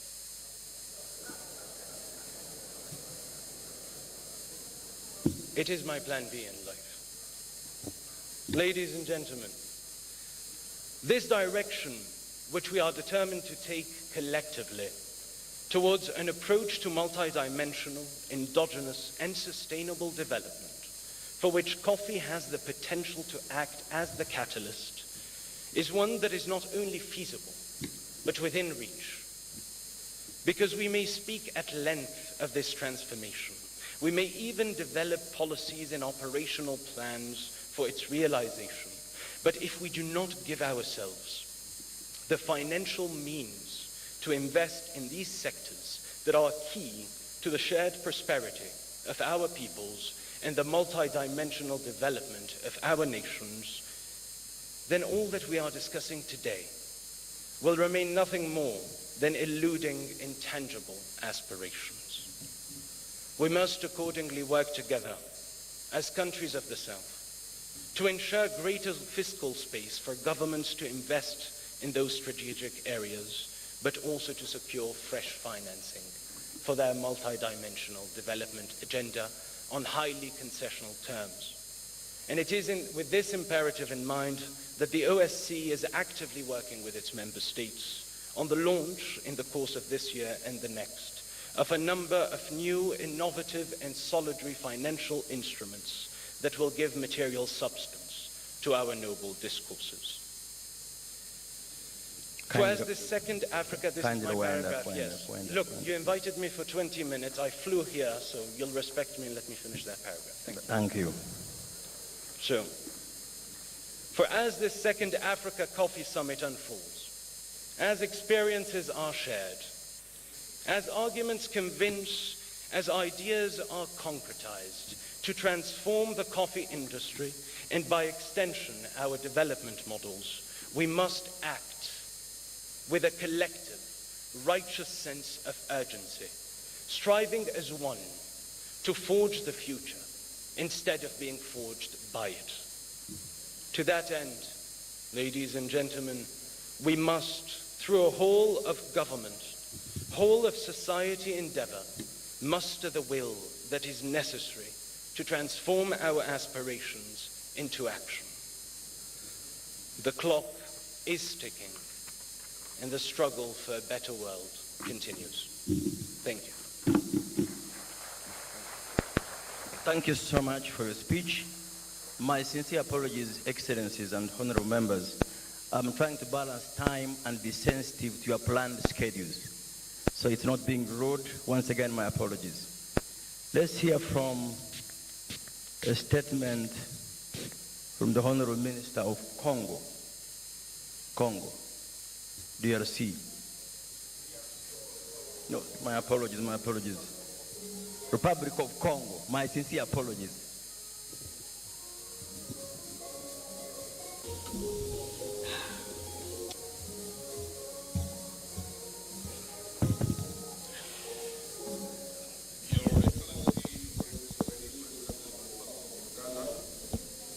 Excellencies, distinguished guests, all protocols observed. On behalf of the President of the Republic of Congo, His Excellency Denis Sassou Nguesso, I wish to express our deep appreciation and gratitude to the President of the Republic of Uganda, His Excellency Yoweri Museveni, for his leadership and hospitality in organizing this second edition of the G-25 Africa Coffee Summit. This gathering provides the 25 African coffee-producing countries with the opportunity to collaborate in addressing common challenges and exploring opportunities in the coffee sector. In my country, the Republic of Congo, coffee has been a source of pride in the past. However, it faced difficult times due to the structural adjustment plans imposed by the International Monetary Fund. Since 1998, our government has made efforts to revitalize the coffee sector. Today, we observe a renewed interest in coffee cultivation, but our producers still face several challenges, such as the lack of technical expertise, high-performance plant material, and difficulties in marketing channels. The government of the Republic of Congo is determined to create an environment conducive to investment in the coffee sector by investing, among other things, in the rehabilitation of propagation centers and research to improve the quality and productivity of our coffee plants. Excellencies, ladies and gentlemen, the success of our commitment to African coffee depends on our ability to work hand in hand. This requires close collaboration between governments, regional and international institutions, the private sector, civil society organizations, and coffee producers. Together, we can also create a dynamic ecosystem that promotes the development of local and regional value chains. African coffee has the potential to play a leading role in the global coffee trade. We must demonstrate innovation and creativity to develop new forms of coffee processing that meet the changing demands of consumers. The Republic of Congo is determined to work with all African countries present here to turn this vision into reality. Together, we can transform African coffee into a sought-after and appreciated product by consumers worldwide. Long live Africa, long live African coffee. Thank you. Thank you so much, Honorable Minister. Thank you so much. We're going to hear the next speaker is the Minister of Commerce, Republic of Cameroon. And he will be followed by His Excellency Jan Sadek, the head of the delegation of the EU in Kampala.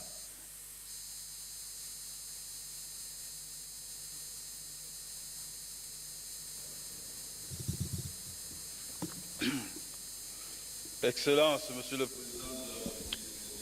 Your Excellency, the President of the Republic of Uganda, Your Excellency, the President of the Federal Republic of Ethiopia, Your Excellency, the Vice President of Tanzania, Your Excellency, the Prime Minister of the Republic of Kenya, Your Excellencies, Ministers, and the Ambassador, the Commissioner of Rural Development at the African Union, Your Excellencies, Ambassadors, ladies and gentlemen, on behalf of the President of the Republic of Cameroon, His Excellency Paul Biya, who has delegated me to give his speech, allow me to express gratitude and thanks to His Excellency President Yoweri Museveni, the President of the Republic of Uganda,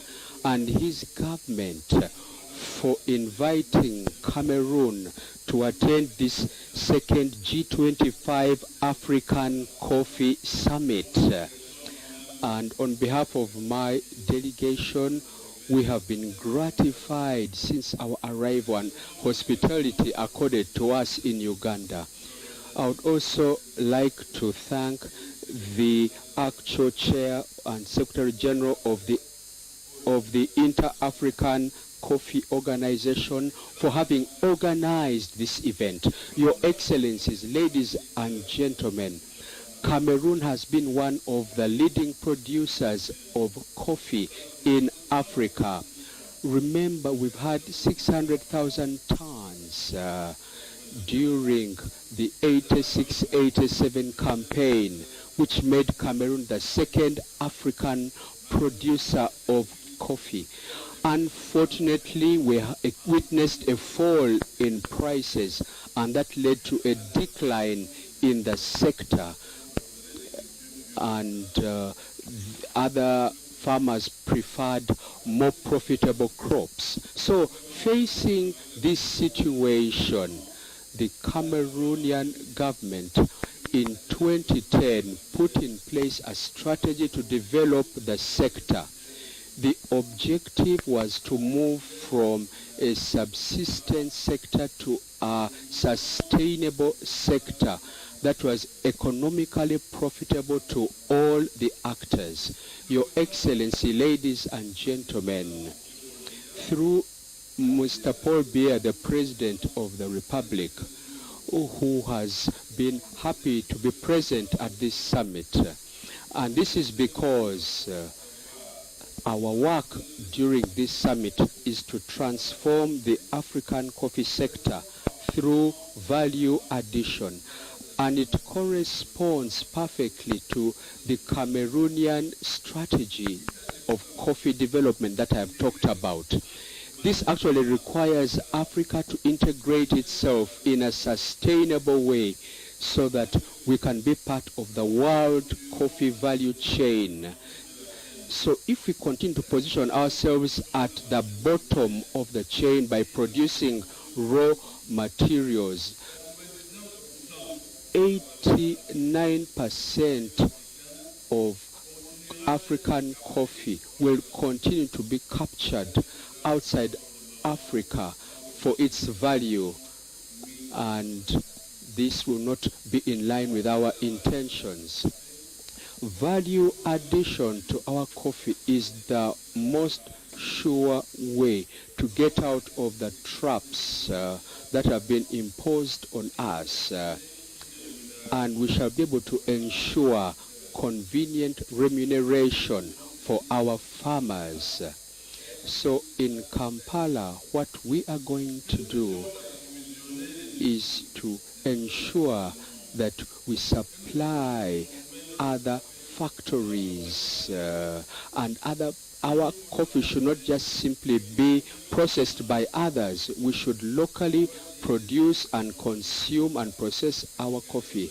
And this was emphasized in the meeting in Kigali during the signing of the Africa Continental Free Trade Area.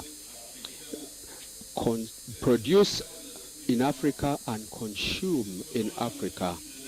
So we have youth, especially in the diaspora, who are qualified in technology and in innovation, and they can be useful in processing coffee in our countries. We have 60% of arable land in the world. We have dynamic agricultural land that can enable us to transform the sector. We have the biggest markets in the world, especially if you look at the Africa Continental Free Trade Area, which has about 3 billion consumers. So we must act now. Your Excellencies, ladies and gentlemen, in conclusion, I would like to say that Cameroon supports the integration of coffee as a raw material and within the 2063 African Union agenda. This is the Africa that we want. We should not just supply raw materials to the rest of the world, but become a continent that utilizes its own resources to ensure economic development of Africans. I thank you for your kind attention.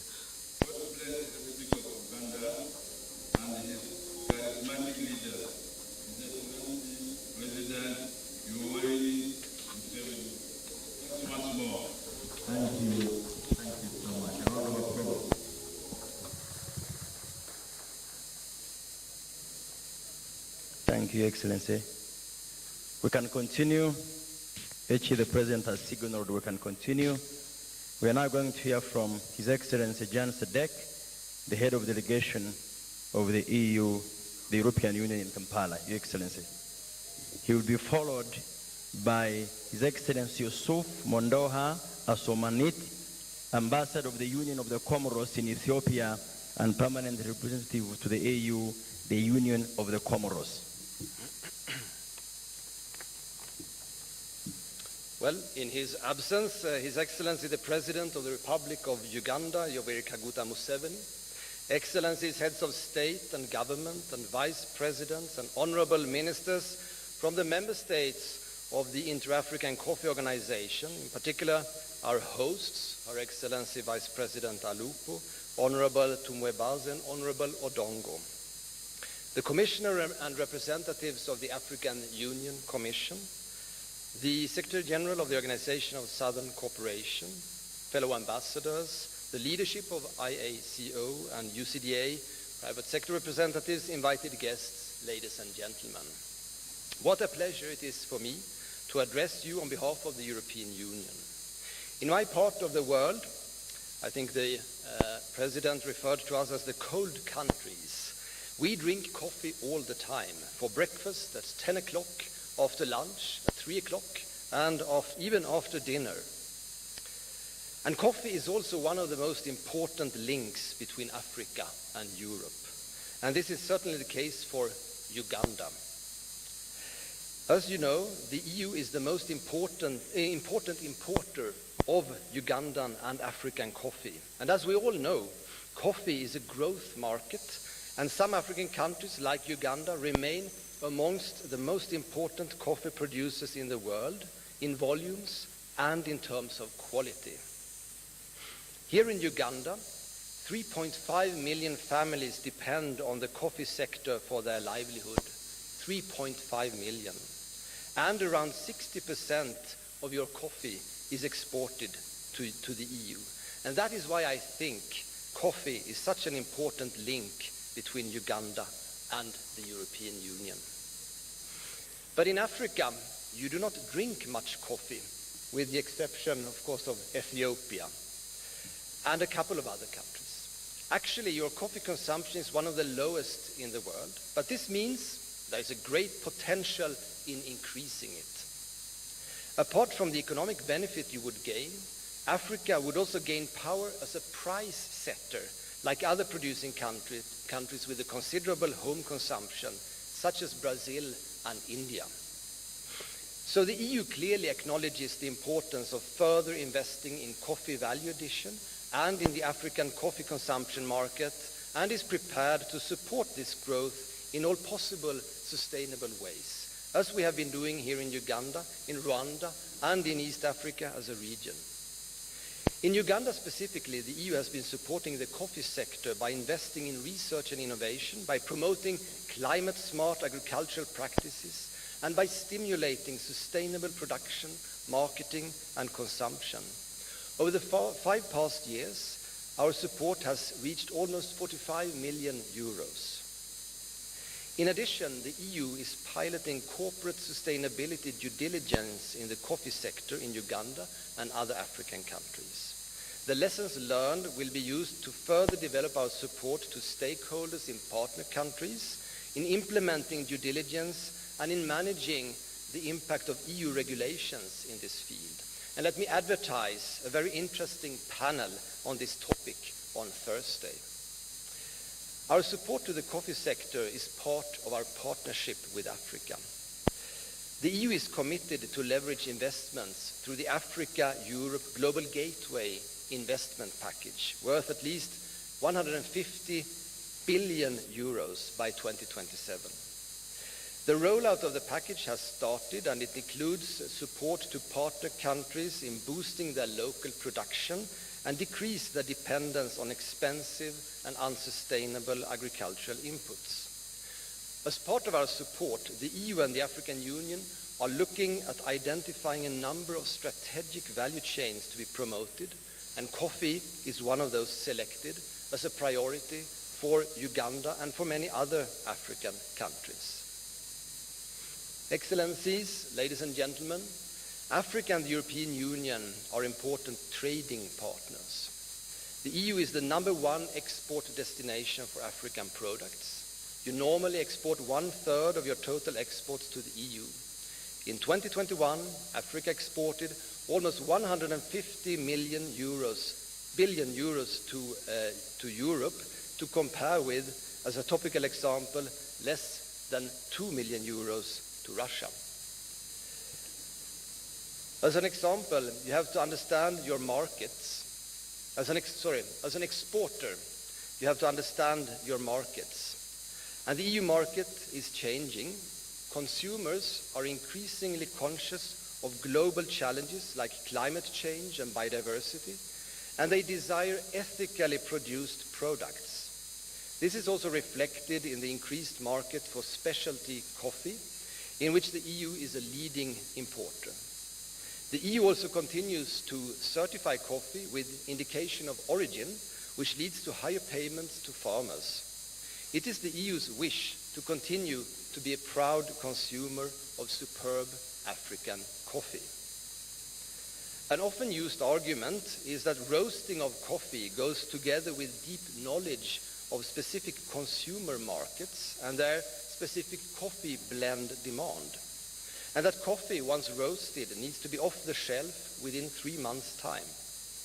This, it is being said, would make it difficult for African roasted coffee to be integrated in the EU market.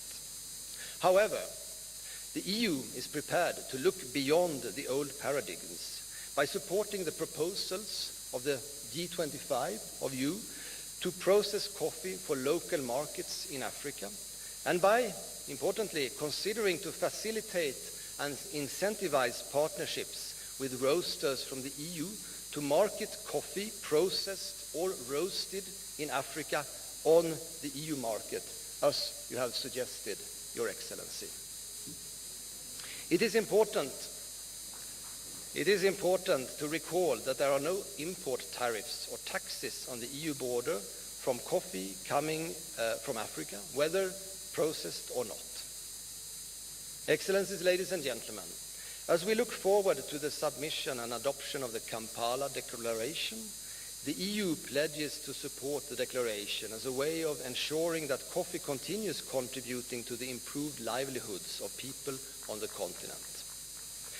We also pledge to support the efforts under the African Continental Free Trade Area to promote value addition in order to enhance intra-regional Africa trade, especially in coffee. So in conclusion, let me wish you fruitful deliberation in this G-25 Africa Coffee Summit, and thank the government of Uganda, IACO and UCDA for their efforts.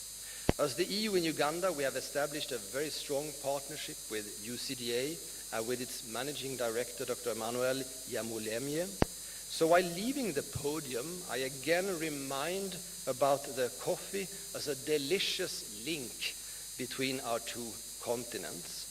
And as a concrete example, I wave with this special EU blend of coffee that UCDA developed for the EU delegation for our Europe Day celebrations this year. And I allow myself to present it to you, Your Excellency. May I directly do that? And I thank you all for your attention. Thank you, Your Excellency. Give him a round of applause as he hands over. Very good. Thank you. The camera people capture that moment. Okay, you can capture it from wherever you are.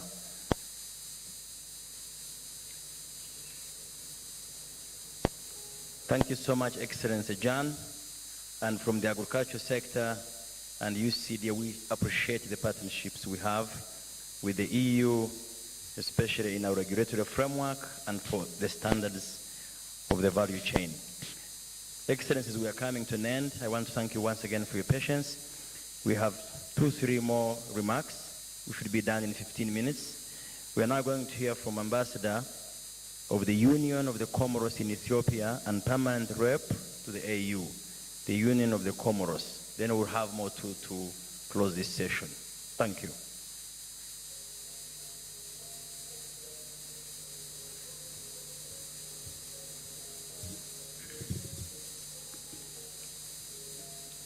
Mheshimiwa Rais wa Uganda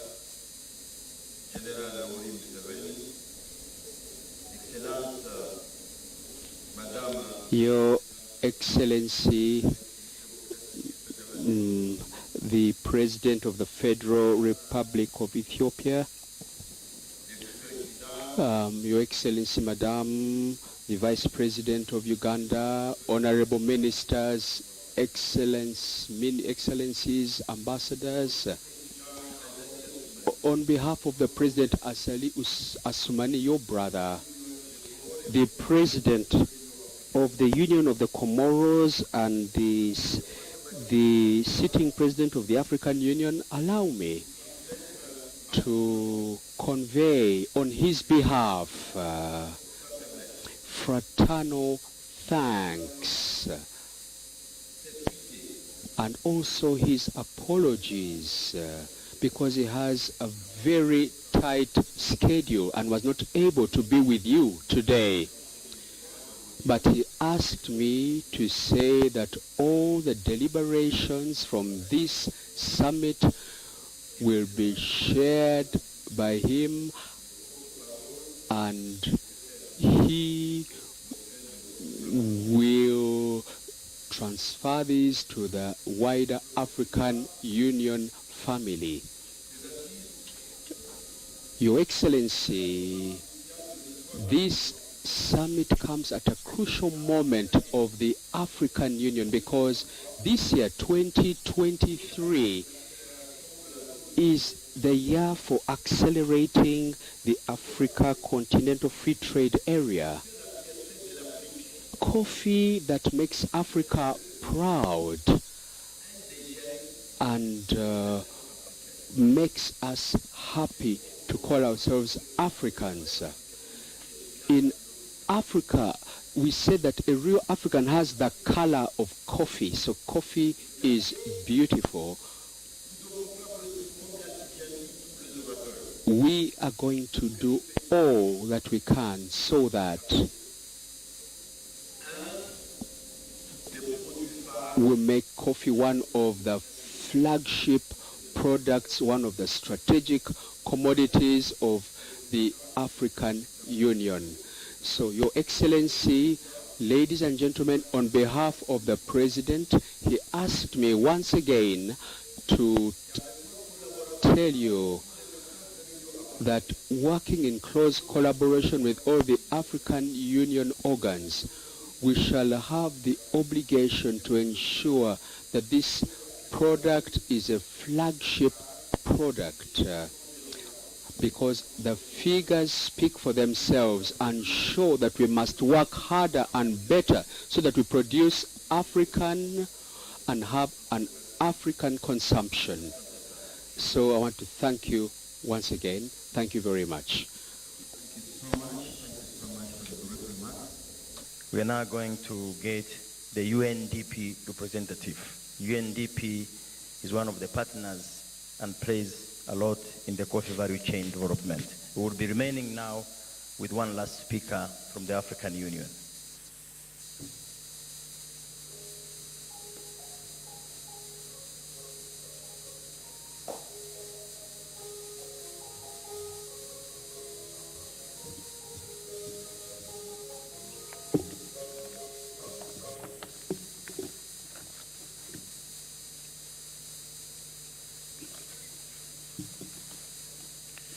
Your Excellency, Yoweri Kaguta Museveni, the President of the Republic of Uganda, Your Excellencies, heads of state and heads of delegation present here today, Your Excellency Jessica Alupo, Vice President of the Republic of Uganda, Honorable Ministers, Your Excellencies, Ambassadors and members of the diplomatic corps, distinguished guests, ladies and gentlemen, warm greetings to you all.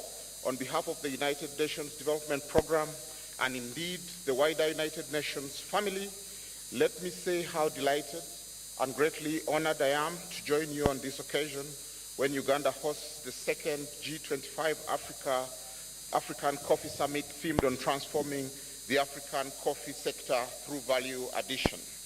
I wish to thank the government of Uganda and the Inter-African Coffee Organization for organizing this second G-25 Africa Coffee Summit. Allow me to pay a special tribute to His Excellency President Yoweri Kaguta Museveni, the President of the Republic of Uganda, for the great leadership in championing regional integration and the opening up of regional and global markets for Africa's value-added products, and for indeed promoting strategic investments in energy, transport, communication, human development to enable industrialization in Africa. We thank you for your untiring efforts. This summit is a much-needed opportunity to amplify the conversation about the role of intra-Africa trade in accelerating structural transformation and driving inclusive development in Africa. This meeting is especially important at a time when Africa is intensifying the drive for its rightful place in regional and global commodity markets. Intra-Africa coffee trade has the potential to power Africa's development, but this cannot be automatic. It cannot be an automatic process. We need the kind of effective leadership and mutually beneficial partnerships that this second G25 Africa Coffee Summit is mobilizing. We would like to therefore take this opportunity to call upon this summit to consider the following strategic actions to boost the coffee value chain and support export. First, we need to strengthen the coherence of policies and strategies to attract foreign direct investment here in Africa, as well as technology transfer into the regional value chains for coffee and other strategic commodities. We want to commend the government of Uganda for putting in place a comprehensive national coffee roadmap. The results are remarkable. We can see them, but we need more value out of that. UNDP is also proud to be partnering with the government of Uganda on the ongoing development of the national implementation strategy for the Africa Continental Free Trade Area to position Uganda as a fast mover in harnessing the African market. Second, we have to work on scaling up cross-country investments in connectivity and high-quality infrastructure.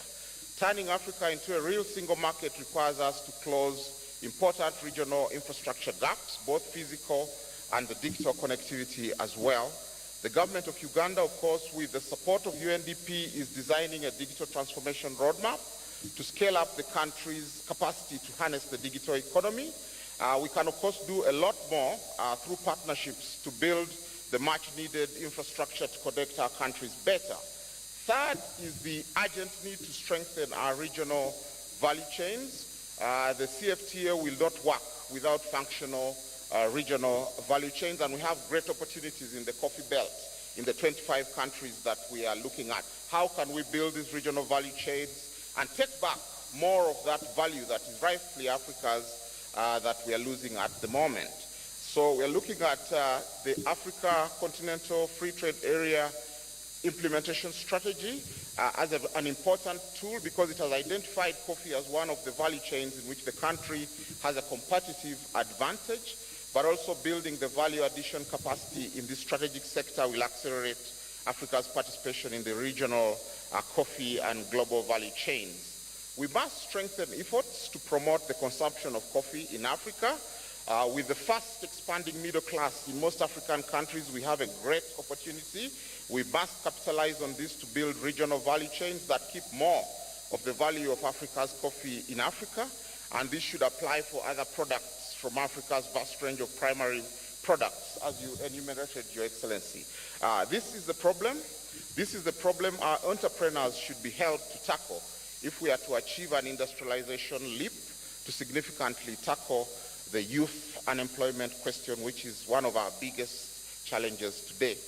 In this regard, UNDP is supporting indigenous Ugandan startups, emerging businesses where we see promise in terms of adding value to coffee and working to help these, add value to coffee, but also penetrate the African market, Europe, America, and Asia. We are very proud of Ndiro. We are proud of Inspire Africa. We are very proud of Volcano. What they are achieving shows us that there's a huge possibility that we can make it not in decades, but in just matters of years if we work with our entrepreneurs and build their capacity.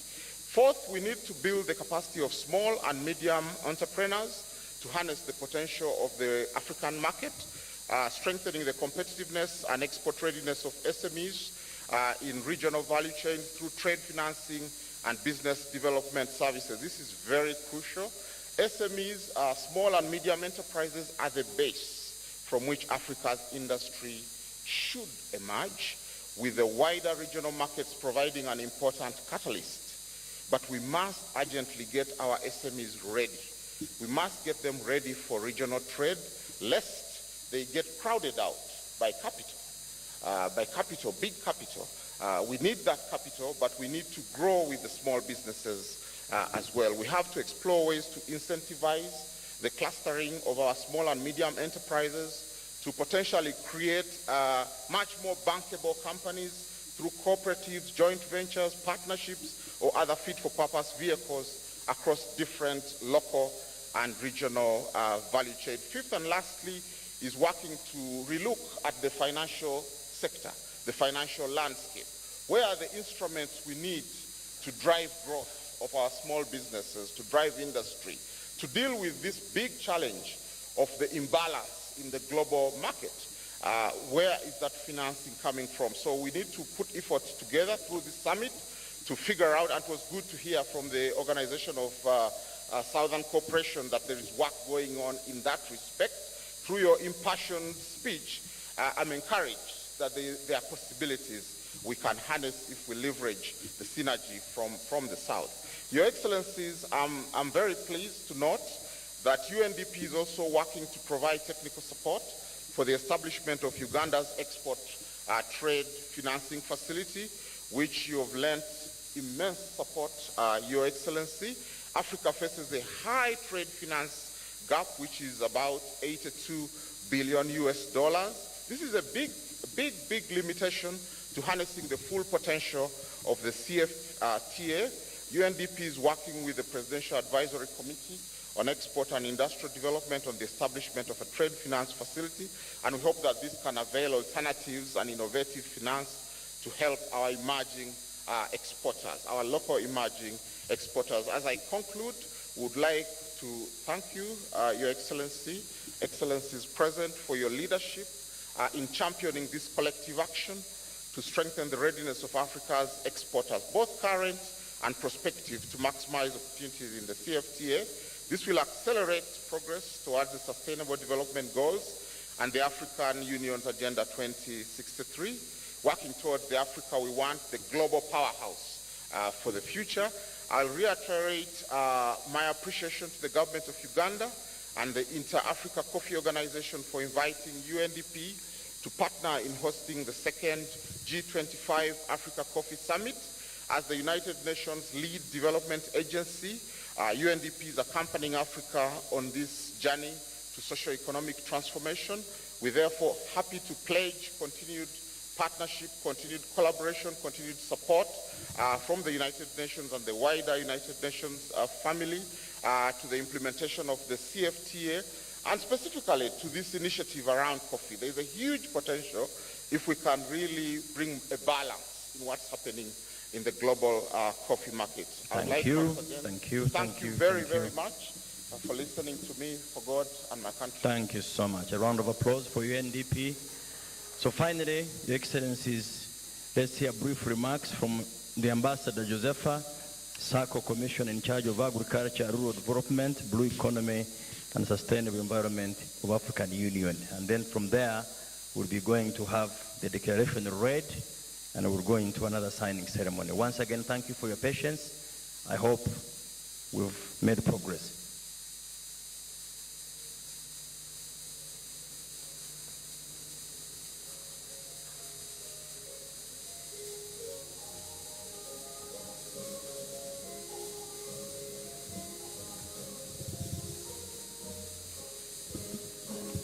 Thank you, the Master of Ceremony, for giving me the floor. With your permission, Excellency President Yoweri Museveni, President of the Republic of Uganda, Your Excellency President Sahle-Work, President of the Federal Democratic Republic of Ethiopia, our role model for women, Your Excellency Vice President from Tanzania, from Tanzania and Uganda, the Prime Minister of the Republic of Kenya, honorable ministers present, Honorable Jirma Amente, Chairperson of the IACO, and Minister of Agriculture of Ethiopia, Ambassador Solomon Rutega, Secretary General of the Inter-African Coffee Organization, Excellencies Ambassador, development partners, distinguished guests, ladies and gentlemen, all protocol observed. I stand on behalf of the Chairperson of the African Union Commission, His Excellency Musa Faki Mahamat. I bring you warm greetings from His Excellency Musa Faki Mahamat, the Chairperson of the African Union Commission, who would like to be very much like to be here, but due to pressing agenda, he was not able to make it. Then he requested me to represent him, and I proceed to read his briefing address, because I have a panel tomorrow where we share what we are doing in terms of this thematic of coffee with the rest of the participants here. Let me first of all, before I go and pursue the statement of the brief statement of the chairperson, let me thank the government and the people of Uganda for the hospitality given to me since my arrival in this beautiful city of Kampala. It is a privilege and honor for me to address the opening section of this second G-25 African Coffee Summit taking place in Kampala. Felicitations from His Excellency Musa Faki Mahamat. Globally, Excellencies, ladies and gentlemen, globally, coffee is a multi-billion-dollar industry that experts predict it will continue to grow despite the two shocks that we are going through. The first one is the COVID-19 pandemic impact on our economy, and the second is the Russia and the Ukraine crisis, which those two shocks disrupted supply chain and eradicated past norms. Coffee continued to be the second most traded commodity worldwide. It was so said by the previous speakers.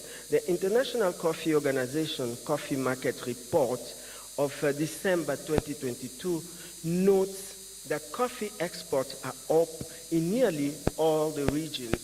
But what are we said from that report?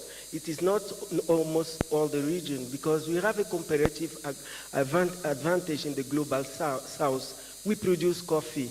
The ecology of the global north cannot produce. So this is our advantage, really, to go and leverage whatever we have there and come with a very strong industry, which is coffee, because it is not competitive with the global north. Turning to Africa, coffee, which is indigenous to Africa, is an important commodity in many African countries, both in terms of export earning and generating income for small-scale farmers. It accounts to a primary source of income for more than 12 million of households in 25 African coffee-producing countries. Africa's shares of the world production has decreased progressively from 27.2% in the 70s to an average of 16% in the 90s, and today we have 13.1% in the 20s. Africa is currently responsible now for the 12% of the global share of production, with three countries that are leading our industry, which is Ethiopia with 39%, Uganda 23%, and La Côte d'Ivoire 13%, in line with the recovery experience globally. Export of all forms of coffee from Africa increased by 6.8% to, that is estimately 1.109 million bags in November 2022, from 102 million bags in November 2021. So we are really making some progress. However, much of the coffee is still exported in unprocessed form. I think, Excellency, you highlighted it very well in your own statement, your opening statement, that we really need to pass to change the narrative and get really the profit of what we produce. We cannot rely on raw material. Excellencies, you know that I used to be the Secretary General of this organization for 13 years, and that was our battle. We really want to sit on the table and start calculating the prices they are giving to our small-scale farmers. Beyond many of coffee problems, it is the continued low price on the farm. Many coffee farmers already operate well below the poverty line. So we cannot reduce poverty if we don't improve the prices and the livelihood of these farmers that are producing this coffee. This is a contrast to the billion made from the coffee consumption, which are highly concentrated in the US and Europe, compared to the revenue made selling this coffee in the retail markets. Growing countries receive less than 10% of the value when it is exported, and farmers even less than this 10%. We must transform the African coffee sector both to enhancing production to capture lost market share, and to greater value addition to ensure that African coffee farmers benefit from their labor. I hope this summit will also offer us guidance on how to attain these goals, and I'm sure tomorrow's section it will be more technical and lesson learned and to experience changes. We will have more information on the way forward. I also have some recommendations that I will present you tomorrow. To conclude, Excellency, the Commission is working hard on making the coffee a strategic commodity, as was recommended on the first G-25 in Nairobi. So we are working hard with the Secretariat of IACO in order really to operationalize this decision. We are also trying to work so that IACO becomes a specialized agency of the African Union. Due to the moratorium, things are going very slow, but we are going to speed, because when this process entered, there was no moratorium in African Union. So I think we have to proceed, and I count on your political support for us to advance this decision and operationalize this decision. This was not, when it was submitted, the proposal was submitted, there was no moratorium at the African Union Commission. So I will also like to take this opportunity to invite all of you present here for two important events for the Commission, that the Commission and the Kenyan government is organizing. The first one, we are next month in September. From the 2nd to the 8th, we are going to organize the African Climate Summit and the African Climate Week in Nairobi. So I will invite all of you to participate, because this is the first African Climate Summit. So we have to come there and participate actively. I wish that all the 55 member countries come to this meeting and bring a common solution, because we know that climate change is really a big challenge for us to attain the goal of Agenda 2030 and as well as our Agenda 2063. The second event, Excellency, that I wanted to invite all of you, it is the Fertilizer and the Soil Health Summit that is taking place from the 5th and the 6th November 2023 in Nairobi. So I hope that you collaborate with me. We have a 10-year action plan for fertilizer use, and I have already sent to your capital ministers of agriculture that are here. I hope that when we have our STC, we are going to approve all these important strategies that are pending. So I would like to take this opportunity before I end to thank Excellency President Museveni for all the support you gave me when I was the Secretary General of this African Coffee Organization. Thank you very much. Muito obrigada. Asante sana. Merci beaucoup. Shukran. And ebalianya in your language. Thank you. Thank you so much. Give her a round of applause. And another big round of applause for all the speakers. We've concluded this session. I take this opportunity to thank Your Excellency and all the Excellencies for your patience and for your motivating statements on the urgent need to fully develop the coffee value chain.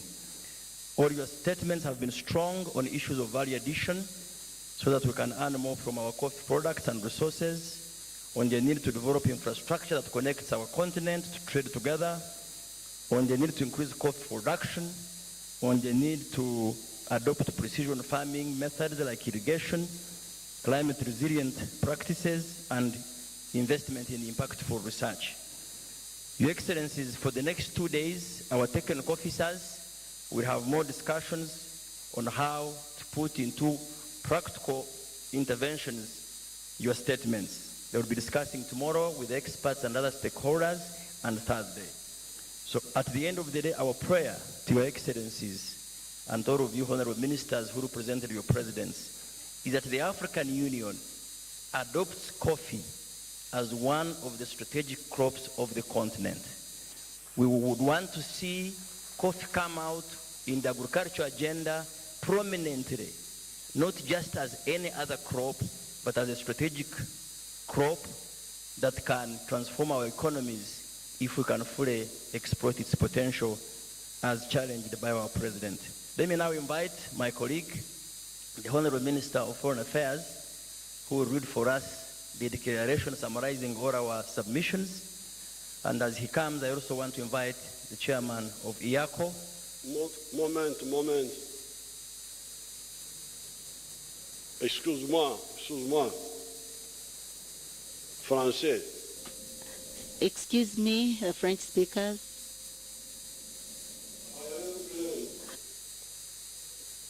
The ambassador of the European Union brought the logic that the reason why value addition must be done on coffee in Europe is because once it is roasted and ground and packed, it cannot stay on the shelf for more than 3 months. You heard him. That's what he was saying. That's how they reason. But I drink coffee here,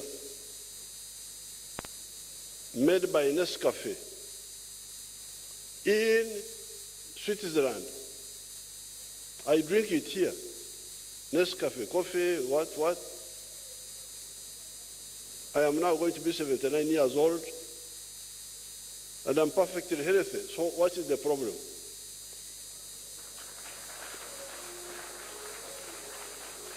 Why don't I say I cannot drink the coffee unless it is roasted here in Kampala near me? What is the logic? So I think we should be careful about the logic of our people here, our friends. Let's get a technical answer. Then there is the argument that, there is a preference for local blending. Okay, you tell us, we can blend it for you here. What is the problem?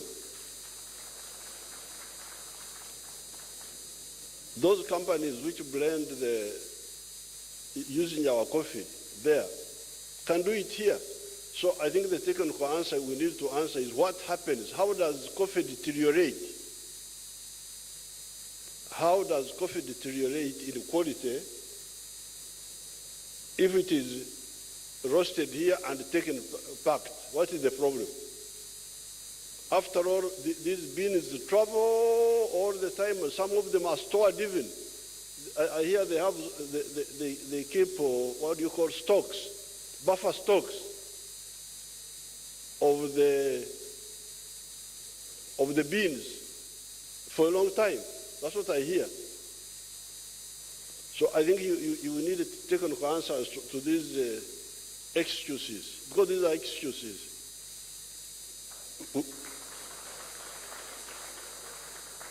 Please don't leave this unroasted. That logic must be roasted also. Thank you, Your Excellency, for the positive dialogue. We will continue with His Excellency, the Ambassador. And I hope the technical discussions will continue to look into that. And the EU, as I know, they will listen and they will also provide feedback. Honorable JJ, as I invite the chairman of IACO to come and be here for the following activity of signing the declaration. Thank you so much for listening to me, and sorry for the policing activity.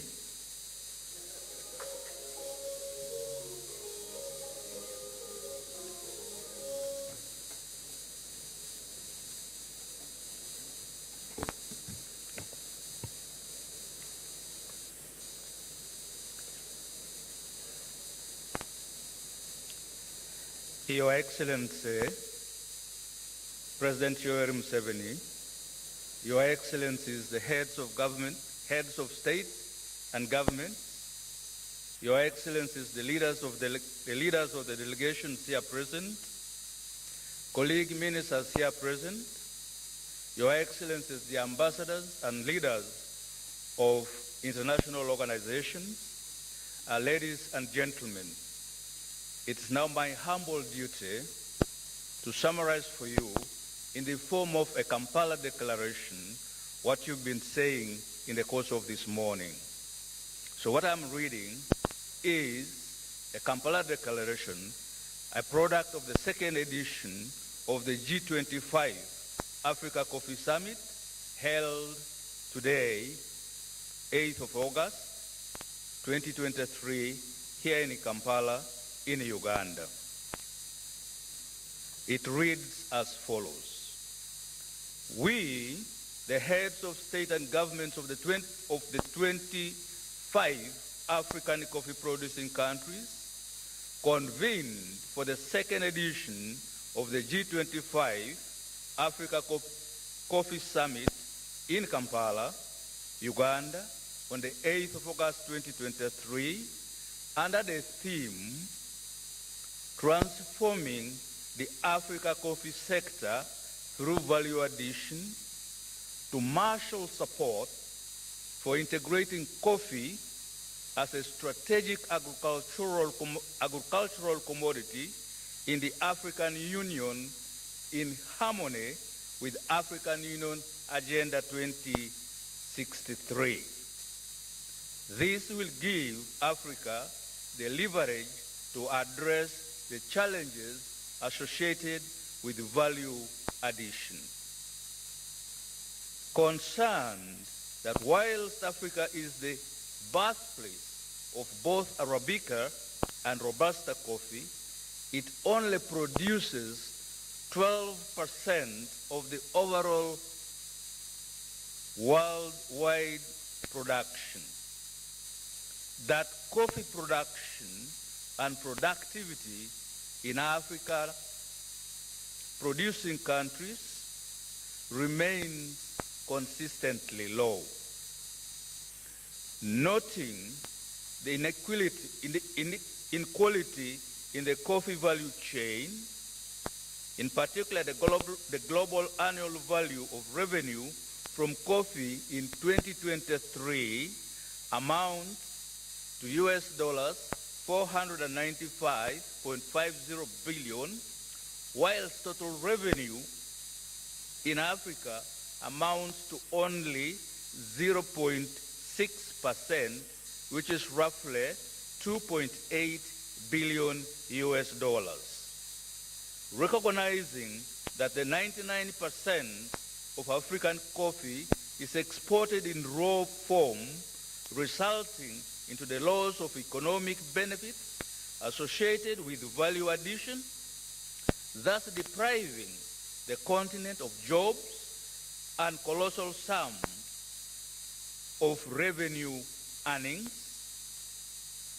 reaffirming that the African continent free trade area to which we are parties, creates a single African market that facilitates the 25 African coffee producers to trade freely with other African Union member countries. This will assist in the integrated trade of coffee among African coffee producing and consuming countries, underscoring the impending threat of climate change on the coffee production and the urgent need to invest in research and development of varieties which are resilient to harsher climatic conditions and resistant to coffee pests and diseases. We now here agree to 1, support research in coffee value addition to enable innovation and development of new products, generate new knowledge on best practices, improved technologies, and studies on various resilient to harsher climatic conditions, pests, and diseases. 2, support investment in value addition of coffee and its products and promote domestic coffee consumption. 3, agree to vocational training in coffee for the youth and women for job creation. And 4, agree to enhance access to finance for coffee value addition projects through the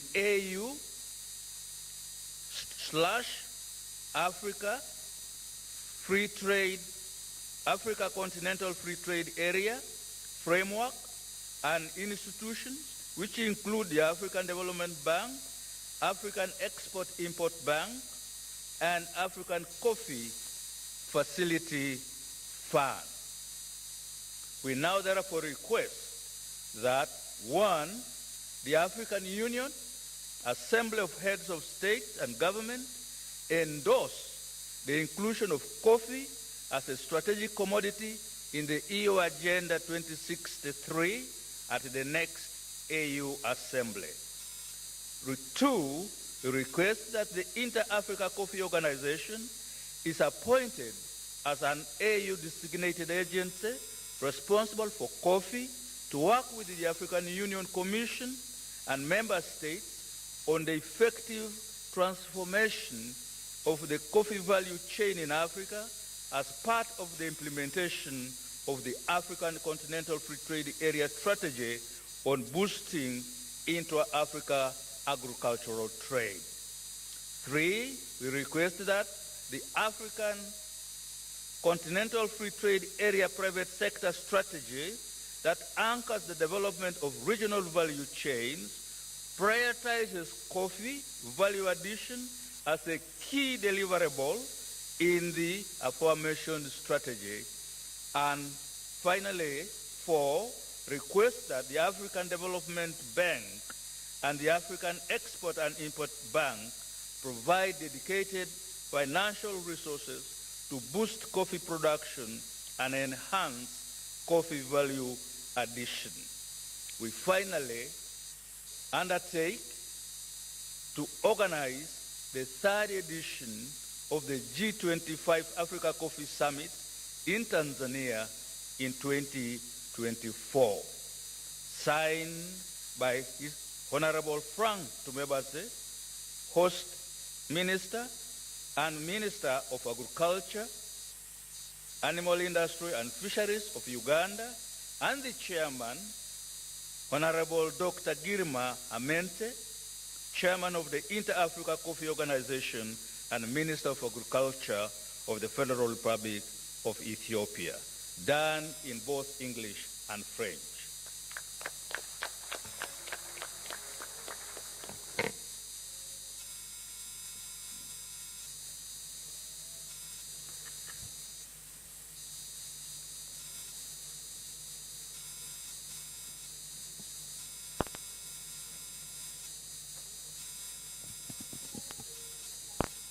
Ladies and gentlemen, the Kampala Declaration is being signed by the Honorable Minister of Agriculture, Animal Industry and Fisheries of the Republic of Uganda, the Honorable Frank Tumwebaze, with the Chairman of the Inter-African Coffee Organization, and is being witnessed by none other than the Secretary General of the Inter-African Coffee Organization and the Managing Director, Uganda Coffee Development Authority, and the Private Sector Foundation of Uganda, here witnessed by the Foreign Affairs Minister of the Republic of Uganda, the Honorable J.J. Odon.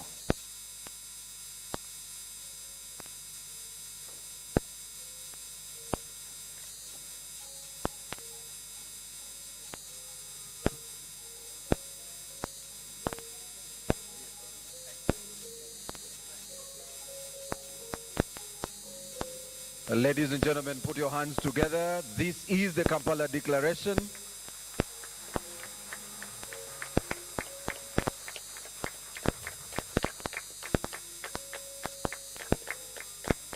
Thank you very much, Honorable Minister. Thank you very much, Chairman. And now I want to request Your Excellencies, just before we close, there will be a photo session, but we'll have the anthems in reverse order, and then we'll have the photo session, and the protocol team will guide Their Excellencies for the photo session. May I now request, ladies and gentlemen, that we be upstanding for the anthems.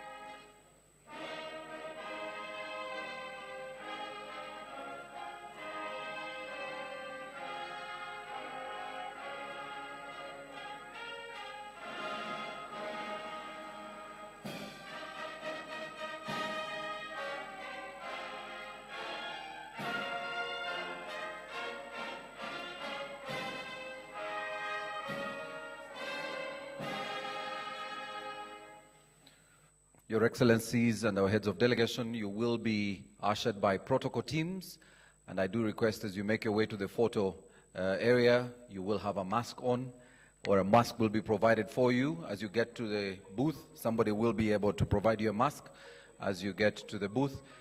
Please, protocol teams, handle our delegates. I request that the delegates remain in the room with the exception of our heads of mission and heads of delegations who are making their way, including our honorable ministers. Our honorable ministers, you'll also make your way. I'll also request the Secretary General of IACO and the Managing Director, UCDA, and the PSFU to join the stakeholders who are taking the photos. Protocol teams will handle the photo session. And please only be guided by the protocol team on your way there. A mask will be provided.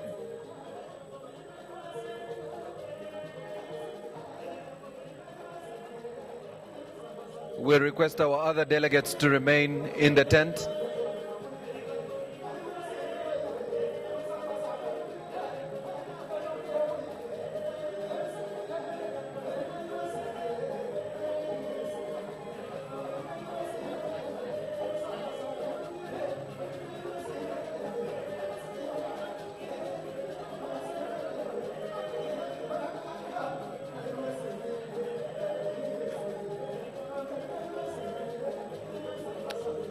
Delegates, you will remain in the tent.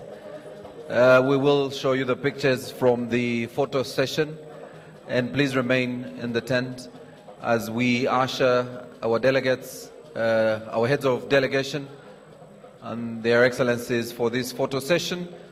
There'll only be 2 photos, and thereafter, dear delegates, we will be ushered to lunch, so please do stay with us in the tent.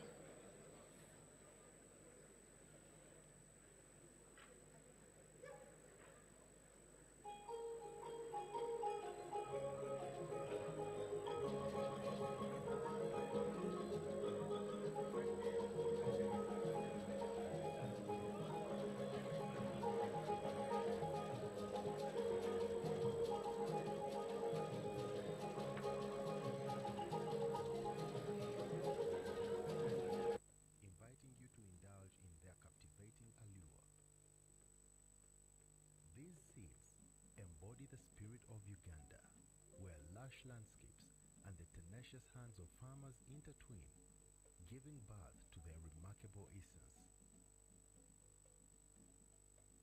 Uganda coffee unveils a captivating tale in every sip. It calls on you to embrace a journey of senses, transcending mere taste to an experience that evokes wonder and delight. Across continents and oceans, the captivating aroma of Uganda's coffee wafts through the bustling streets of global coffee markets. The world has become captivated by the enchanting flavors that Uganda's coffee offers, as it takes its place among the most sought-after origins in the global coffee community. Roasters and baristas, like passionate artists, treat Uganda's coffee as their canvas. They carefully extract its essence, revealing the hidden notes of chocolate, spices, and fruits. With every carefully crafted brew, they tell the story of Uganda's coffee, allowing its character to shine through and tantalize the coffee lovers' taste buds around the world. All right. So, ladies and gentlemen, we'll allow the excellencies to make their way. And as soon as they do that, both the exhibition area and also the tent below the garden where we are will be availed for lunch, and your protocol teams and also the ushers will be guiding you, ladies and gentlemen, to the tent for lunch. Please do request the ushers to let you know where to pass and to get you a lunch coupon. And the exhibition area will then also be available to you after lunch for you to go through and see what's on exhibition, the different stakeholders that are there who are part of the entire coffee value chain that are exhibiting this afternoon. And then we'll also avail all the links to today's opening session, opening ceremonies, and the President's speech on the availed websites and emails that were shared by our delegates.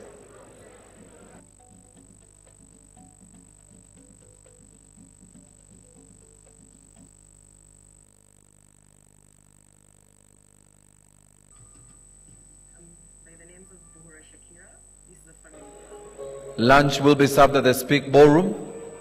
All delegates' lunch will be served at the Speak Ballroom. So as you walk out, please ask the ushers where the Speak Ballroom is. And you will be guided to lunch. On your way there, you will be provided a coupon. And if you need directions, we have ushers along the route that will lead you to the Speak Ballroom. But we also have our exhibition area where we are providing coffee, Uganda's finest coffee. And the coffee bars are open and will continue serving you through the exhibition. And that exhibition will be open only after lunch to the rest of us delegates.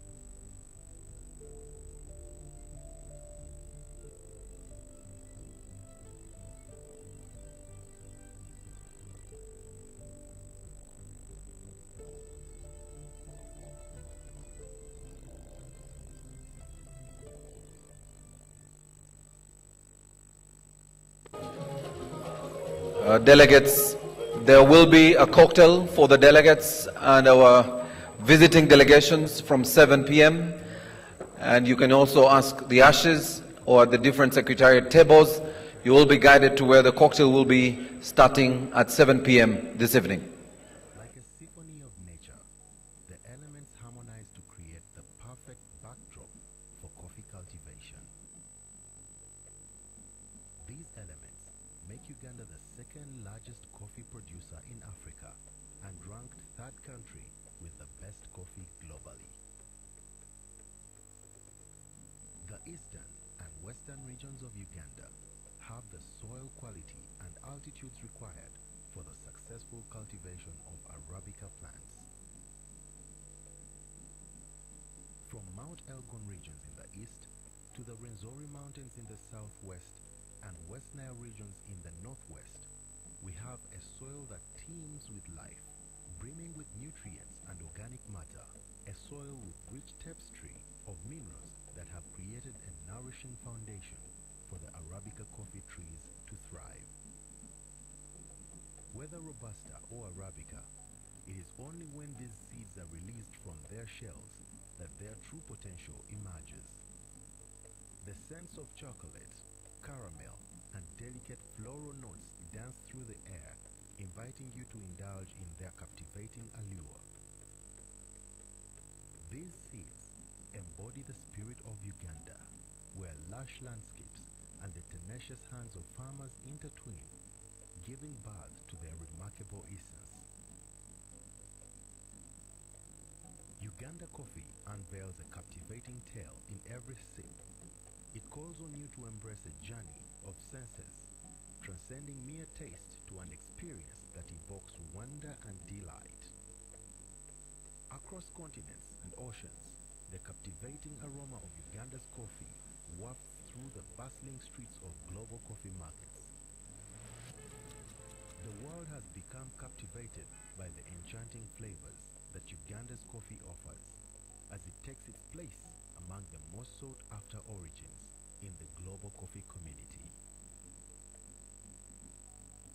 Roasters and baristas, like passionate artists, treat Uganda's coffee as their canvas.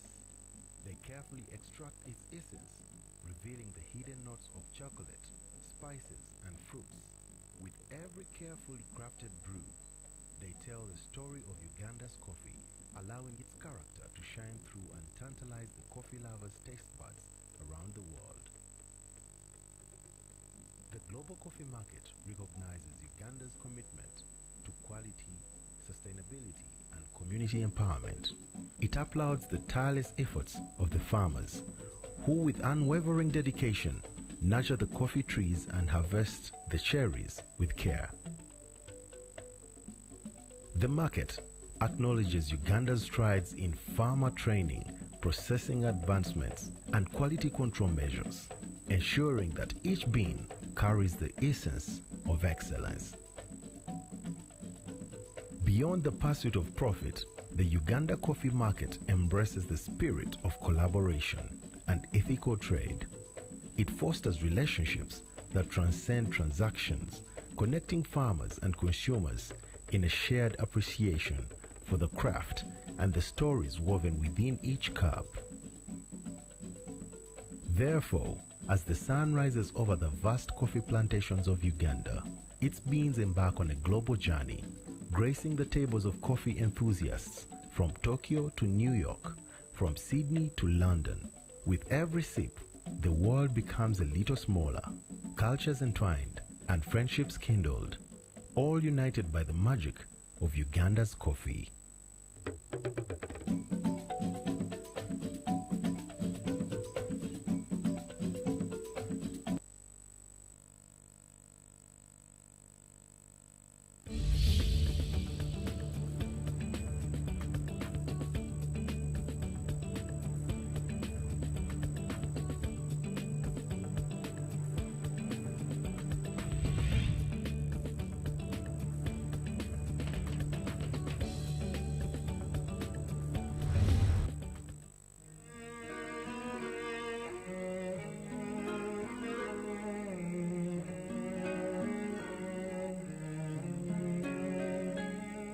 Uganda, the destination of the month.